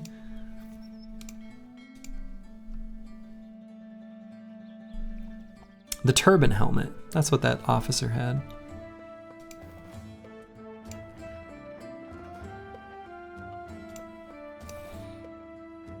Okay, so we're gonna sell this quiver of arrows. We'll sell a lot of this gear. Let's see, is this a decayed heater shield? It is. Let's replace it with a real one. You thought there was something to the fencer thing? There kind of is. It's a meme, it's a joke. The joke is just that it's an initiative build.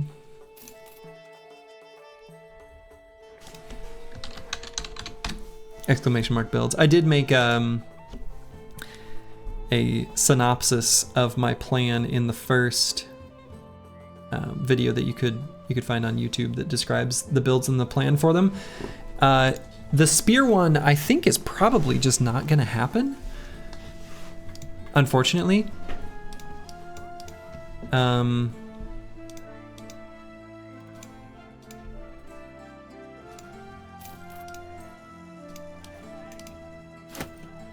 But we'll see. We'll see, you know, what actually ends up happening.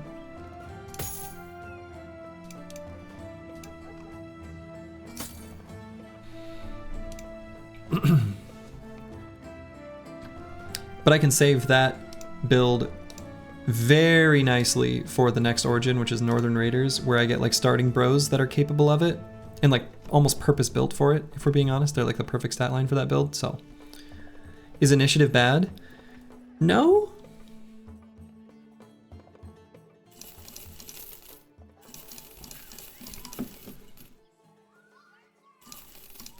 Initiative is good. But there's not like a good answer to that question exactly. If you don't use it, then it's pointless. So there's that.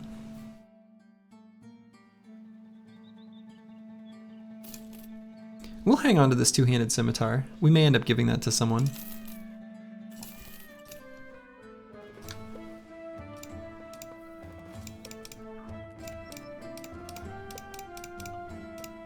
Okay. So the team's got some injuries to recover from.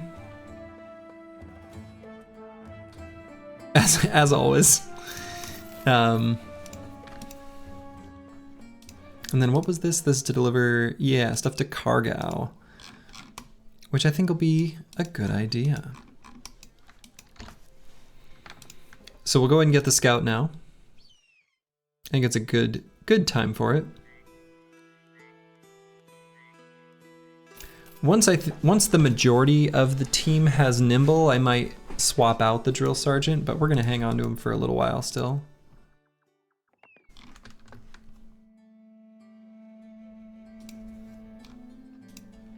We could hire, just to fill out the roster, for a level, we could hire a historian to get level 2, and we could give him bags and belts, and he could just hang out as a mule that I pay a pittance, and then I have ready for the library. As dumb as that sounds, I'm like kind of tempted.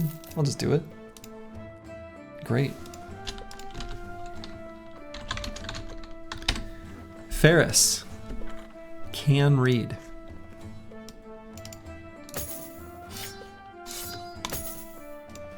So we're gonna send him into battle. He's hopefully gonna hit level 2. We're gonna give him bags and belts. He's gonna be a mule for us and just hang on to things.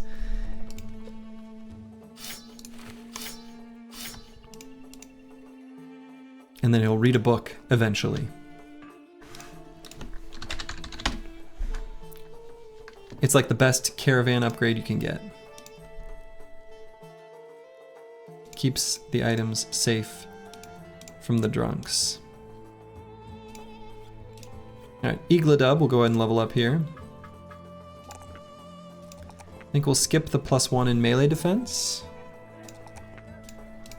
And let's grab, despite our current injury, we're gonna grab Colossus in preparation for Nimble next level.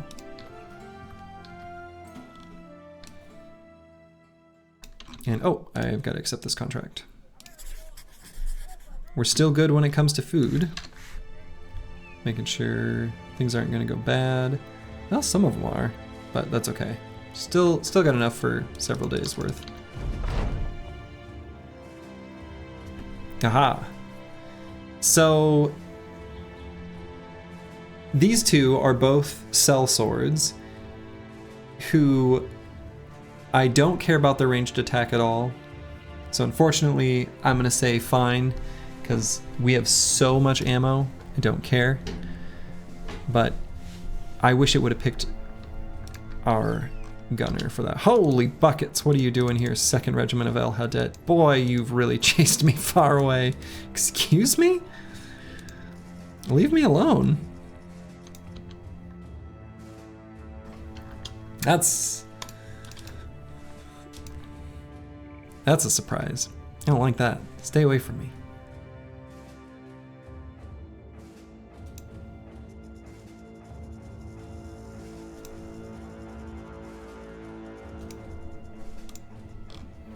Alright, we'll take a peek on one of these mountains as it becomes dawn.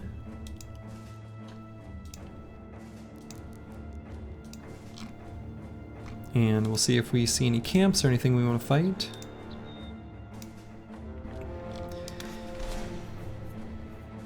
Yeah, Thetic Acrasia is put the pin on the donkey, the nail on the head. The good description. There's definitely times where we'll get double turns and things like that. Initiative is, it's an interesting stat. All right, many outlaws, some archers, many injuries.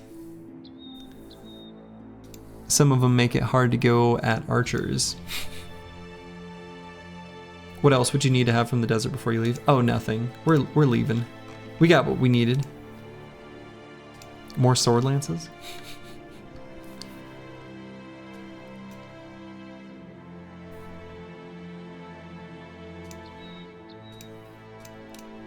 So I've got replacement armors that I can dole out. We don't really care about Manfred.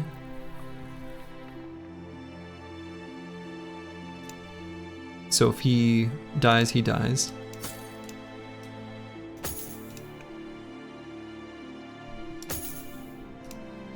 We do definitely care about Eagledub, who probably has enough hit points now. 2 guns from 1 fight is pretty huge, isn't it? Oh yeah, definitely, definitely. Huge indeed.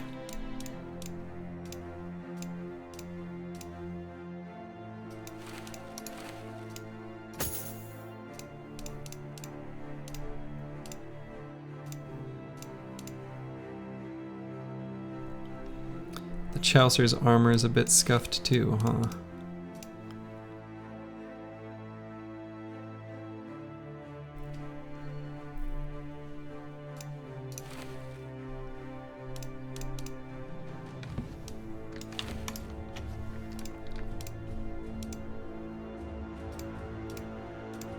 Yeah, we're very happy with those handguns we just picked up.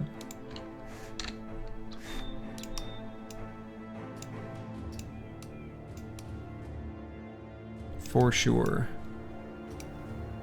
Strip me, spank me on the ass, and send me in, boss. Deal. You're in. We gave you, we put something on you.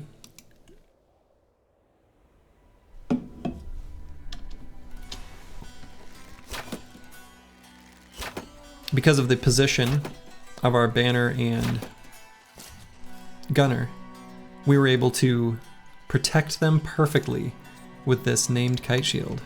You love to see it. 2 guns, a sword lance, and a named reach weapon in a game day. Yeah. Yeah, it was pretty sweet.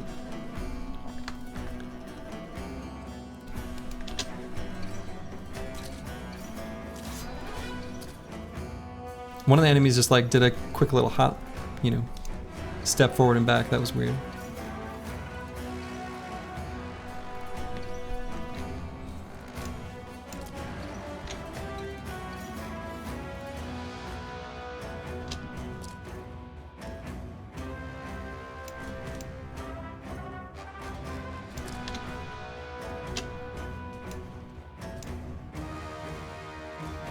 Do archers automatically target a kite shield? No. So archers generally, so each enemy in the game has their own unique AI script and scripts. So like, you know, each enemy is going to behave differently. However, most enemies, ranged enemies, have a very high propensity to attack clumps of bros because they want to amplify or increase or take advantage of, or I don't know, whatever word you want to use, the scatter bonus. And they specifically want to attack your banner, or to be even more specific, any bro that has rally the troops perk point assigned.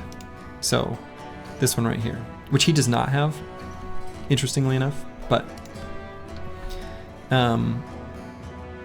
they also have so your banner is going to be a target for ranged fire, and also for ranged bros. So this is just like the best target from their analysis, despite the fact that he has the best range defense. There's this weird rumor on Reddit. Reddit has a lot of things wrong, but one of the things that has most wrong is that enemies are going to select the lowest range defense bro to attack, or pick off isolated bros. I don't know. Quick observation, that's just obviously untrue. I have no idea how that started, or where it came from. That's why RDF banners, exactly.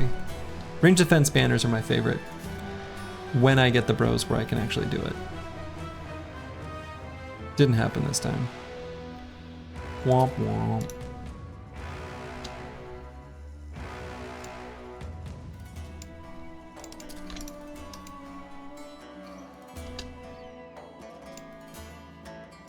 Let's see.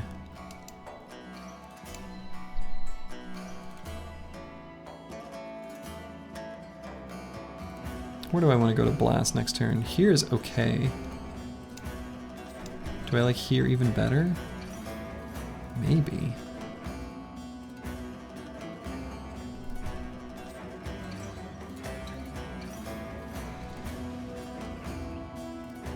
No, because I'm going to move Bajante here, Adrenaline, and go there. So let's go here, actually.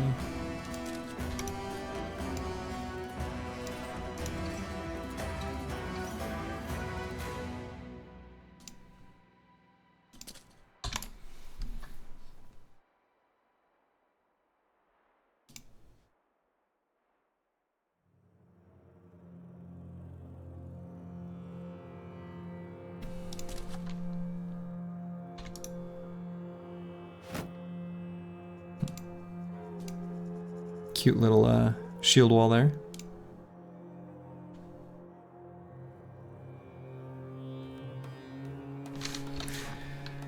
This put Corvus Korak in a somewhat tenuous position, kind of dangerous. They've got 9, they got Colossus, they got decent armor. I don't love this spot. It's not too dangerous though.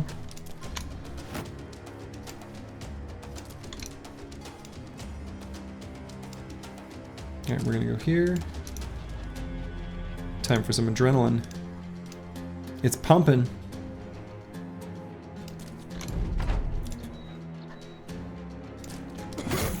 Hell yeah. Very close to just taking that guy out in one shot.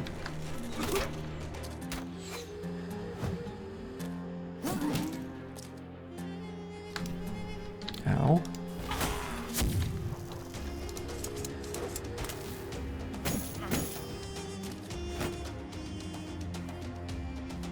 Oh, that outlaw locking down Nyxlarfs is really annoying. I really want to move him forward and do a reap here.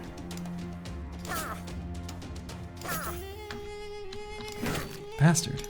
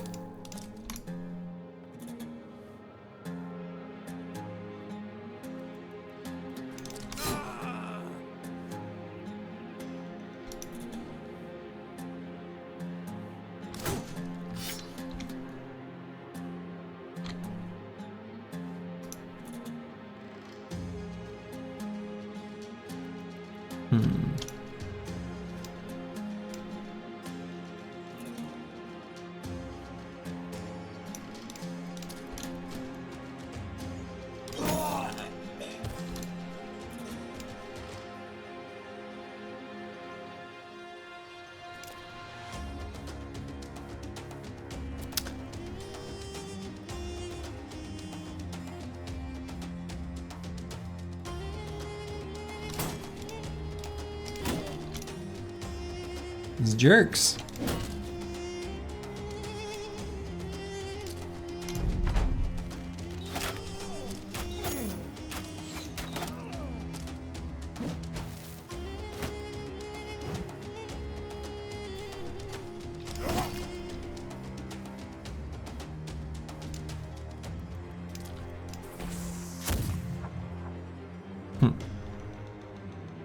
A big ol' whiff.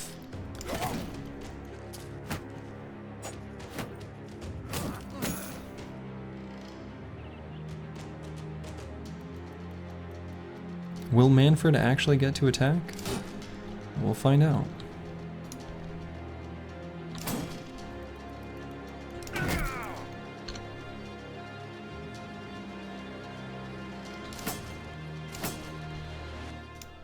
He will. He did a good job.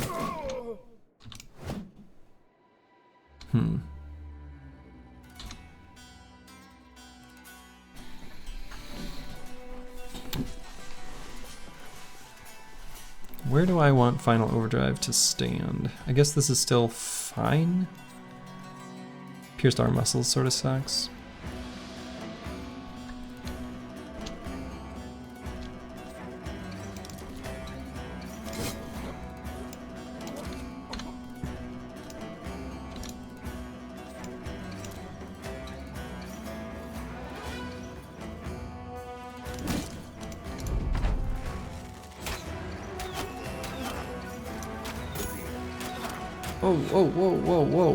Whoa. Alright, Corvus Korak is in danger. Give Manfred Brawny so we can run in an adrenalinous round swing. Live the barbarian dream.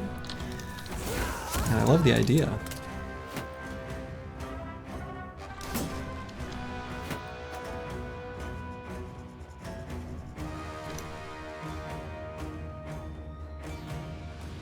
Zook doesn't even have the round swing. No, I think it does, doesn't it?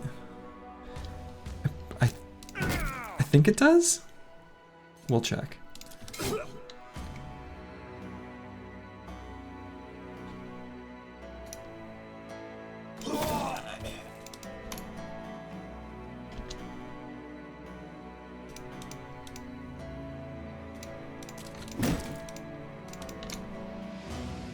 Yeah, it's got it. It's got round swing.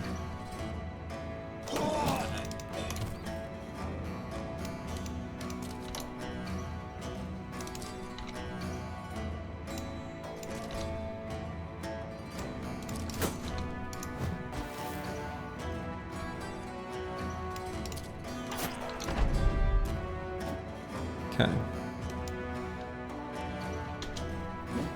Everyone's good.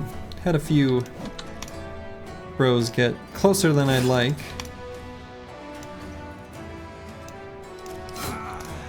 To death. But they live.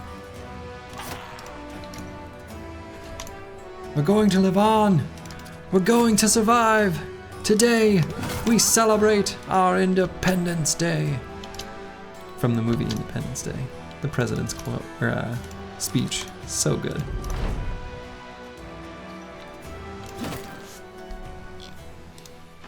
All right. When I was younger, in college, in an English class, we had an assignment to pick a famous speech and do an analysis of it. And we're supposed to recite the speech in class. And me and another classmate really didn't care for our teacher. Just really didn't care for him at all. Not at all. And we knew that choosing a speech that wasn't, you know, a real world speech would make him angry. So we chose that speech to analyze.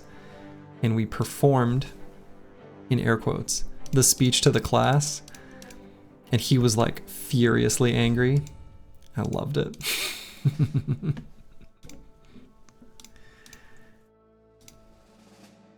The guy who like gave the speech was like an American Ninja Warrior participant. He was like a big beefcake. And he had this like perfect presence for oration. And I was behind him doing the trumpet part, the purr, purr, purr, purr, purr, purr, purr, purr, just to make it even more campy. He was so mad. It was so funny. Good times. Nothing like making your professors angry just to lower your grade in a class you don't care about. But you know, it all ended up working out.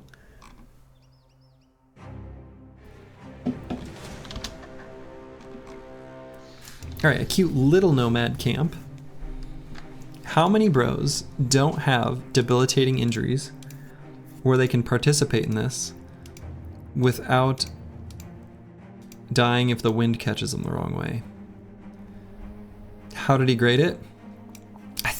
I honestly don't remember. I can't remember the final grade.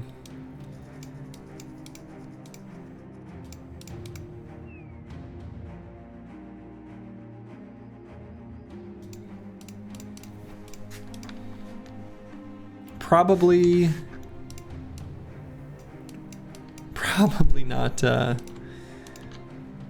not well. But I would guess, because it was such a compelling speech, that he couldn't give us too bad a grade. We did too good a job.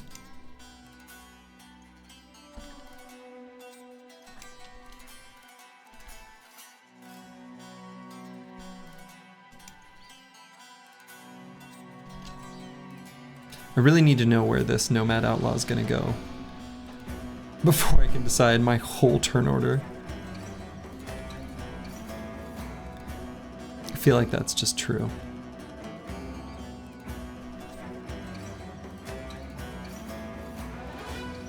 I guess Final Overdrive could go. I mean, these guys kind of have to, right?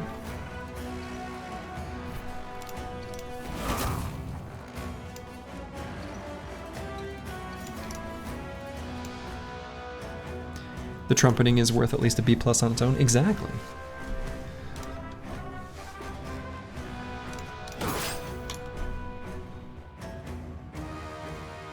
I mean, mouth trumpet is like, you know. I mean, I guess all trumpet is mouth trumpet, but you know what I mean. Doing the mimed trumpet, that's a commitment, you know?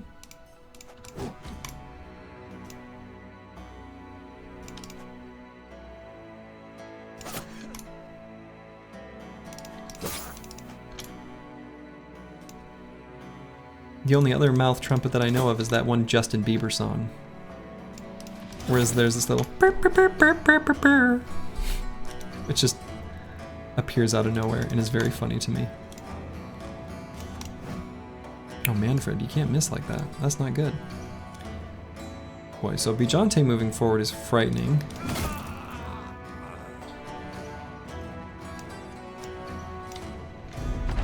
But as long as he hits, we're good.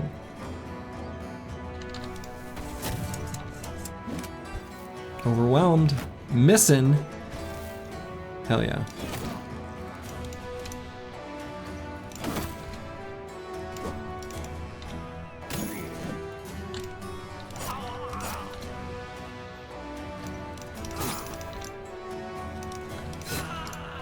You have to imagine that with all these injuries, that the team is hoping just for a little break as we're just traveling through the desert, and their captain's like, you know what? We could fight more. And they're like sitting there like, you know, with a sprained ankle and a broken nose. Manfred's like, you know, licking his wounds, and he's like, all right, I guess. If we have to.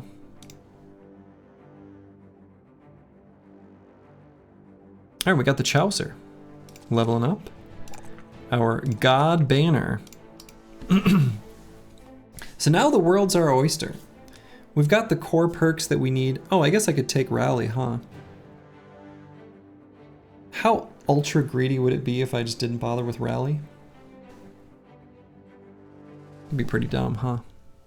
Probably should take this perk. This perk, huh?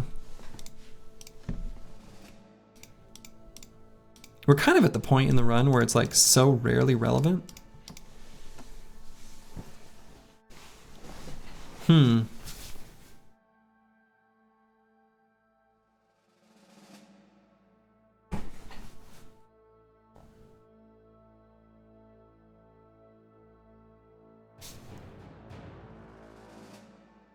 I honestly, like genuinely honestly think that we might still take it, but just for navigating up and down terrain and still being able to move 2 hexes and attack, that Pathfinder is more likely to be relevant than Rally the Troops. Because much like we demonstrated when we were talking about rotate, if a bro does reach a point where they are in danger and they are in a fleeing state, there are other ways of rectifying that situation. Let's go Pathfinder. Oh, Ferris! You learned how to read.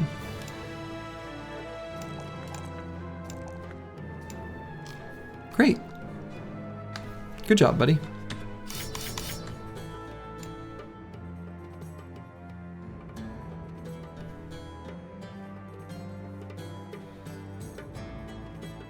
All right, let's make our way to Cargyle by way of Zugfest.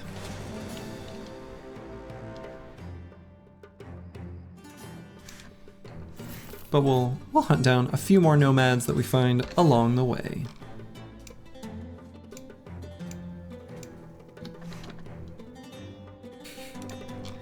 We again need more medical supplies.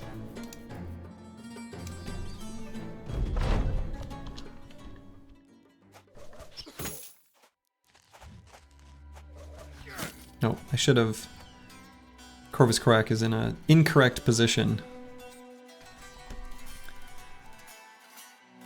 You're trying to decide if Pink Floyd's Wish You Were Here has a mouthed guitar solo or not the other day. I think it does. I think they just did the, so if you just ride the volume, I think they just use the volume knob. Maybe? I'd have to listen to it again.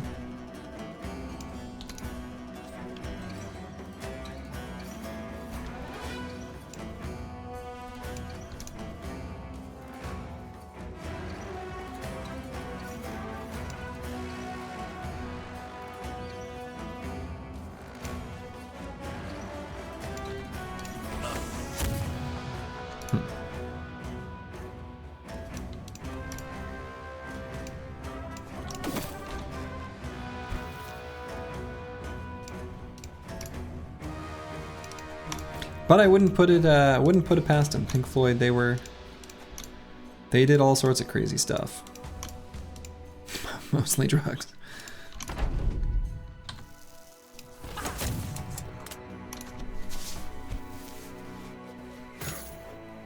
You're not supposed to hit me, you're overwhelmed. You're not supposed to dodge that. You've got the Oath of Wrath.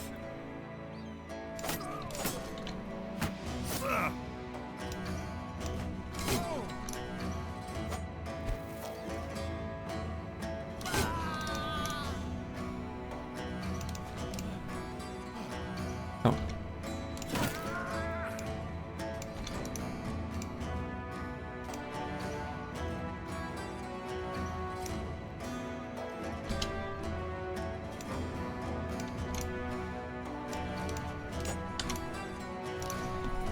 He voices the guitar solo while playing it. He's kind of neat. I'd have to listen to that again. I can't even think of how it goes, actually.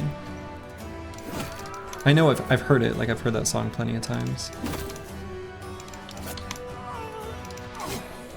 It's a good song. Just two lost souls swimming in a fishbowl. You have to say it with a capital W or the melee attack bonus doesn't count. Alright, you heard it here. It's not just the Oath of Wrath, it's the Oath of Wrath. Wrath. Also, hello, Some Weird Sins.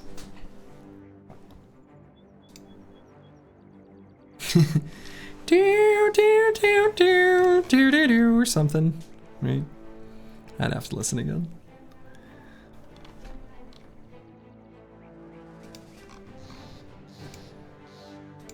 Should stop doing the mouth singing.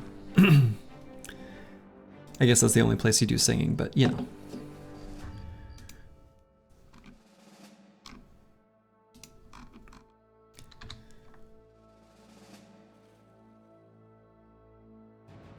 All right, to Zugfest.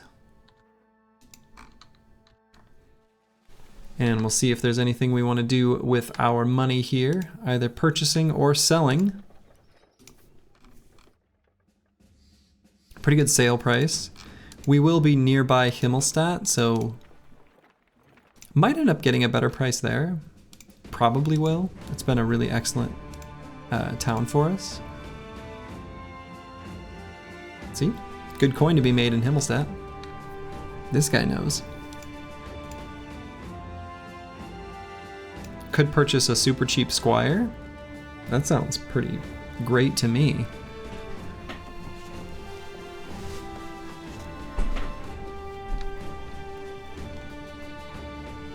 Also another swordmaster here. If we wanted him though, we would have to sell some stuff and then be near broke. But you know, we do love ourselves a good swordmaster.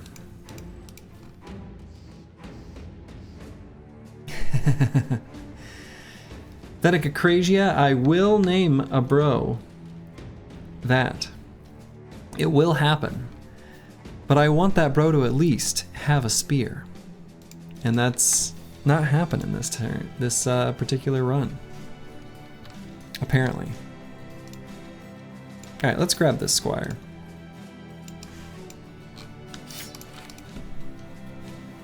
What? Oh, okay. I was like, how in God's name does he have negative melee defense? I don't understand how this is possible. He's not cocky. It's... I get it now.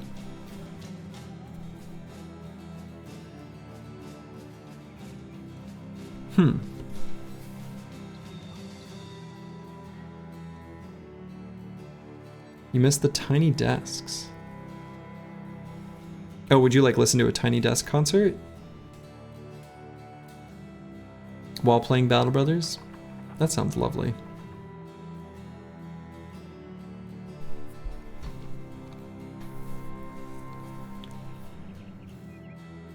Yeah, Einar's interesting. He's only got one melee defense. It's not as bad as it looks because of this Oath of Wrath. And 2 range defense. I don't think the attack updates dynamically though. Dodge quick hands? Yeah, I mean that would be sensible, suitable.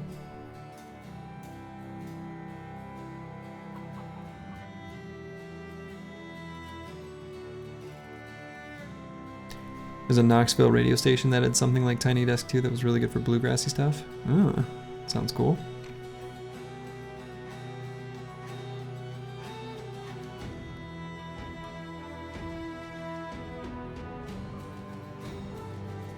I mean, Einar's good.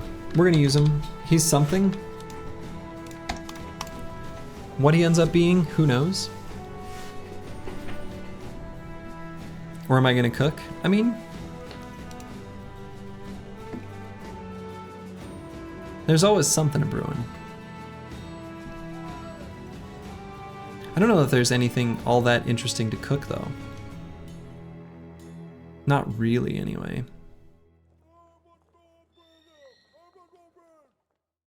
Another impatient bro. So.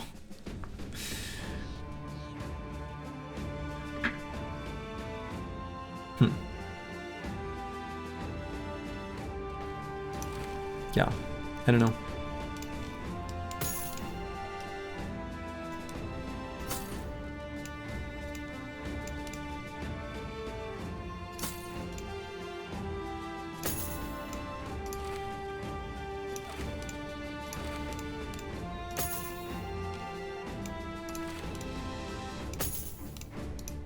We'll hand him one of these just to get acquainted with the battlefield for a little bit.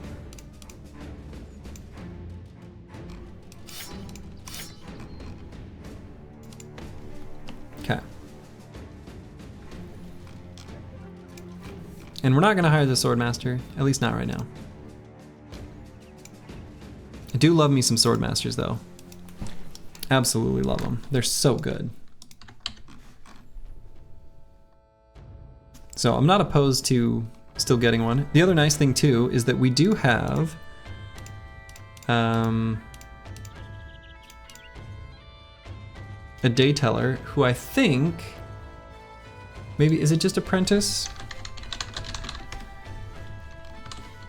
I'm trying to think. Can day tellers? No.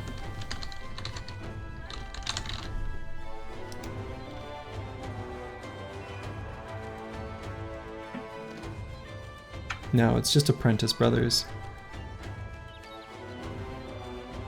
Apprentice Brothers can get melee skill and melee defense from a Swordmaster. So, we already hit the Swordmaster Lotto this run. Yeah, but now we know, since we won the first time, that it's a sure thing. So, I see no reason not to just go back for more. Right?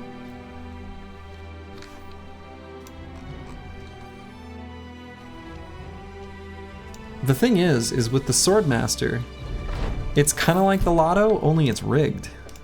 And you always win.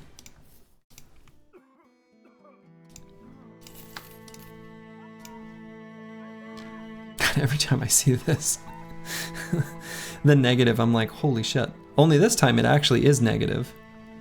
This guy actually does have negative melee defense, -2 normally. You're totally right, just double down, exactly. The hot hand fallacy.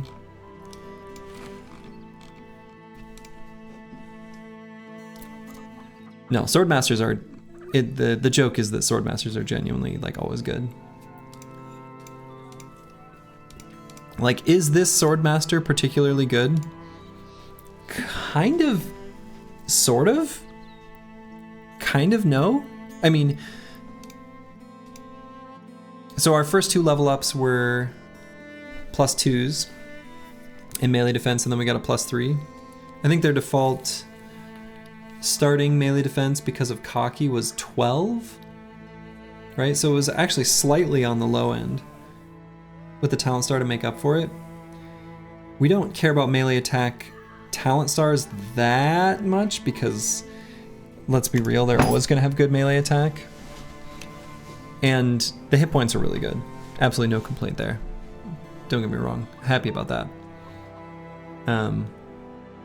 But like, Swordmasters are, even with like low rolls and no talent stars, they're basically always good. You napped up in an old fashioned in hand. How much longer are you going, my man Slurgy? That's a good question. I don't have a good answer for you.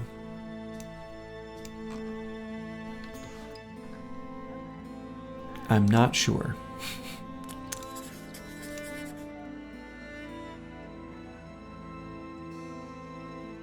Try out or cry out. I like it. I will say though, rando dude lurking in chat, that sounds lovely. A nap and an old fashioned?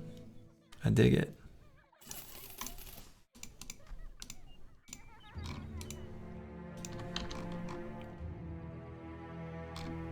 Alright, we're gonna head to Himmelstadt, sell some stuff. Neuenride, okay, yeah, we know about that one. And it could be a good opportunity to head to the north. And see what's going on up there.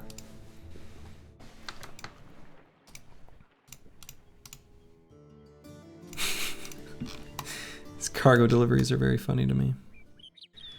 They're like, hey, do you want to do a ring around our towns?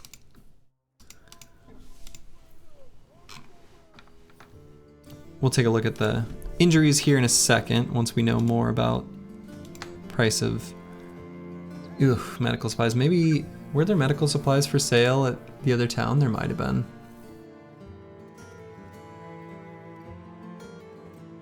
Straight up, hiring a swordmaster might be less punishing for you. Your untalented ass has to pinch on coin. Well, they're not as expensive as a lot of the other premium backgrounds. The hand wavy, like generally speaking. Like this guy, Alfred. I want to hire more Oathtakers just because this is, you know, the Oathtaker origin, and that just feels thematic, and, you know, we've got our fencer that they are naturally suited to be. And like in this guy's case, you're paying a premium for 2 extra levels and the great axe and this incredible armor. It's a 300 durability armor that he's wearing. So I would like to buy this guy, but like, you know, 12,000 crowns. Silver spoon, 5k ain't cheap. Well, okay, I mean, compared to some things, is all I'm saying. All right, we're gonna sell basically everything that we're sitting on. This is a good sale price, so let's purge.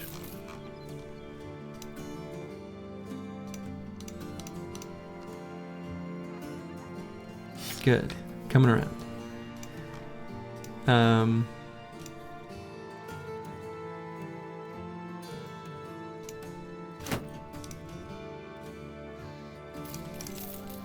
Okay, so we're sitting here at 5,500. Not going to be enough to go back for that sword lancer, or sword lancer, sword master. Whoops, Freudian slip.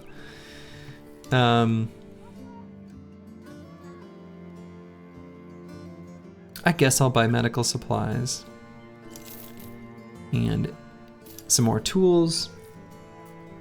I think we're good on food. And I think we can head north and actually learn a little bit about that part of the map. How's about? We can find more cities from House Bartholin, our sworn arch nemesis. Or not. We'll see. We'll at least scout out what they got cooking, what they got going on, other than just Ellenberg here, and make an assessment of the situation, and as necessary, smash. But we also do want to find, you know, the barbarian madman and other such things in the north. Some of the Reaver melee weapons or the Chosen Axe would be nice to get too. And there's otherwise just crowns to be made. So let's make those crowns. Could head just straight north, but let's loop around and look for kind of taking the long way around and see if there's any camps to bust or things like that on the way up there.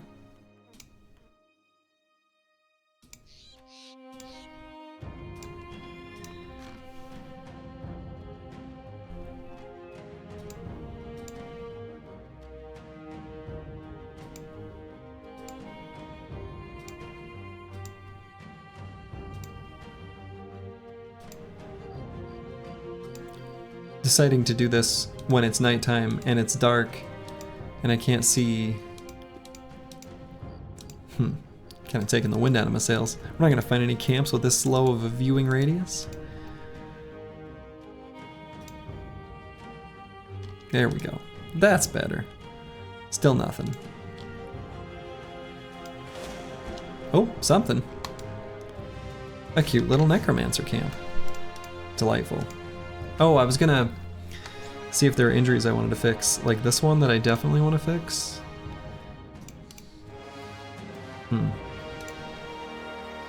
Well, we've got the medical supplies. They'll go away. We just need to stop collecting injuries, at least for a little while.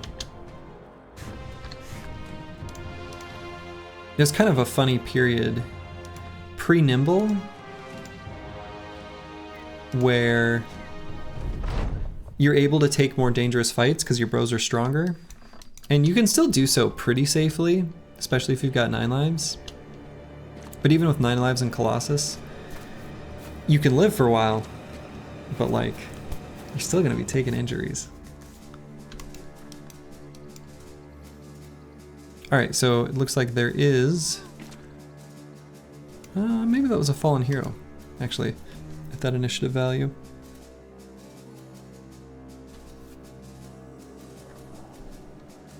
Looks like there is a necromancer, though. That looks like about right on the initiative order. So... they may have already done their possess and done it on a nearby guard, which they will sometimes do.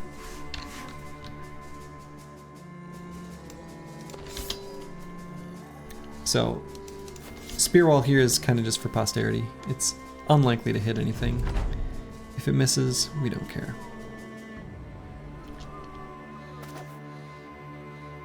We don't care. But I can hold them off before they can get meaningful attacks.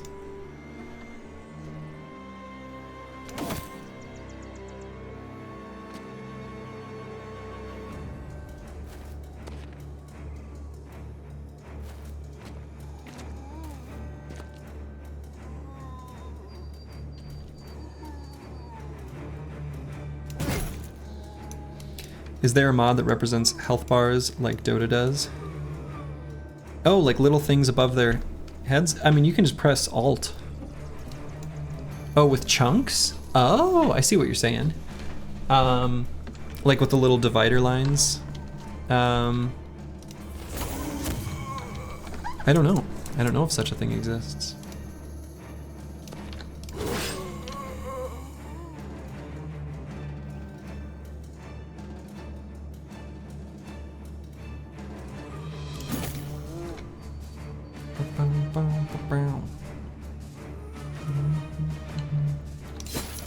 It's kind of an annoying one that he chose to possess there.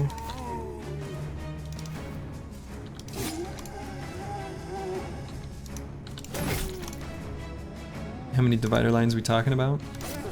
But Dota does it by like, I mean, it could be any number, I guess, because it's based on just like the amount of hit points.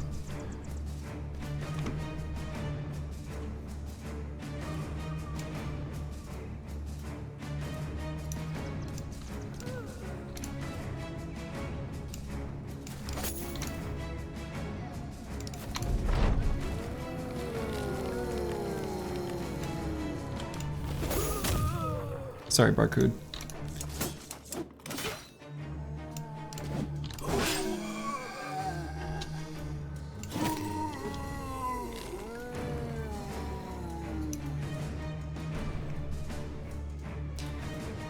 Yeah, it can get very hard to differentiate. For sure.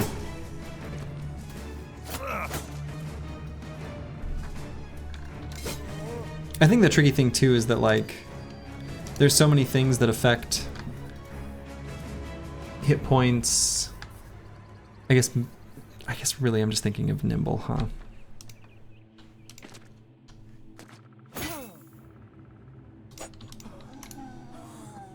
But yeah, I don't know. It's an interesting idea.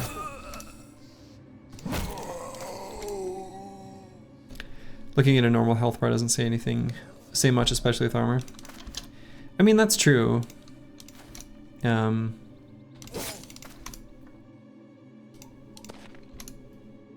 is true. Would just showing the actual hit point number in the combat tooltip fix your issue? Several mods do that.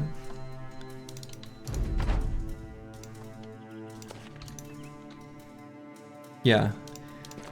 I think I feel like I've gotten so used to the way it works that I'm trying to think if I would even really use that information very well. Because I might kind of not. If I can kill this guy before he gets a chance to go. No. But he missed it.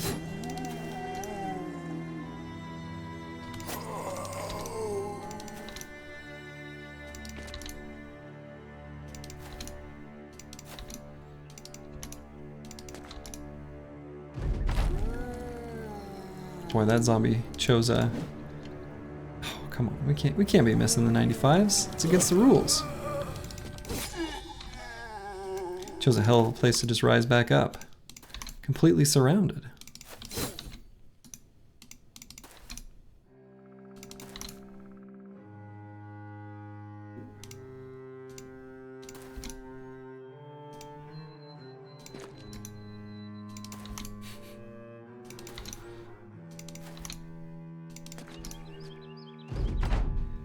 These guards sitting there defending to the death.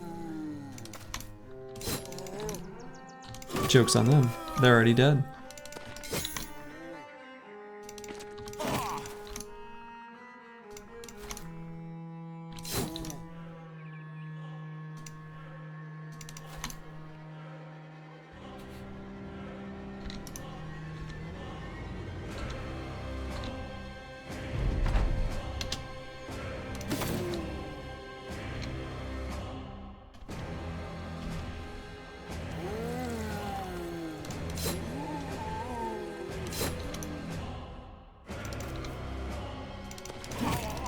Got him.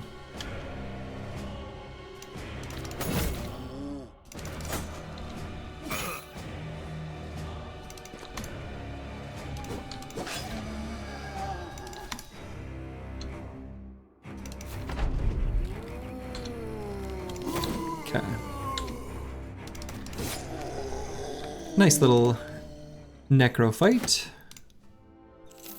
Collecting some treasures.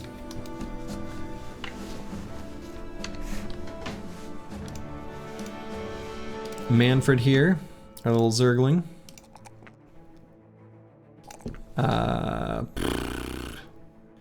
Guess I'll go hit points. Nice little necro hat. Yeah! Very on theme. It is October now. So, 'tis the season to be a little spooky.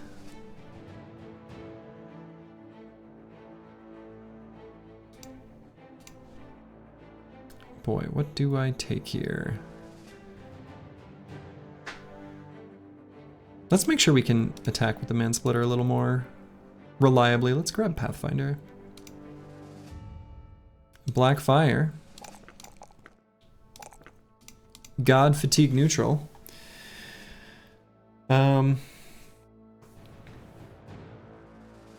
If we want to be able to put on heavy armor soon, we're going to need to get Pathfinder and a Weapon Mastery. So let's just go ahead and do that. We'll grab Path now.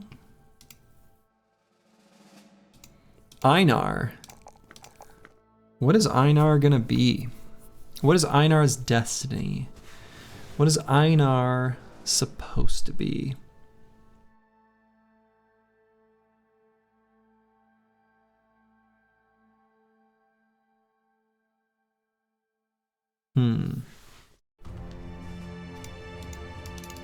Fired? Well,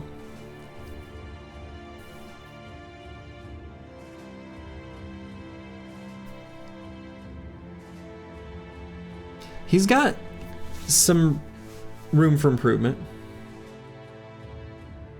He's not all bad.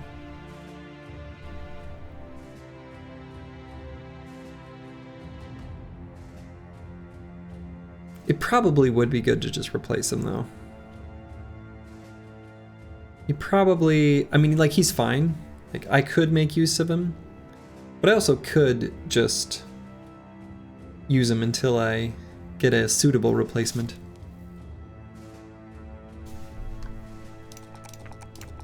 Yeah, let's just say... And now that I think about it, he's just... He's not quite there. Realistically. He's fine. Like, I could just turn him into an offensive bro. Like, I could do a dodge quick hands or, you know, one of my fencers. But even then, like, yes, he's got good melee attack.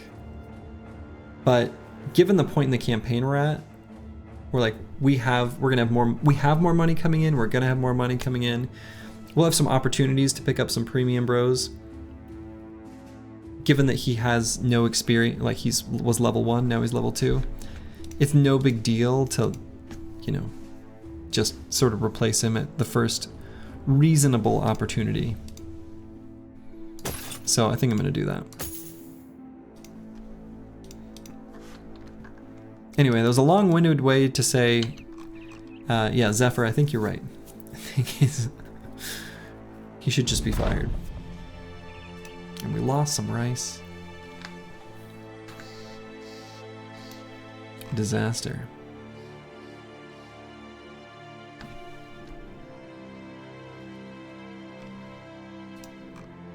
Alright, we'll head to Neuenride. See what's going on here.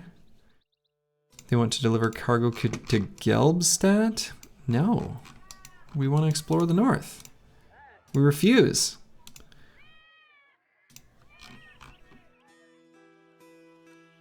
Yikes. Prices here are comical with these terrified villagers.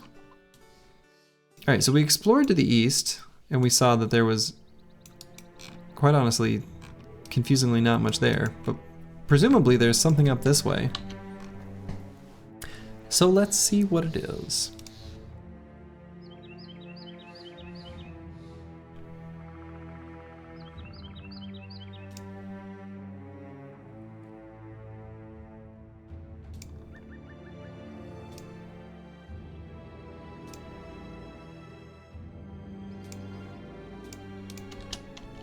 Peasants. Traveling between towns.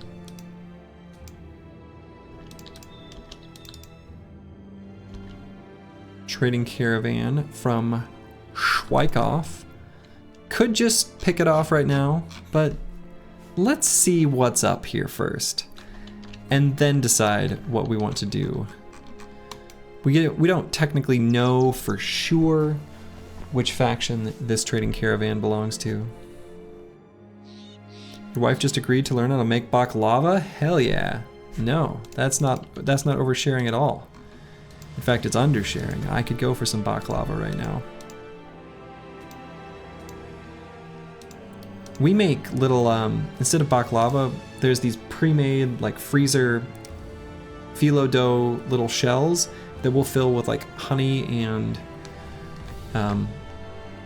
brown sugar and nuts as, like, a little dessert thing. That's sort of like little mini, tiny phyllo dough cupcake baklavas, and they're really good.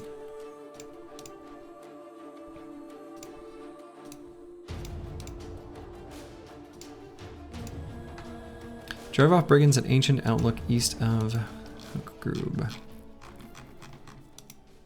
I mean, I could. Deliver cargo to Otmar the Elder in Fuchsburg. Where the hell's Fuchsburg? Way down there? No.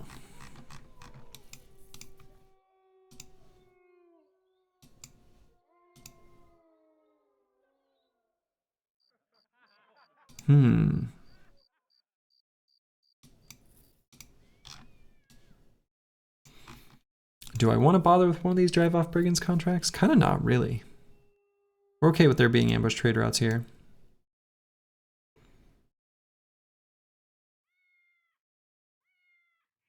I'm not even going to wait for daytime. I think I'm just going to keep... Let's see. Does this road continue on to the west? It's so hard to tell. I think it does. Yeah, it does. Let's just see what's over this way.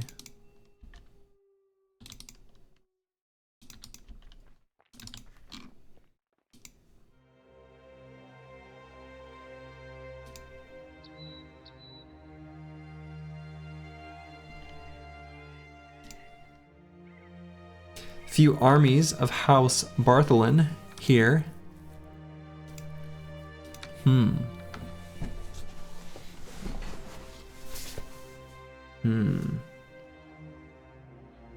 Hey, Rander Dude lurking in the chat. Thanks for the gift sub to Denazatello.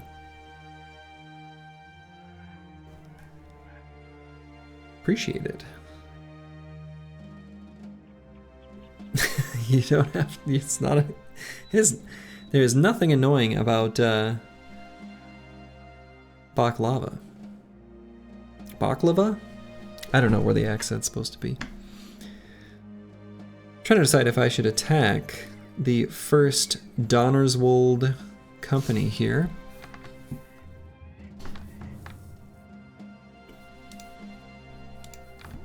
Finally recovered from most of our injuries. Here's an opportunity to get some more. We still have the Oath of Wrath.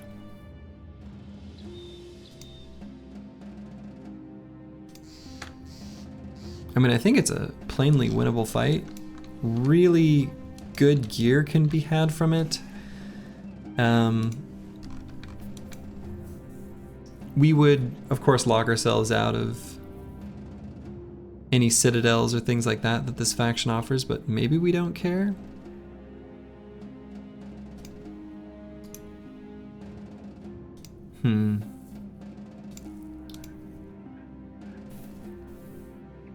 Fight both at once and it'll be a very spicy fight. True.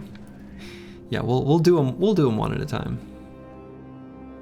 We'll do the first and then we'll do the second.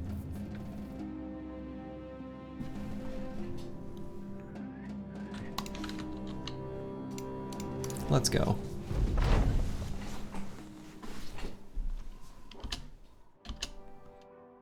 These crossbow bolts could hurt.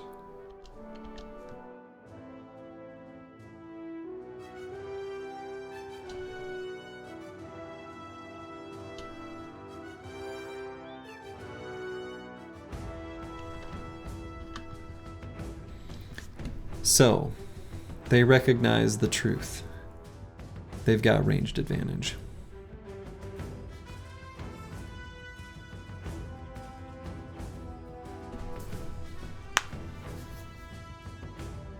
Are you worried about these fights bringing your rep below neutral? Yeah. A little bit. Since this is the only faction where that matters. Or the only origin. Since there are those specific events for it. A little bit.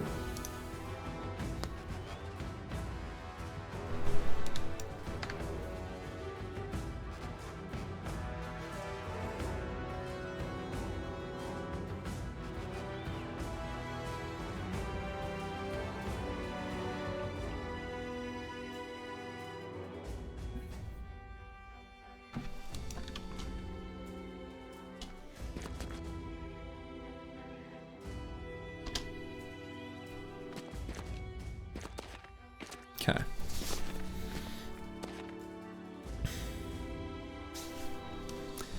It's kind of a weird opening.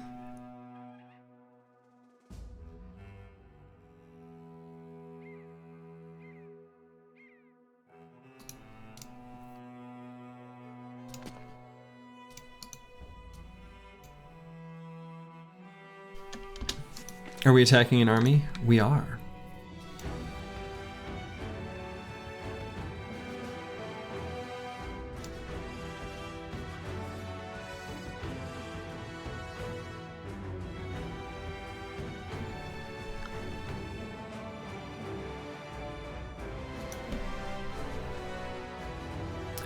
You caught up on all the VODs of this run while working this week and wish you'd found my channel sooner? How lovely!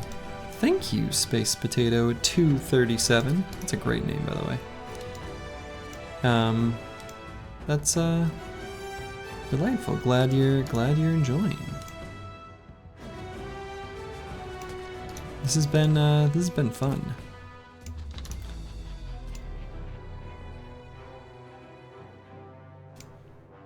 You know, this is heavy enough armor. Good enough melee defense. I can go here.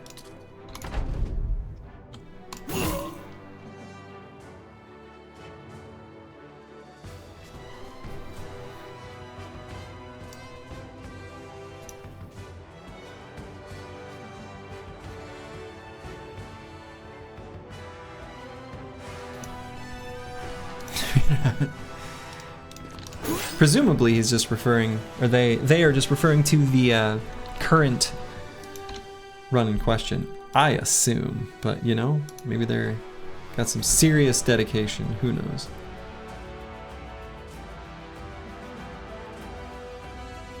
They just love Battle Brothers.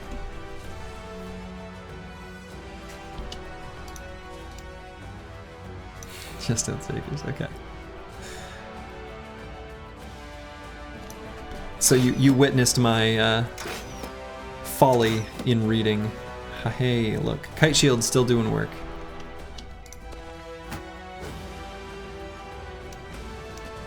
And I mentioned that instead of rally the troops, there'd probably be an opportunity where Pathfinder would allow me to move 2 hexes and still attack. Because of terrain, here we are. He had his own special pedestal just to illustrate that point.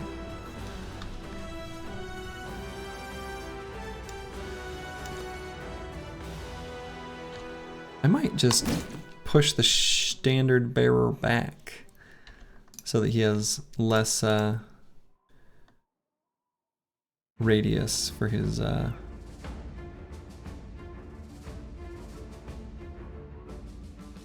guess it's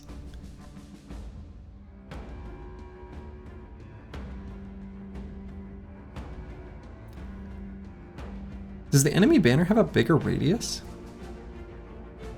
Is theirs 5? That's crazy if it's different from the player, because the player's is 4. I just assumed it was the same. Huh.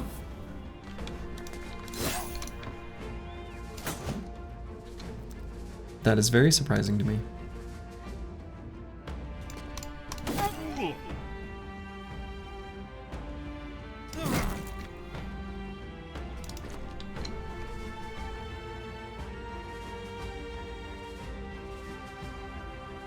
Okay, where to set up for gun blasting? I guess I could go to this high ground spot.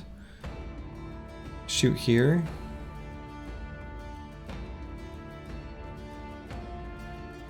Or here. It's not bad.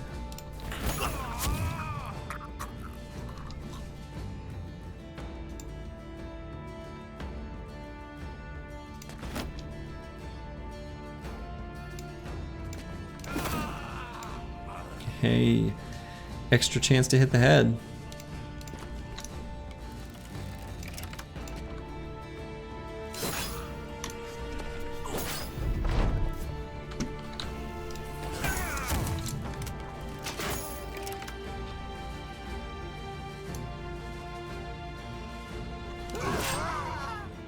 Nice.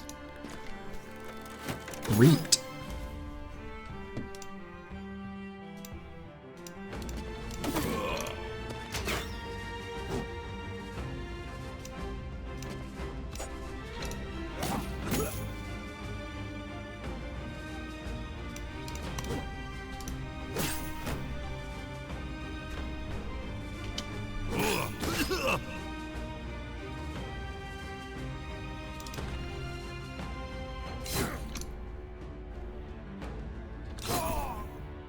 Kind of wonder how these fights would go without the Oath of Wrath.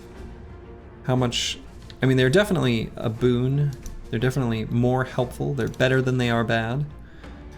But how much? Kind of hard to say.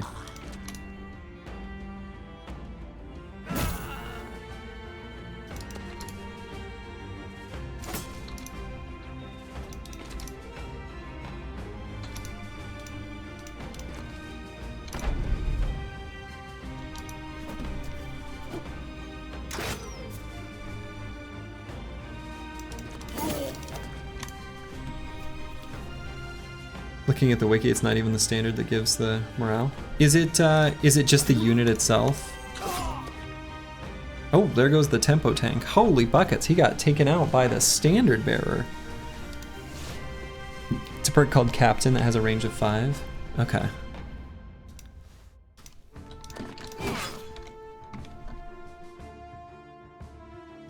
Knight has it too. Interesting. Kind of seems like the Oath is hurting more than helping, given your hit chances should generally be higher than enemy hit chances. I see what you're saying, like the sort of mathematical impact.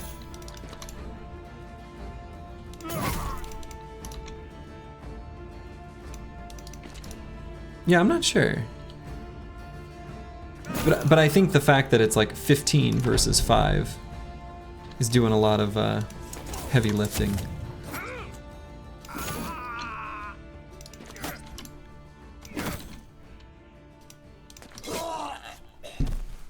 But certainly, yeah, it's got a downside. Barcode will tell you that. Or he would. Alright, we got a few male shirts, and padded nasal helmet is a nice, like, potential nimble helmet. And the male hauberk here, and a billhook. So, we lost one of our tempo tanks. I guess Hilmar could come back in.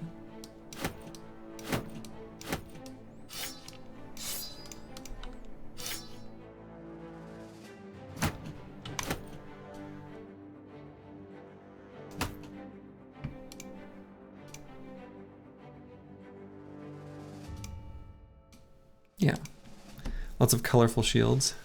Indeed. I really do like that they, you know, the insignia of the house is on the shields that they use. I do think that's really cool. And that there's a few different variants of it. There's like just the colored bars, and then there's the one with the actual, you know, coat of arms. It's a nice touch. It's very cool.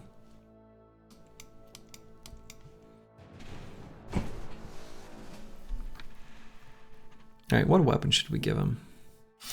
Give him one of these.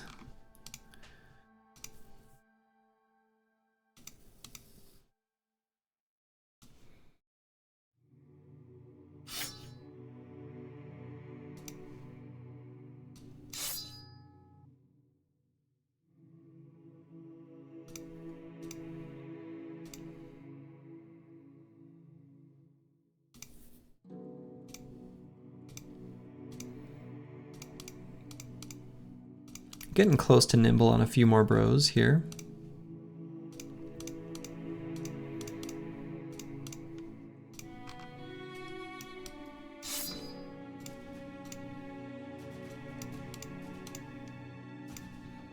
Einar, our freshly hired squire.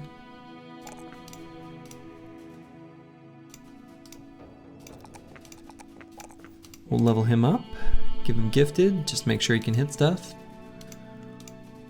Corvus Korak, hey, look at that. We got another bro hitting nimble. Hell yeah. Zergling is a weird name for the build. Like you give him adrenal glands and he becomes an insane late game damage dealer or what? Hey, the StarCraft reference, you love to hear it. Especially adrenal glands being the StarCraft Brood War attack speed upgrade. I'm pretty sure?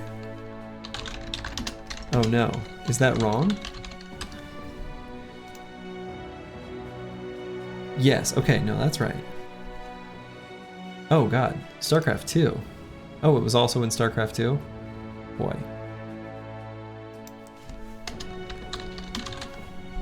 I actually didn't know that. I couldn't remember what it was called. Anyway, it doesn't matter. Yeah. Okay, good, you're thinking Brood War. good. Yeah, adrenal glands. I don't know.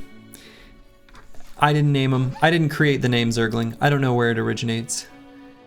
I think it's probably an adaptation. People in World of Warcraft would say Zerging to like run at people. It's a very weird thing. I don't understand exactly, but it's just like tempo. Focus on the early game. Be good now, even if it's not later. Which is kind of not true, because like Zerglings are awesome all game.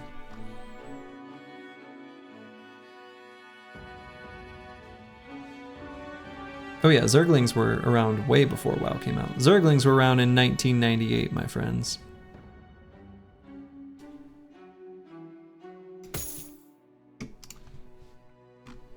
Alright, we can give him these two items together, which looks really nice, like they fit. So we're happy with that. Oh yeah, we know all about Zerglings. SC1 was way before White, or before WoW.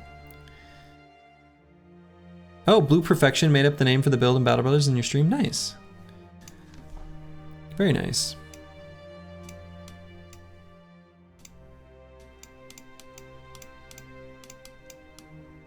Yeah, Blue Perfection is he was streaming for a while too, right? He was a good... I really liked watching him too. He had a really like formative impact on my understanding of Battle Brothers, and also I just really liked his streaming style. He explained things nicely. He was fairly cautious, but and he would explain when and why and where. He's good at making forged throwers, so I flame him for something. Forged throwers? Huh.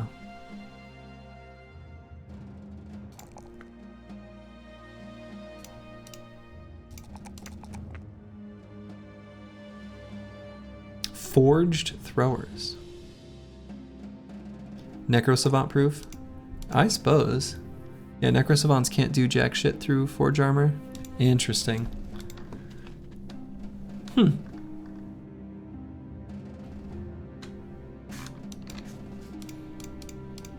I suppose. Alright, let's fight more House Bartholin.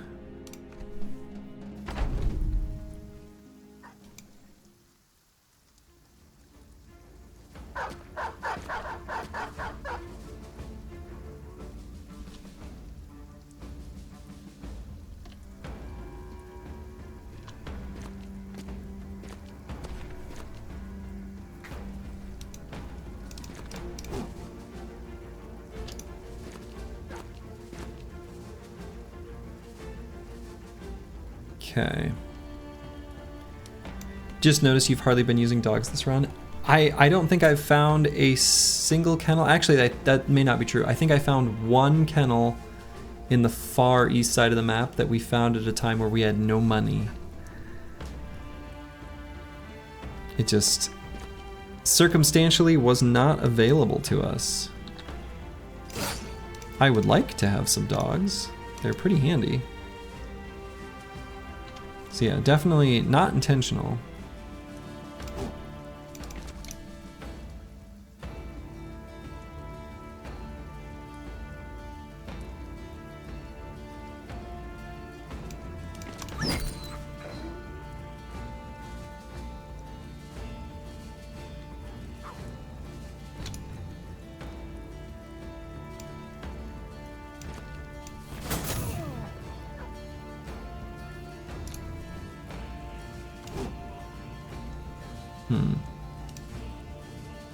We're doing a lot of missing.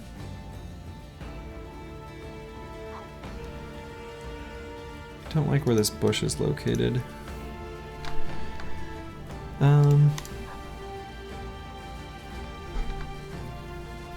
I don't want to give these billmen many good targets. So, what's my plan? I could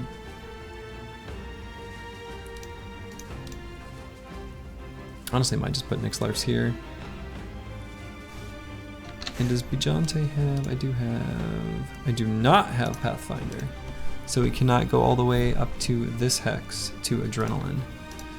You'd have to go to here to Adrenaline to move down. I guess I'll just go here. That's good enough. Actually, we can back up.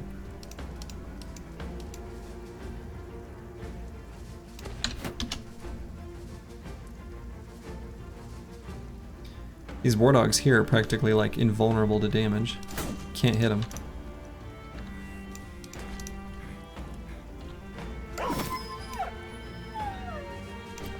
Now that I said something.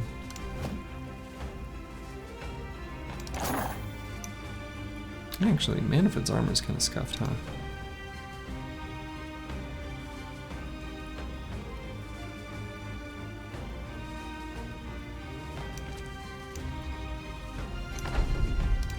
It's like a slightly risky place for Bijante to be.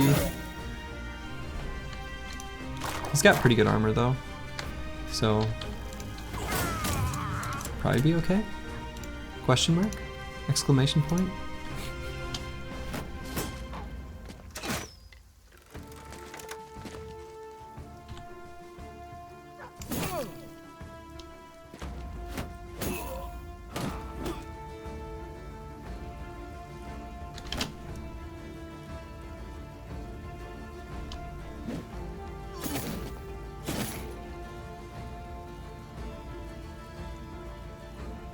Why did I say slightly risky?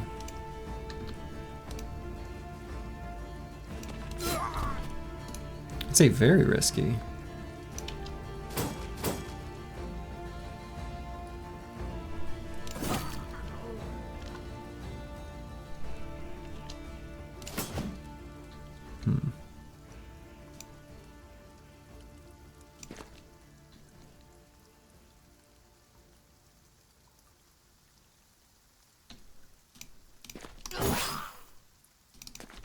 I don't want to lose him for no reason. That would be so stupid. I've done this many times to him now.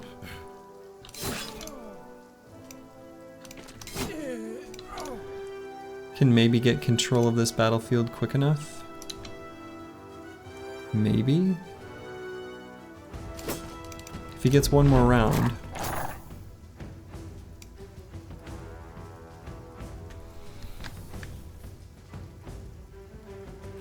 This seems really bad, but I want to put an overwhelm stack on these guys. Yeah.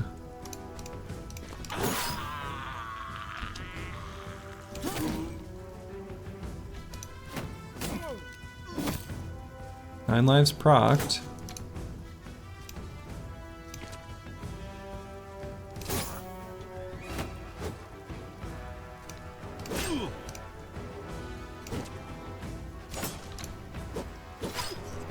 Damn.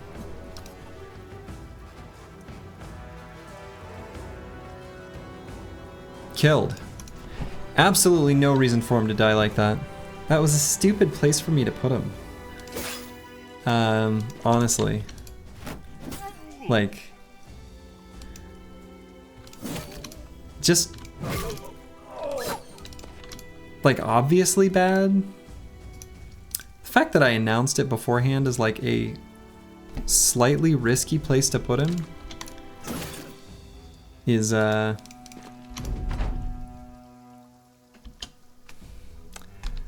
disappointing.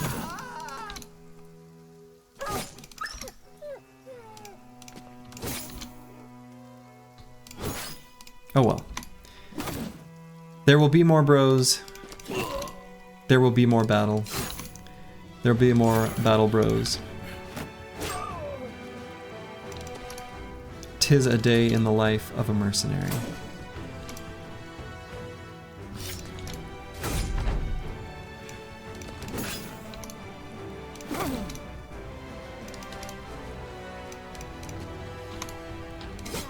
We done goofed.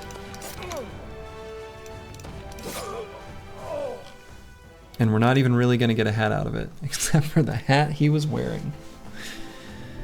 We lost that direwolf pelt attachment too, on the adorned warrior's armor or whatever that's called. It's been a really nice, handy build to have available. I was kind of enjoying that little Swiss Army knife. Put it in a position, adrenaline. Yeah, that's too bad.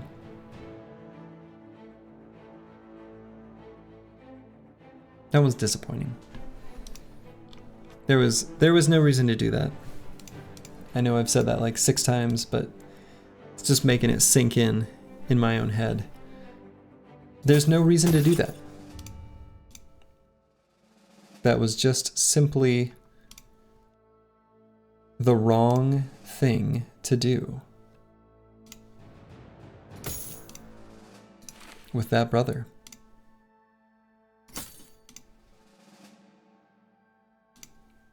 'Twas just dumb.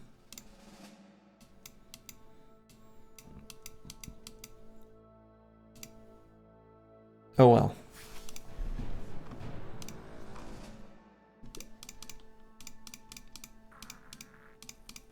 There are sword masters out on the map, waiting to be hired.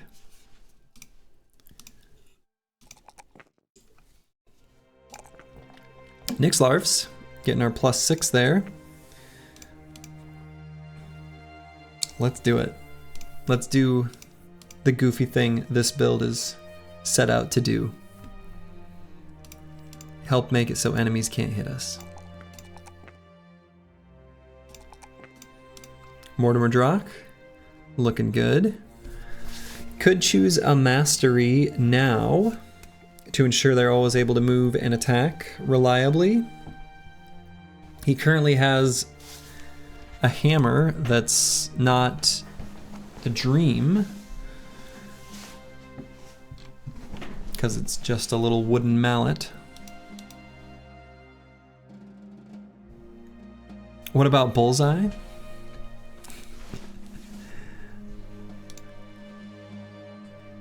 Oh, sins.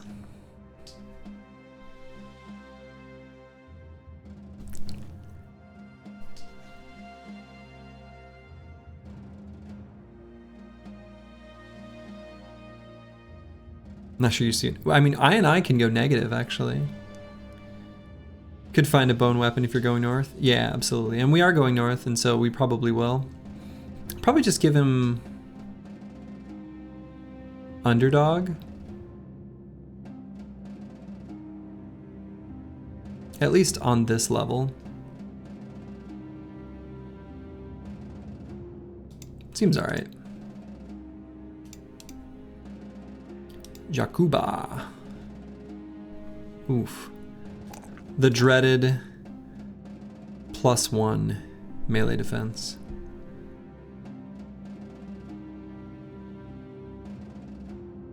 I think we just take it. And we'll give him underdog, because we're putting him in harm's way very intentionally, very frequently. Final overdrive can get nimble. Hell yeah. Can give him a different helmet. This setup I think will work just fine for now. Looks nice.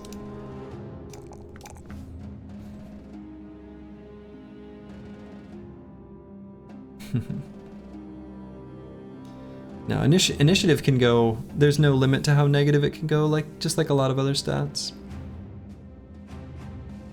Well, no feasible limit, I should say.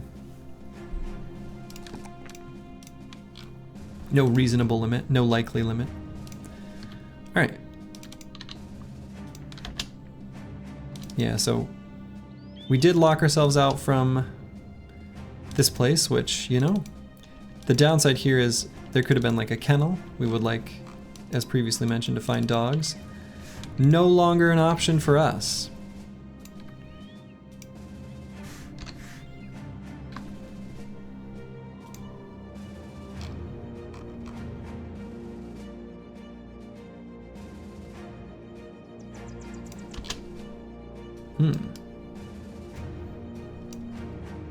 Wide open spaces here.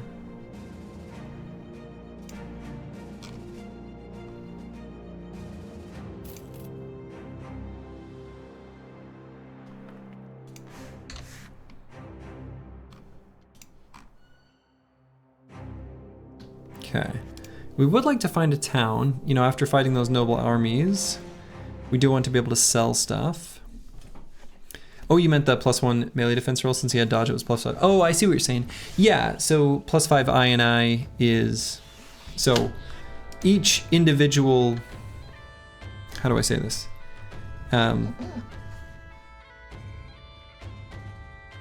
So 15%.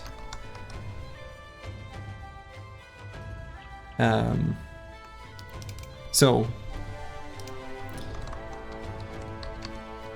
each 6.6 repeating points of initiative results in 1 melee defense and 1 range defense. Yeah, so 5 is exactly. So 5 is 0.75. Yep.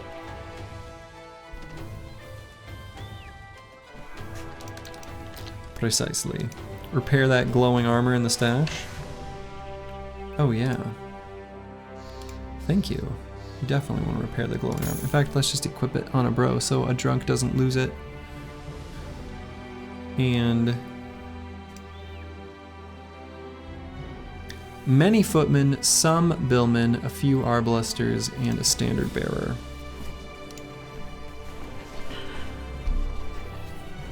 We're down a bro. We don't really have anyone else we can send in. I don't really... I mean...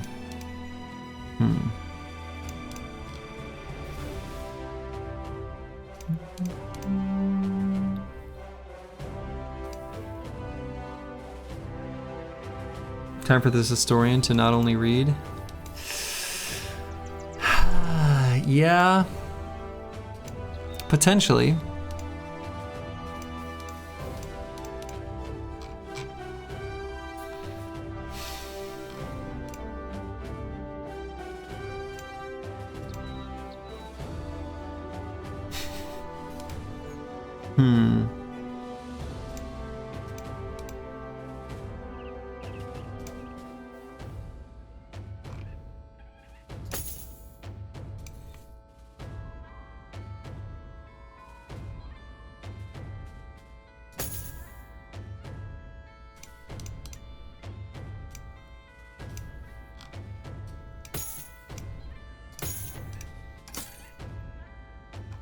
Even a mule with a polearm is better than nothing, right? Yeah. I agree. We can give him just like a billhook. I mean, there's like a slight risk of them getting chonked by an arbalester. Taken before his time. But yeah, we'll definitely put him in just to hold a polearm. If we do the fight. I'm kind of thinking...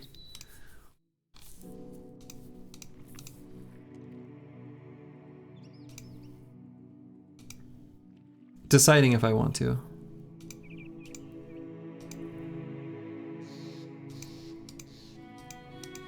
We lost kind of a powerful damage dealer. And it was a company, it was a group about this size, only 3 of the enemies were dogs.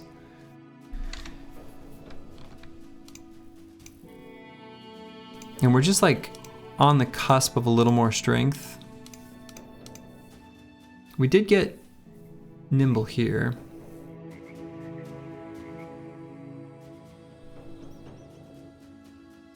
How do you get the mule gear in vanilla? We got our mules, our boys who are just holding stuff.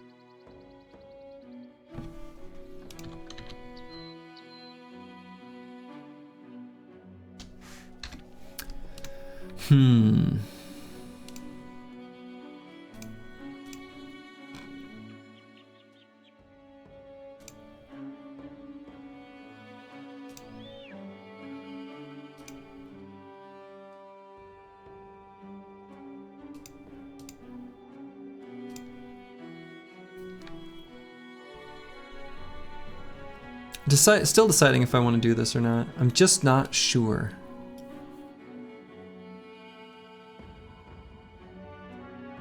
I'm like...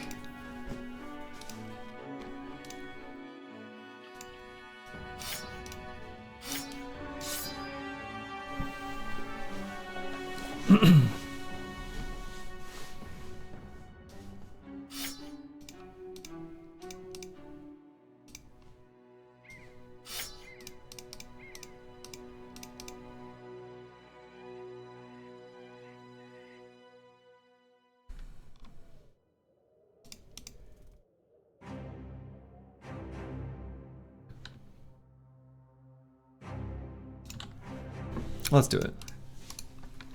You only YOLO once.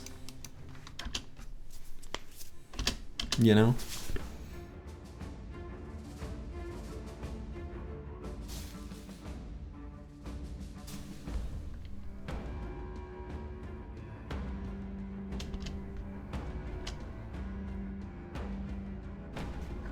You're gonna play the old remain stationary game. Forming our battle lines. Then I shall do likewise. Okay.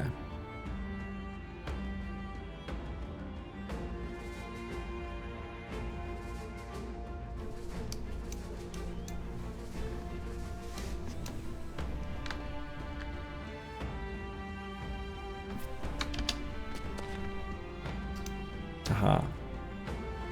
That's the spoopy boy.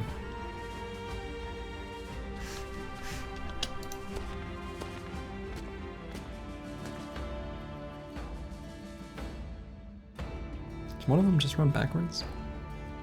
That was weird.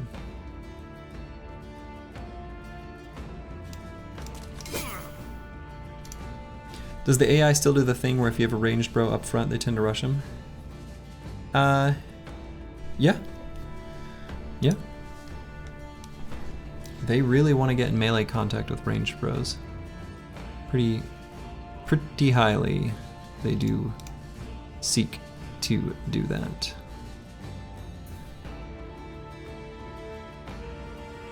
Okay, depending on where...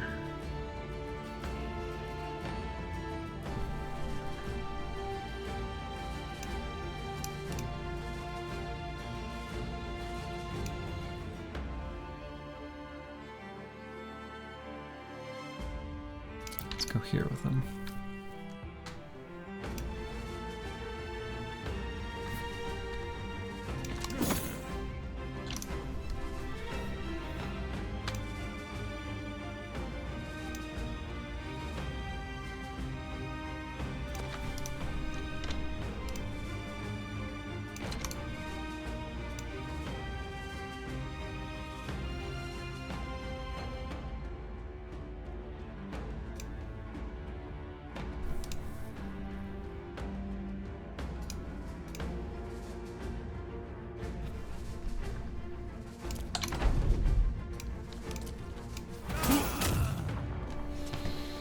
Okay, do I leave Final Overdrive here or do I move him? I think...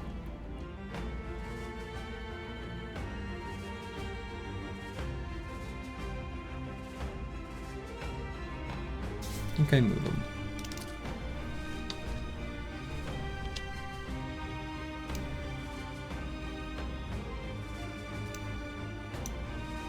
Oh, I made it so I can't... Yes. How do I feel about this hex? Not good enough. We'll let this guy get his shot off from the high ground, I guess. No, he chose to leave the high ground.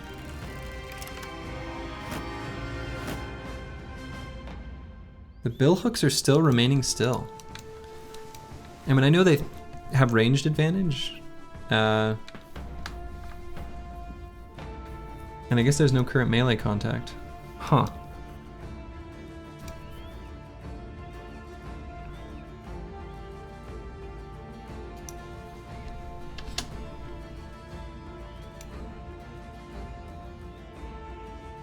Who just rallied? The banner. In the back.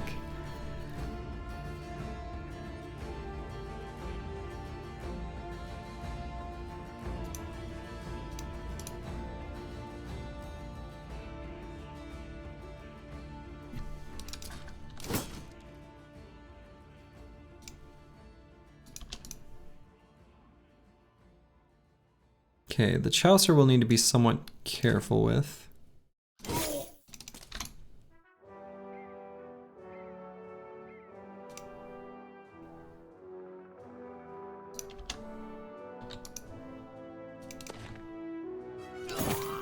$69, nice.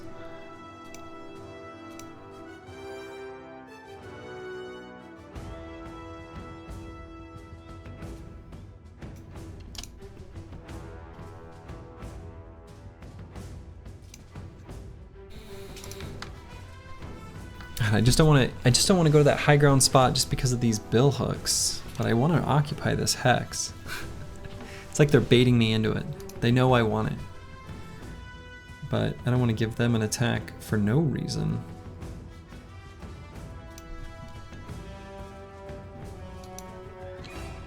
I'm killing all the fancy enemies today. That's the goal.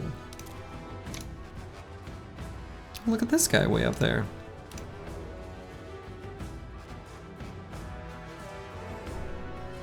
I mean, if we just poke the front line and their billhooks don't move.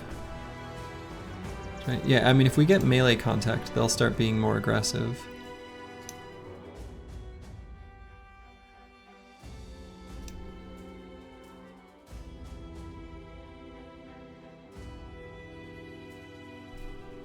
Just kind of handling it with kid gloves.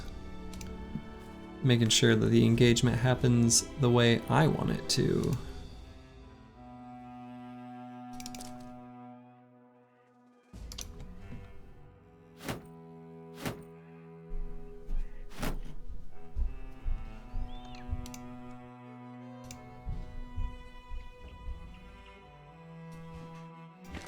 Okay.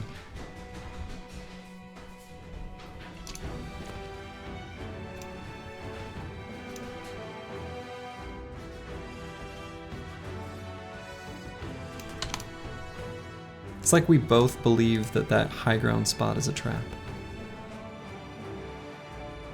And is it? Who could even ever know? What if I took it on Nyx Larfs? So if I took it on Nyx Larfs, there would be melee contact.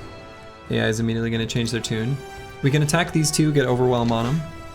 Between that Overwhelm and his confident state with his dodge, he'll have 42 melee defense. A little bit less once I attack.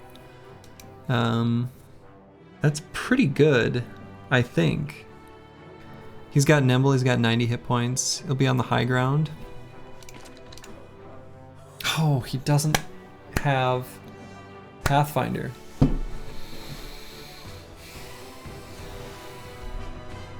Shit. I keep forgetting that. Oh, shit. Well, so much for the Overwhelm. I guess I'll just end turn, huh?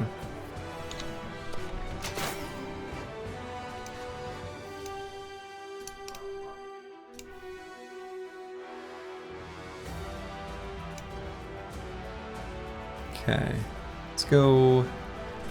Let's limit melee contact against him. Let's go here and shield wall. We learned Pathfinder good. Especially when you know if you have it or not, you know?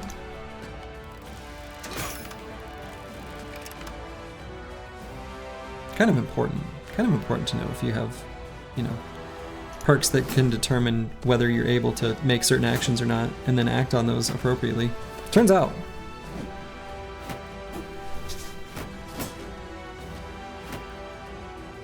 Okay, still decent amount of missing going on their side, so that's good. Alright, Einar. We'll see what he ends up doing on his turn. Good work, Manfred. Good work, Hilmar. Good work, Mortimer Drock.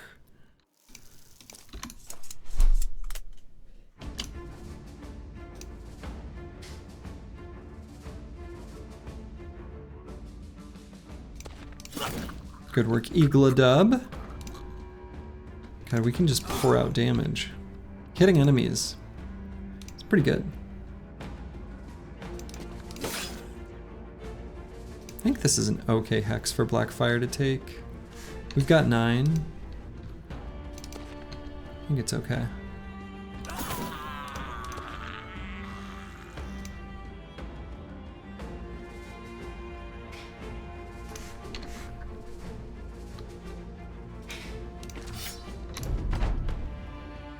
All right, now we can reap.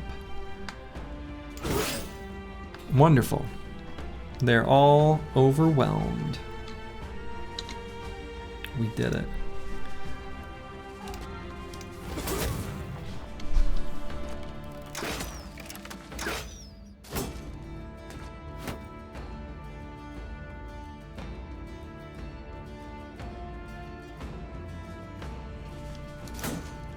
Build justified. Exactly. This guy gets it. Ain't his first Slurgy stream. Run secured.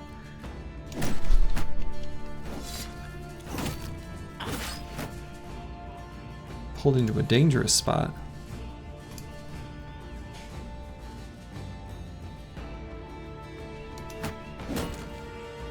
Knocked off of our high ground. Unbelievable.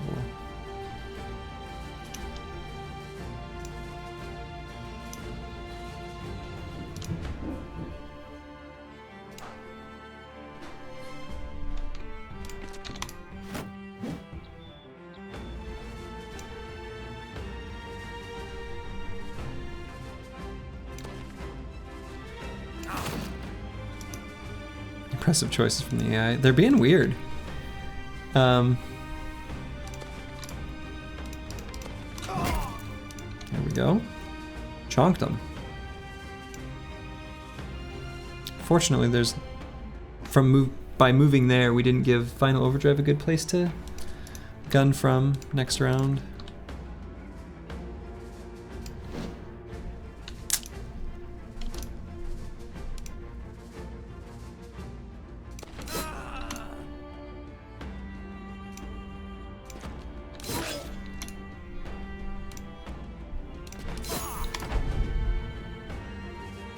Could maybe still justify attacking here.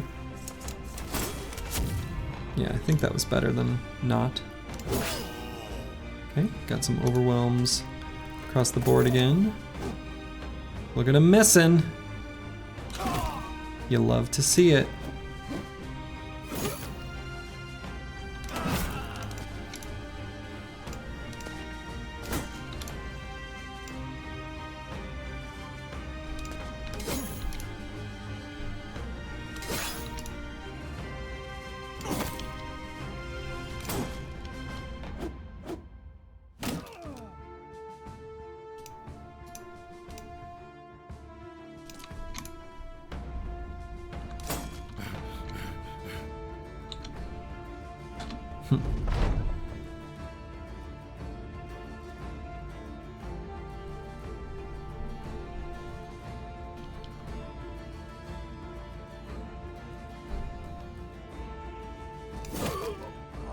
Excellent. Take that. And that. And that. Don't you run from me.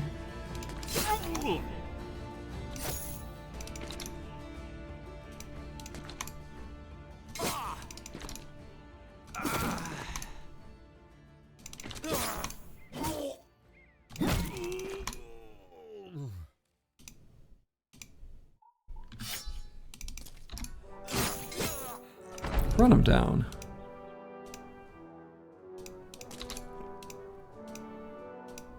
We are so close to being able to reach them.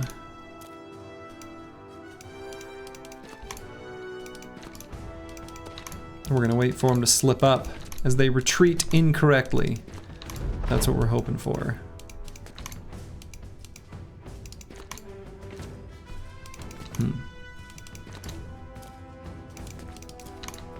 Well, they solved the riddle. Okay. Whew. Nobody died. And we got a bunch of stuff. Gonna have to play the inventory game here a little bit.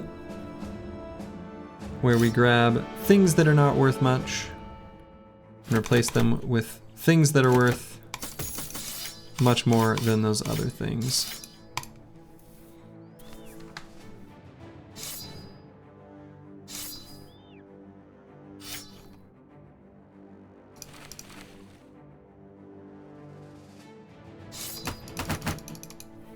Getting close.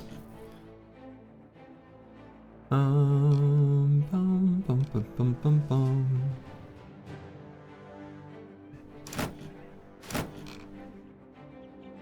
That's good enough for me. Most of this stuff here isn't worth much. Yeah, Prey AI uses auto retreat? No kidding. Where they just suddenly, instead of running, you know, the direction that is away from the enemies, they're like, I'll just pick a random one.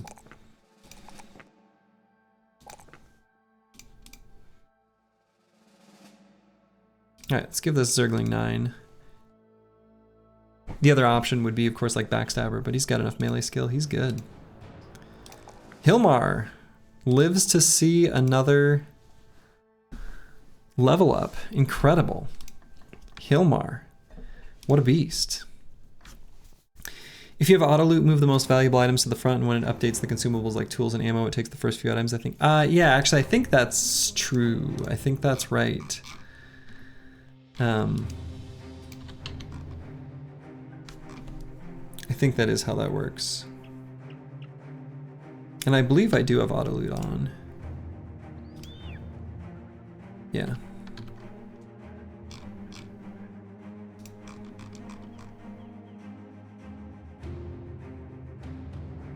We need to get back to somewhere where we can sell stuff. Could chase them through the forest, but I think it'll be okay to not go on a wild goose hunt chasing briggies through the forest.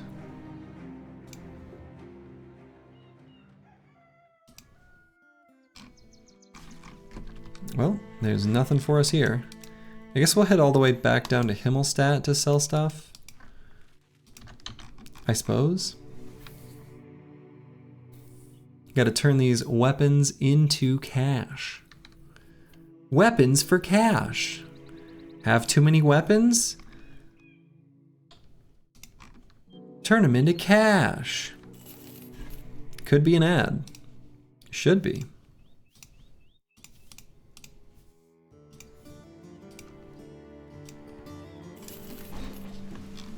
All right, do I just sell basically everything?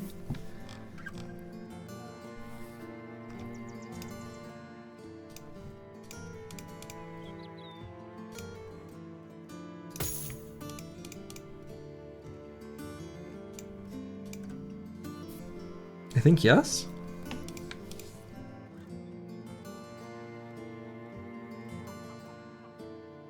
Yep. Got a few nimble helmets that I'm hanging on to.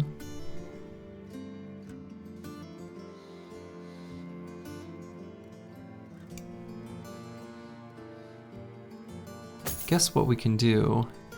We can make use of some of these nasal helmets with mail, actually. What am I doing? I should put these on. Does anyone watch Philip play this game? Who is Philip? I don't know who that person is.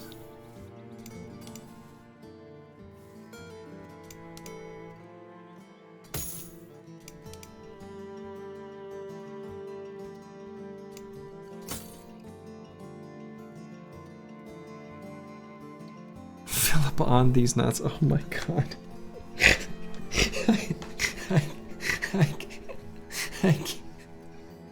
I can't believe I just got like that. Oh no. God damn it. Oh my god. Wow. Yeah, I just got. I got real bad. He's better than me, I admit. Damn it.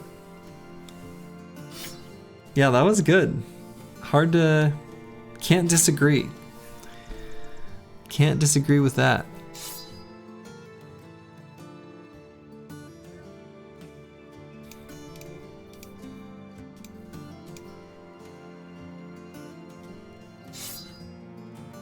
Do I really need to keep this many billhooks? I guess I don't.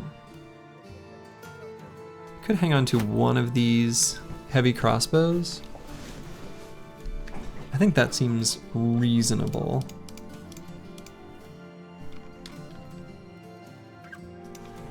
God, Philip on these nuts. Incredible. When I was really thinking, like, you know, there's a few other Battle Brothers streamers, like, you know, one of them, their given name might be Philip, right? Previously said, you know, mine that my parents gave me, it was Scott, right? There's probably a Philip. I'm thinking, like, I don't know, is feeding friendly? Is his name Philip? I wouldn't think so, but who knows? I know Some Weird Sins is not a Philip. Let's hang on to this mansplitter, actually. Let's keep that stowed away somewhere.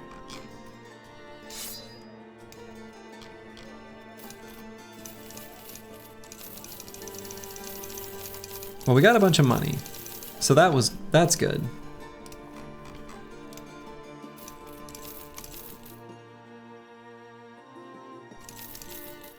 And food here is comically cheap because of this good harvest.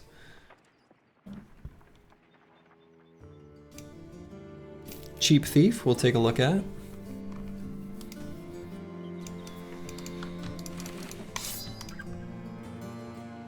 Cheap Thief who, again, we have to remember the stats and how they're being affected. Min-rolled melee defense at 5. However,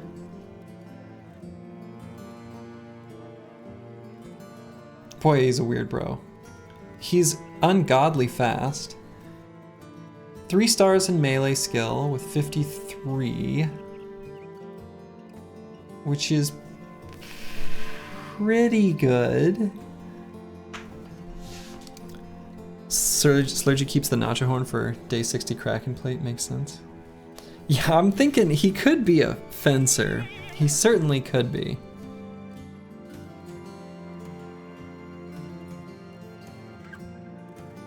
What's the candle trait? It's negative resolve.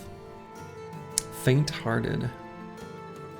So, he min-rolled resolve and has faint-hearted. He also min-rolled hit points, but then max-rolled fatigue. Whipping boy? Yeah.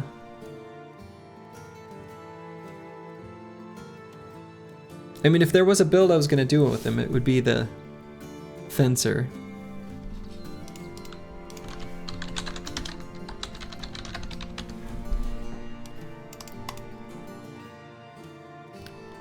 Keep him to the side for the moment.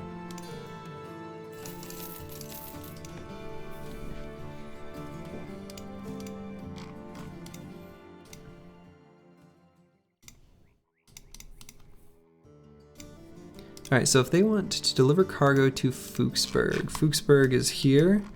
Okay, we're gonna do that. And the reason we're gonna do that is we're gonna deliver cargo to Fuchsburg. We're gonna stop by the Citadel on the way. We're gonna sell wine and possibly other foodstuffs there. I bet you that this other food will probably sell for more than it's worth as well.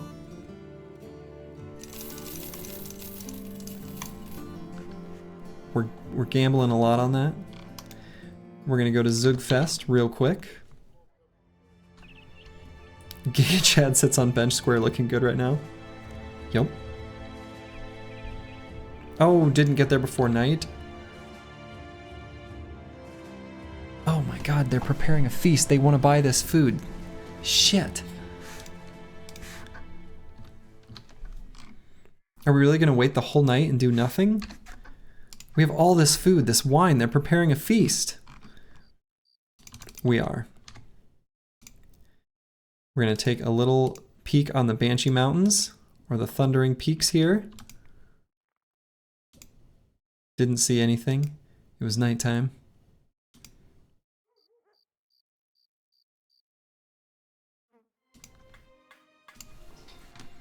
Oh my god, look at the sale price on this food. I've never had a better deal from selling food. From a good harvest to a preparing feast, incredible. This is great. All right, we're gonna sell the dyes. We're gonna sell the wine. We're gonna sell the smoked ham. We're gonna sell the cured venison. We're gonna sell these masterfully cured rations. We can sell ground grains for 105? Look at this nonsense. I can't believe this.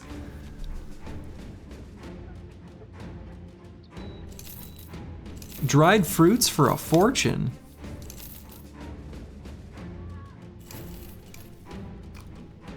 Time to buy those 3 hedge knights. We not eating tonight, boys. We'll leave a little food.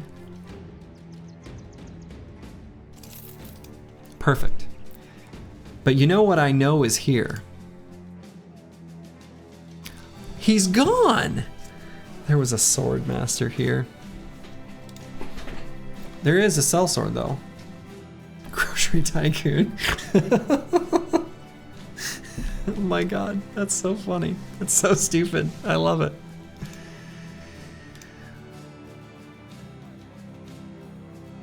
Oh. Polearm for sale. It's not very exciting.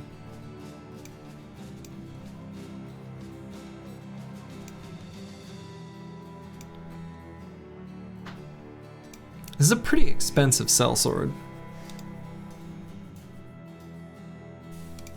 I want to recruit bros that aren't just sellswords, I promise. I promise my goal is not just Slurgy only hires sellswords. I wanted it to be a swordmaster. But we are open for lots of different ideas. We're open for ranged bros. He's kind of expensive. But we are sitting at 11 bros. What do we need or want? So we've got like 2 bros we want to replace that are like tempo builds. We have 3 bros we want to replace that are like tempo builds.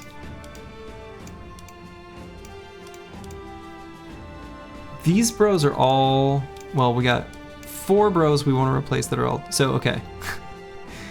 We have 7 good bros that are like on the team for realsies for the long haul. Right, we got Nick Slarf's the fencer. Sellswords in a mercenary company. Mortimer Drock, fatigue neutral. Igladub, our fencer. Corvus Koraka, fencer. The Chaucer, our godly banner. Final Overdrive, initiative gunner. And Blackfire, a fatigue neutral. We want to replace everyone. Not everyone. So we've got plenty of room for a lot of different types of roles where we can be pretty open. Screw it. Oh, he's good. Great axe, an easily obtainable weapon too. Too expensive IMO. I kind of agree with you, except I know I'm gonna want to head north, and I know that we may not have opportunities to hire easily. And we've got the money. Got to try to get more Oathtakers for the roleplay. I mean, that's what I, like, genuinely, I would love to hire Oathtakers. I kind of want that. Anyway, this bro is great. The 60 melee skill is unfortunately a little low.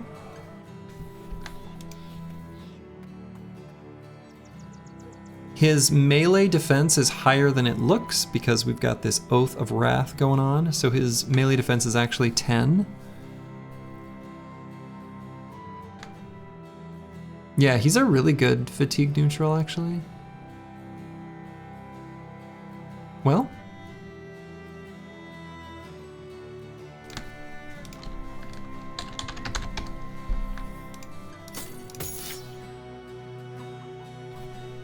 Oh yeah, Bijante died. So Vigilante V2. Actually, we'll make it even better. Vigilante 2.0. How about that?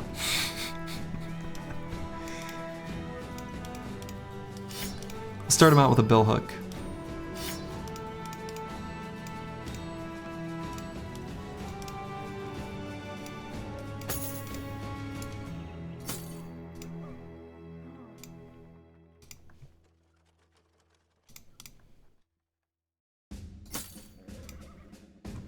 Okay. First level up. Excellent. Do we still have our bro that will be using the named billhook? We do. Final overdrive.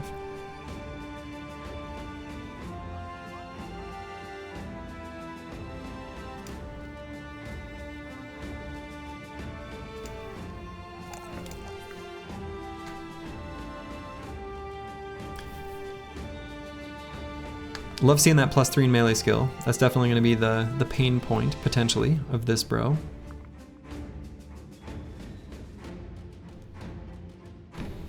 Yeah, if Vigilante high rolls melee attack a little, he's nuts. Agreed, agreed, agreed. And I think we'll probably... I'm debating on whether to take the +4 resolve here. I think I probably take one of these. That feels right, if it's available. More +3s. Hell yeah. Hell yeah. Alright, let's go 9 and gifted. Or Colossus. Let's go gifted. Could maybe still patch resolve. We know we'll get +4s available to us the whole rest of the time. We'll probably get like one more +4. Let's just keep pumping hit points for now for safety. Do you have a benchmark on resolve for Newt's Slurgy? I really like, I guess it sort of depends on the type of fatigue neutral and if I am going to give him Fort Mind or not. I think based on this bro, who I'm not going to do like weird stuff with dodge, I think I'm probably going to,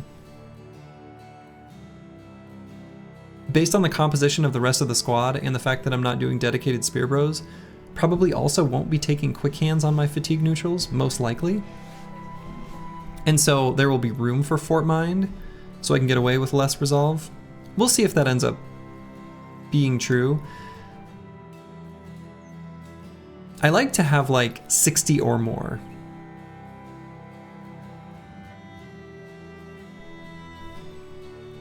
But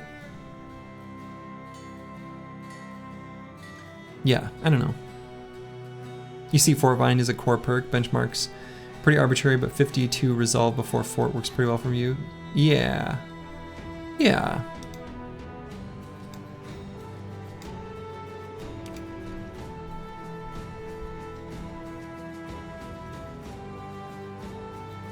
I don't know, I tend to prioritize resolve higher than others. Yeah, we do have a god banner this run, so slightly lower resolve is okay. Is true. Yep.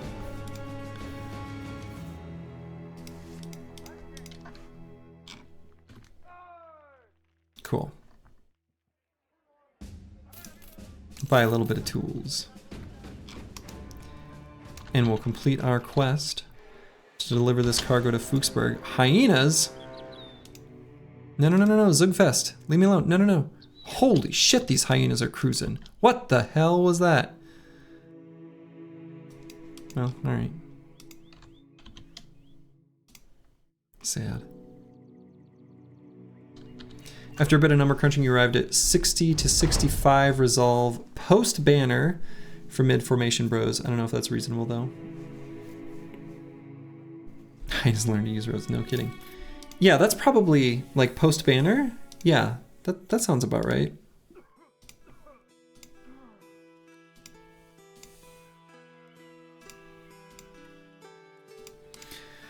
All right.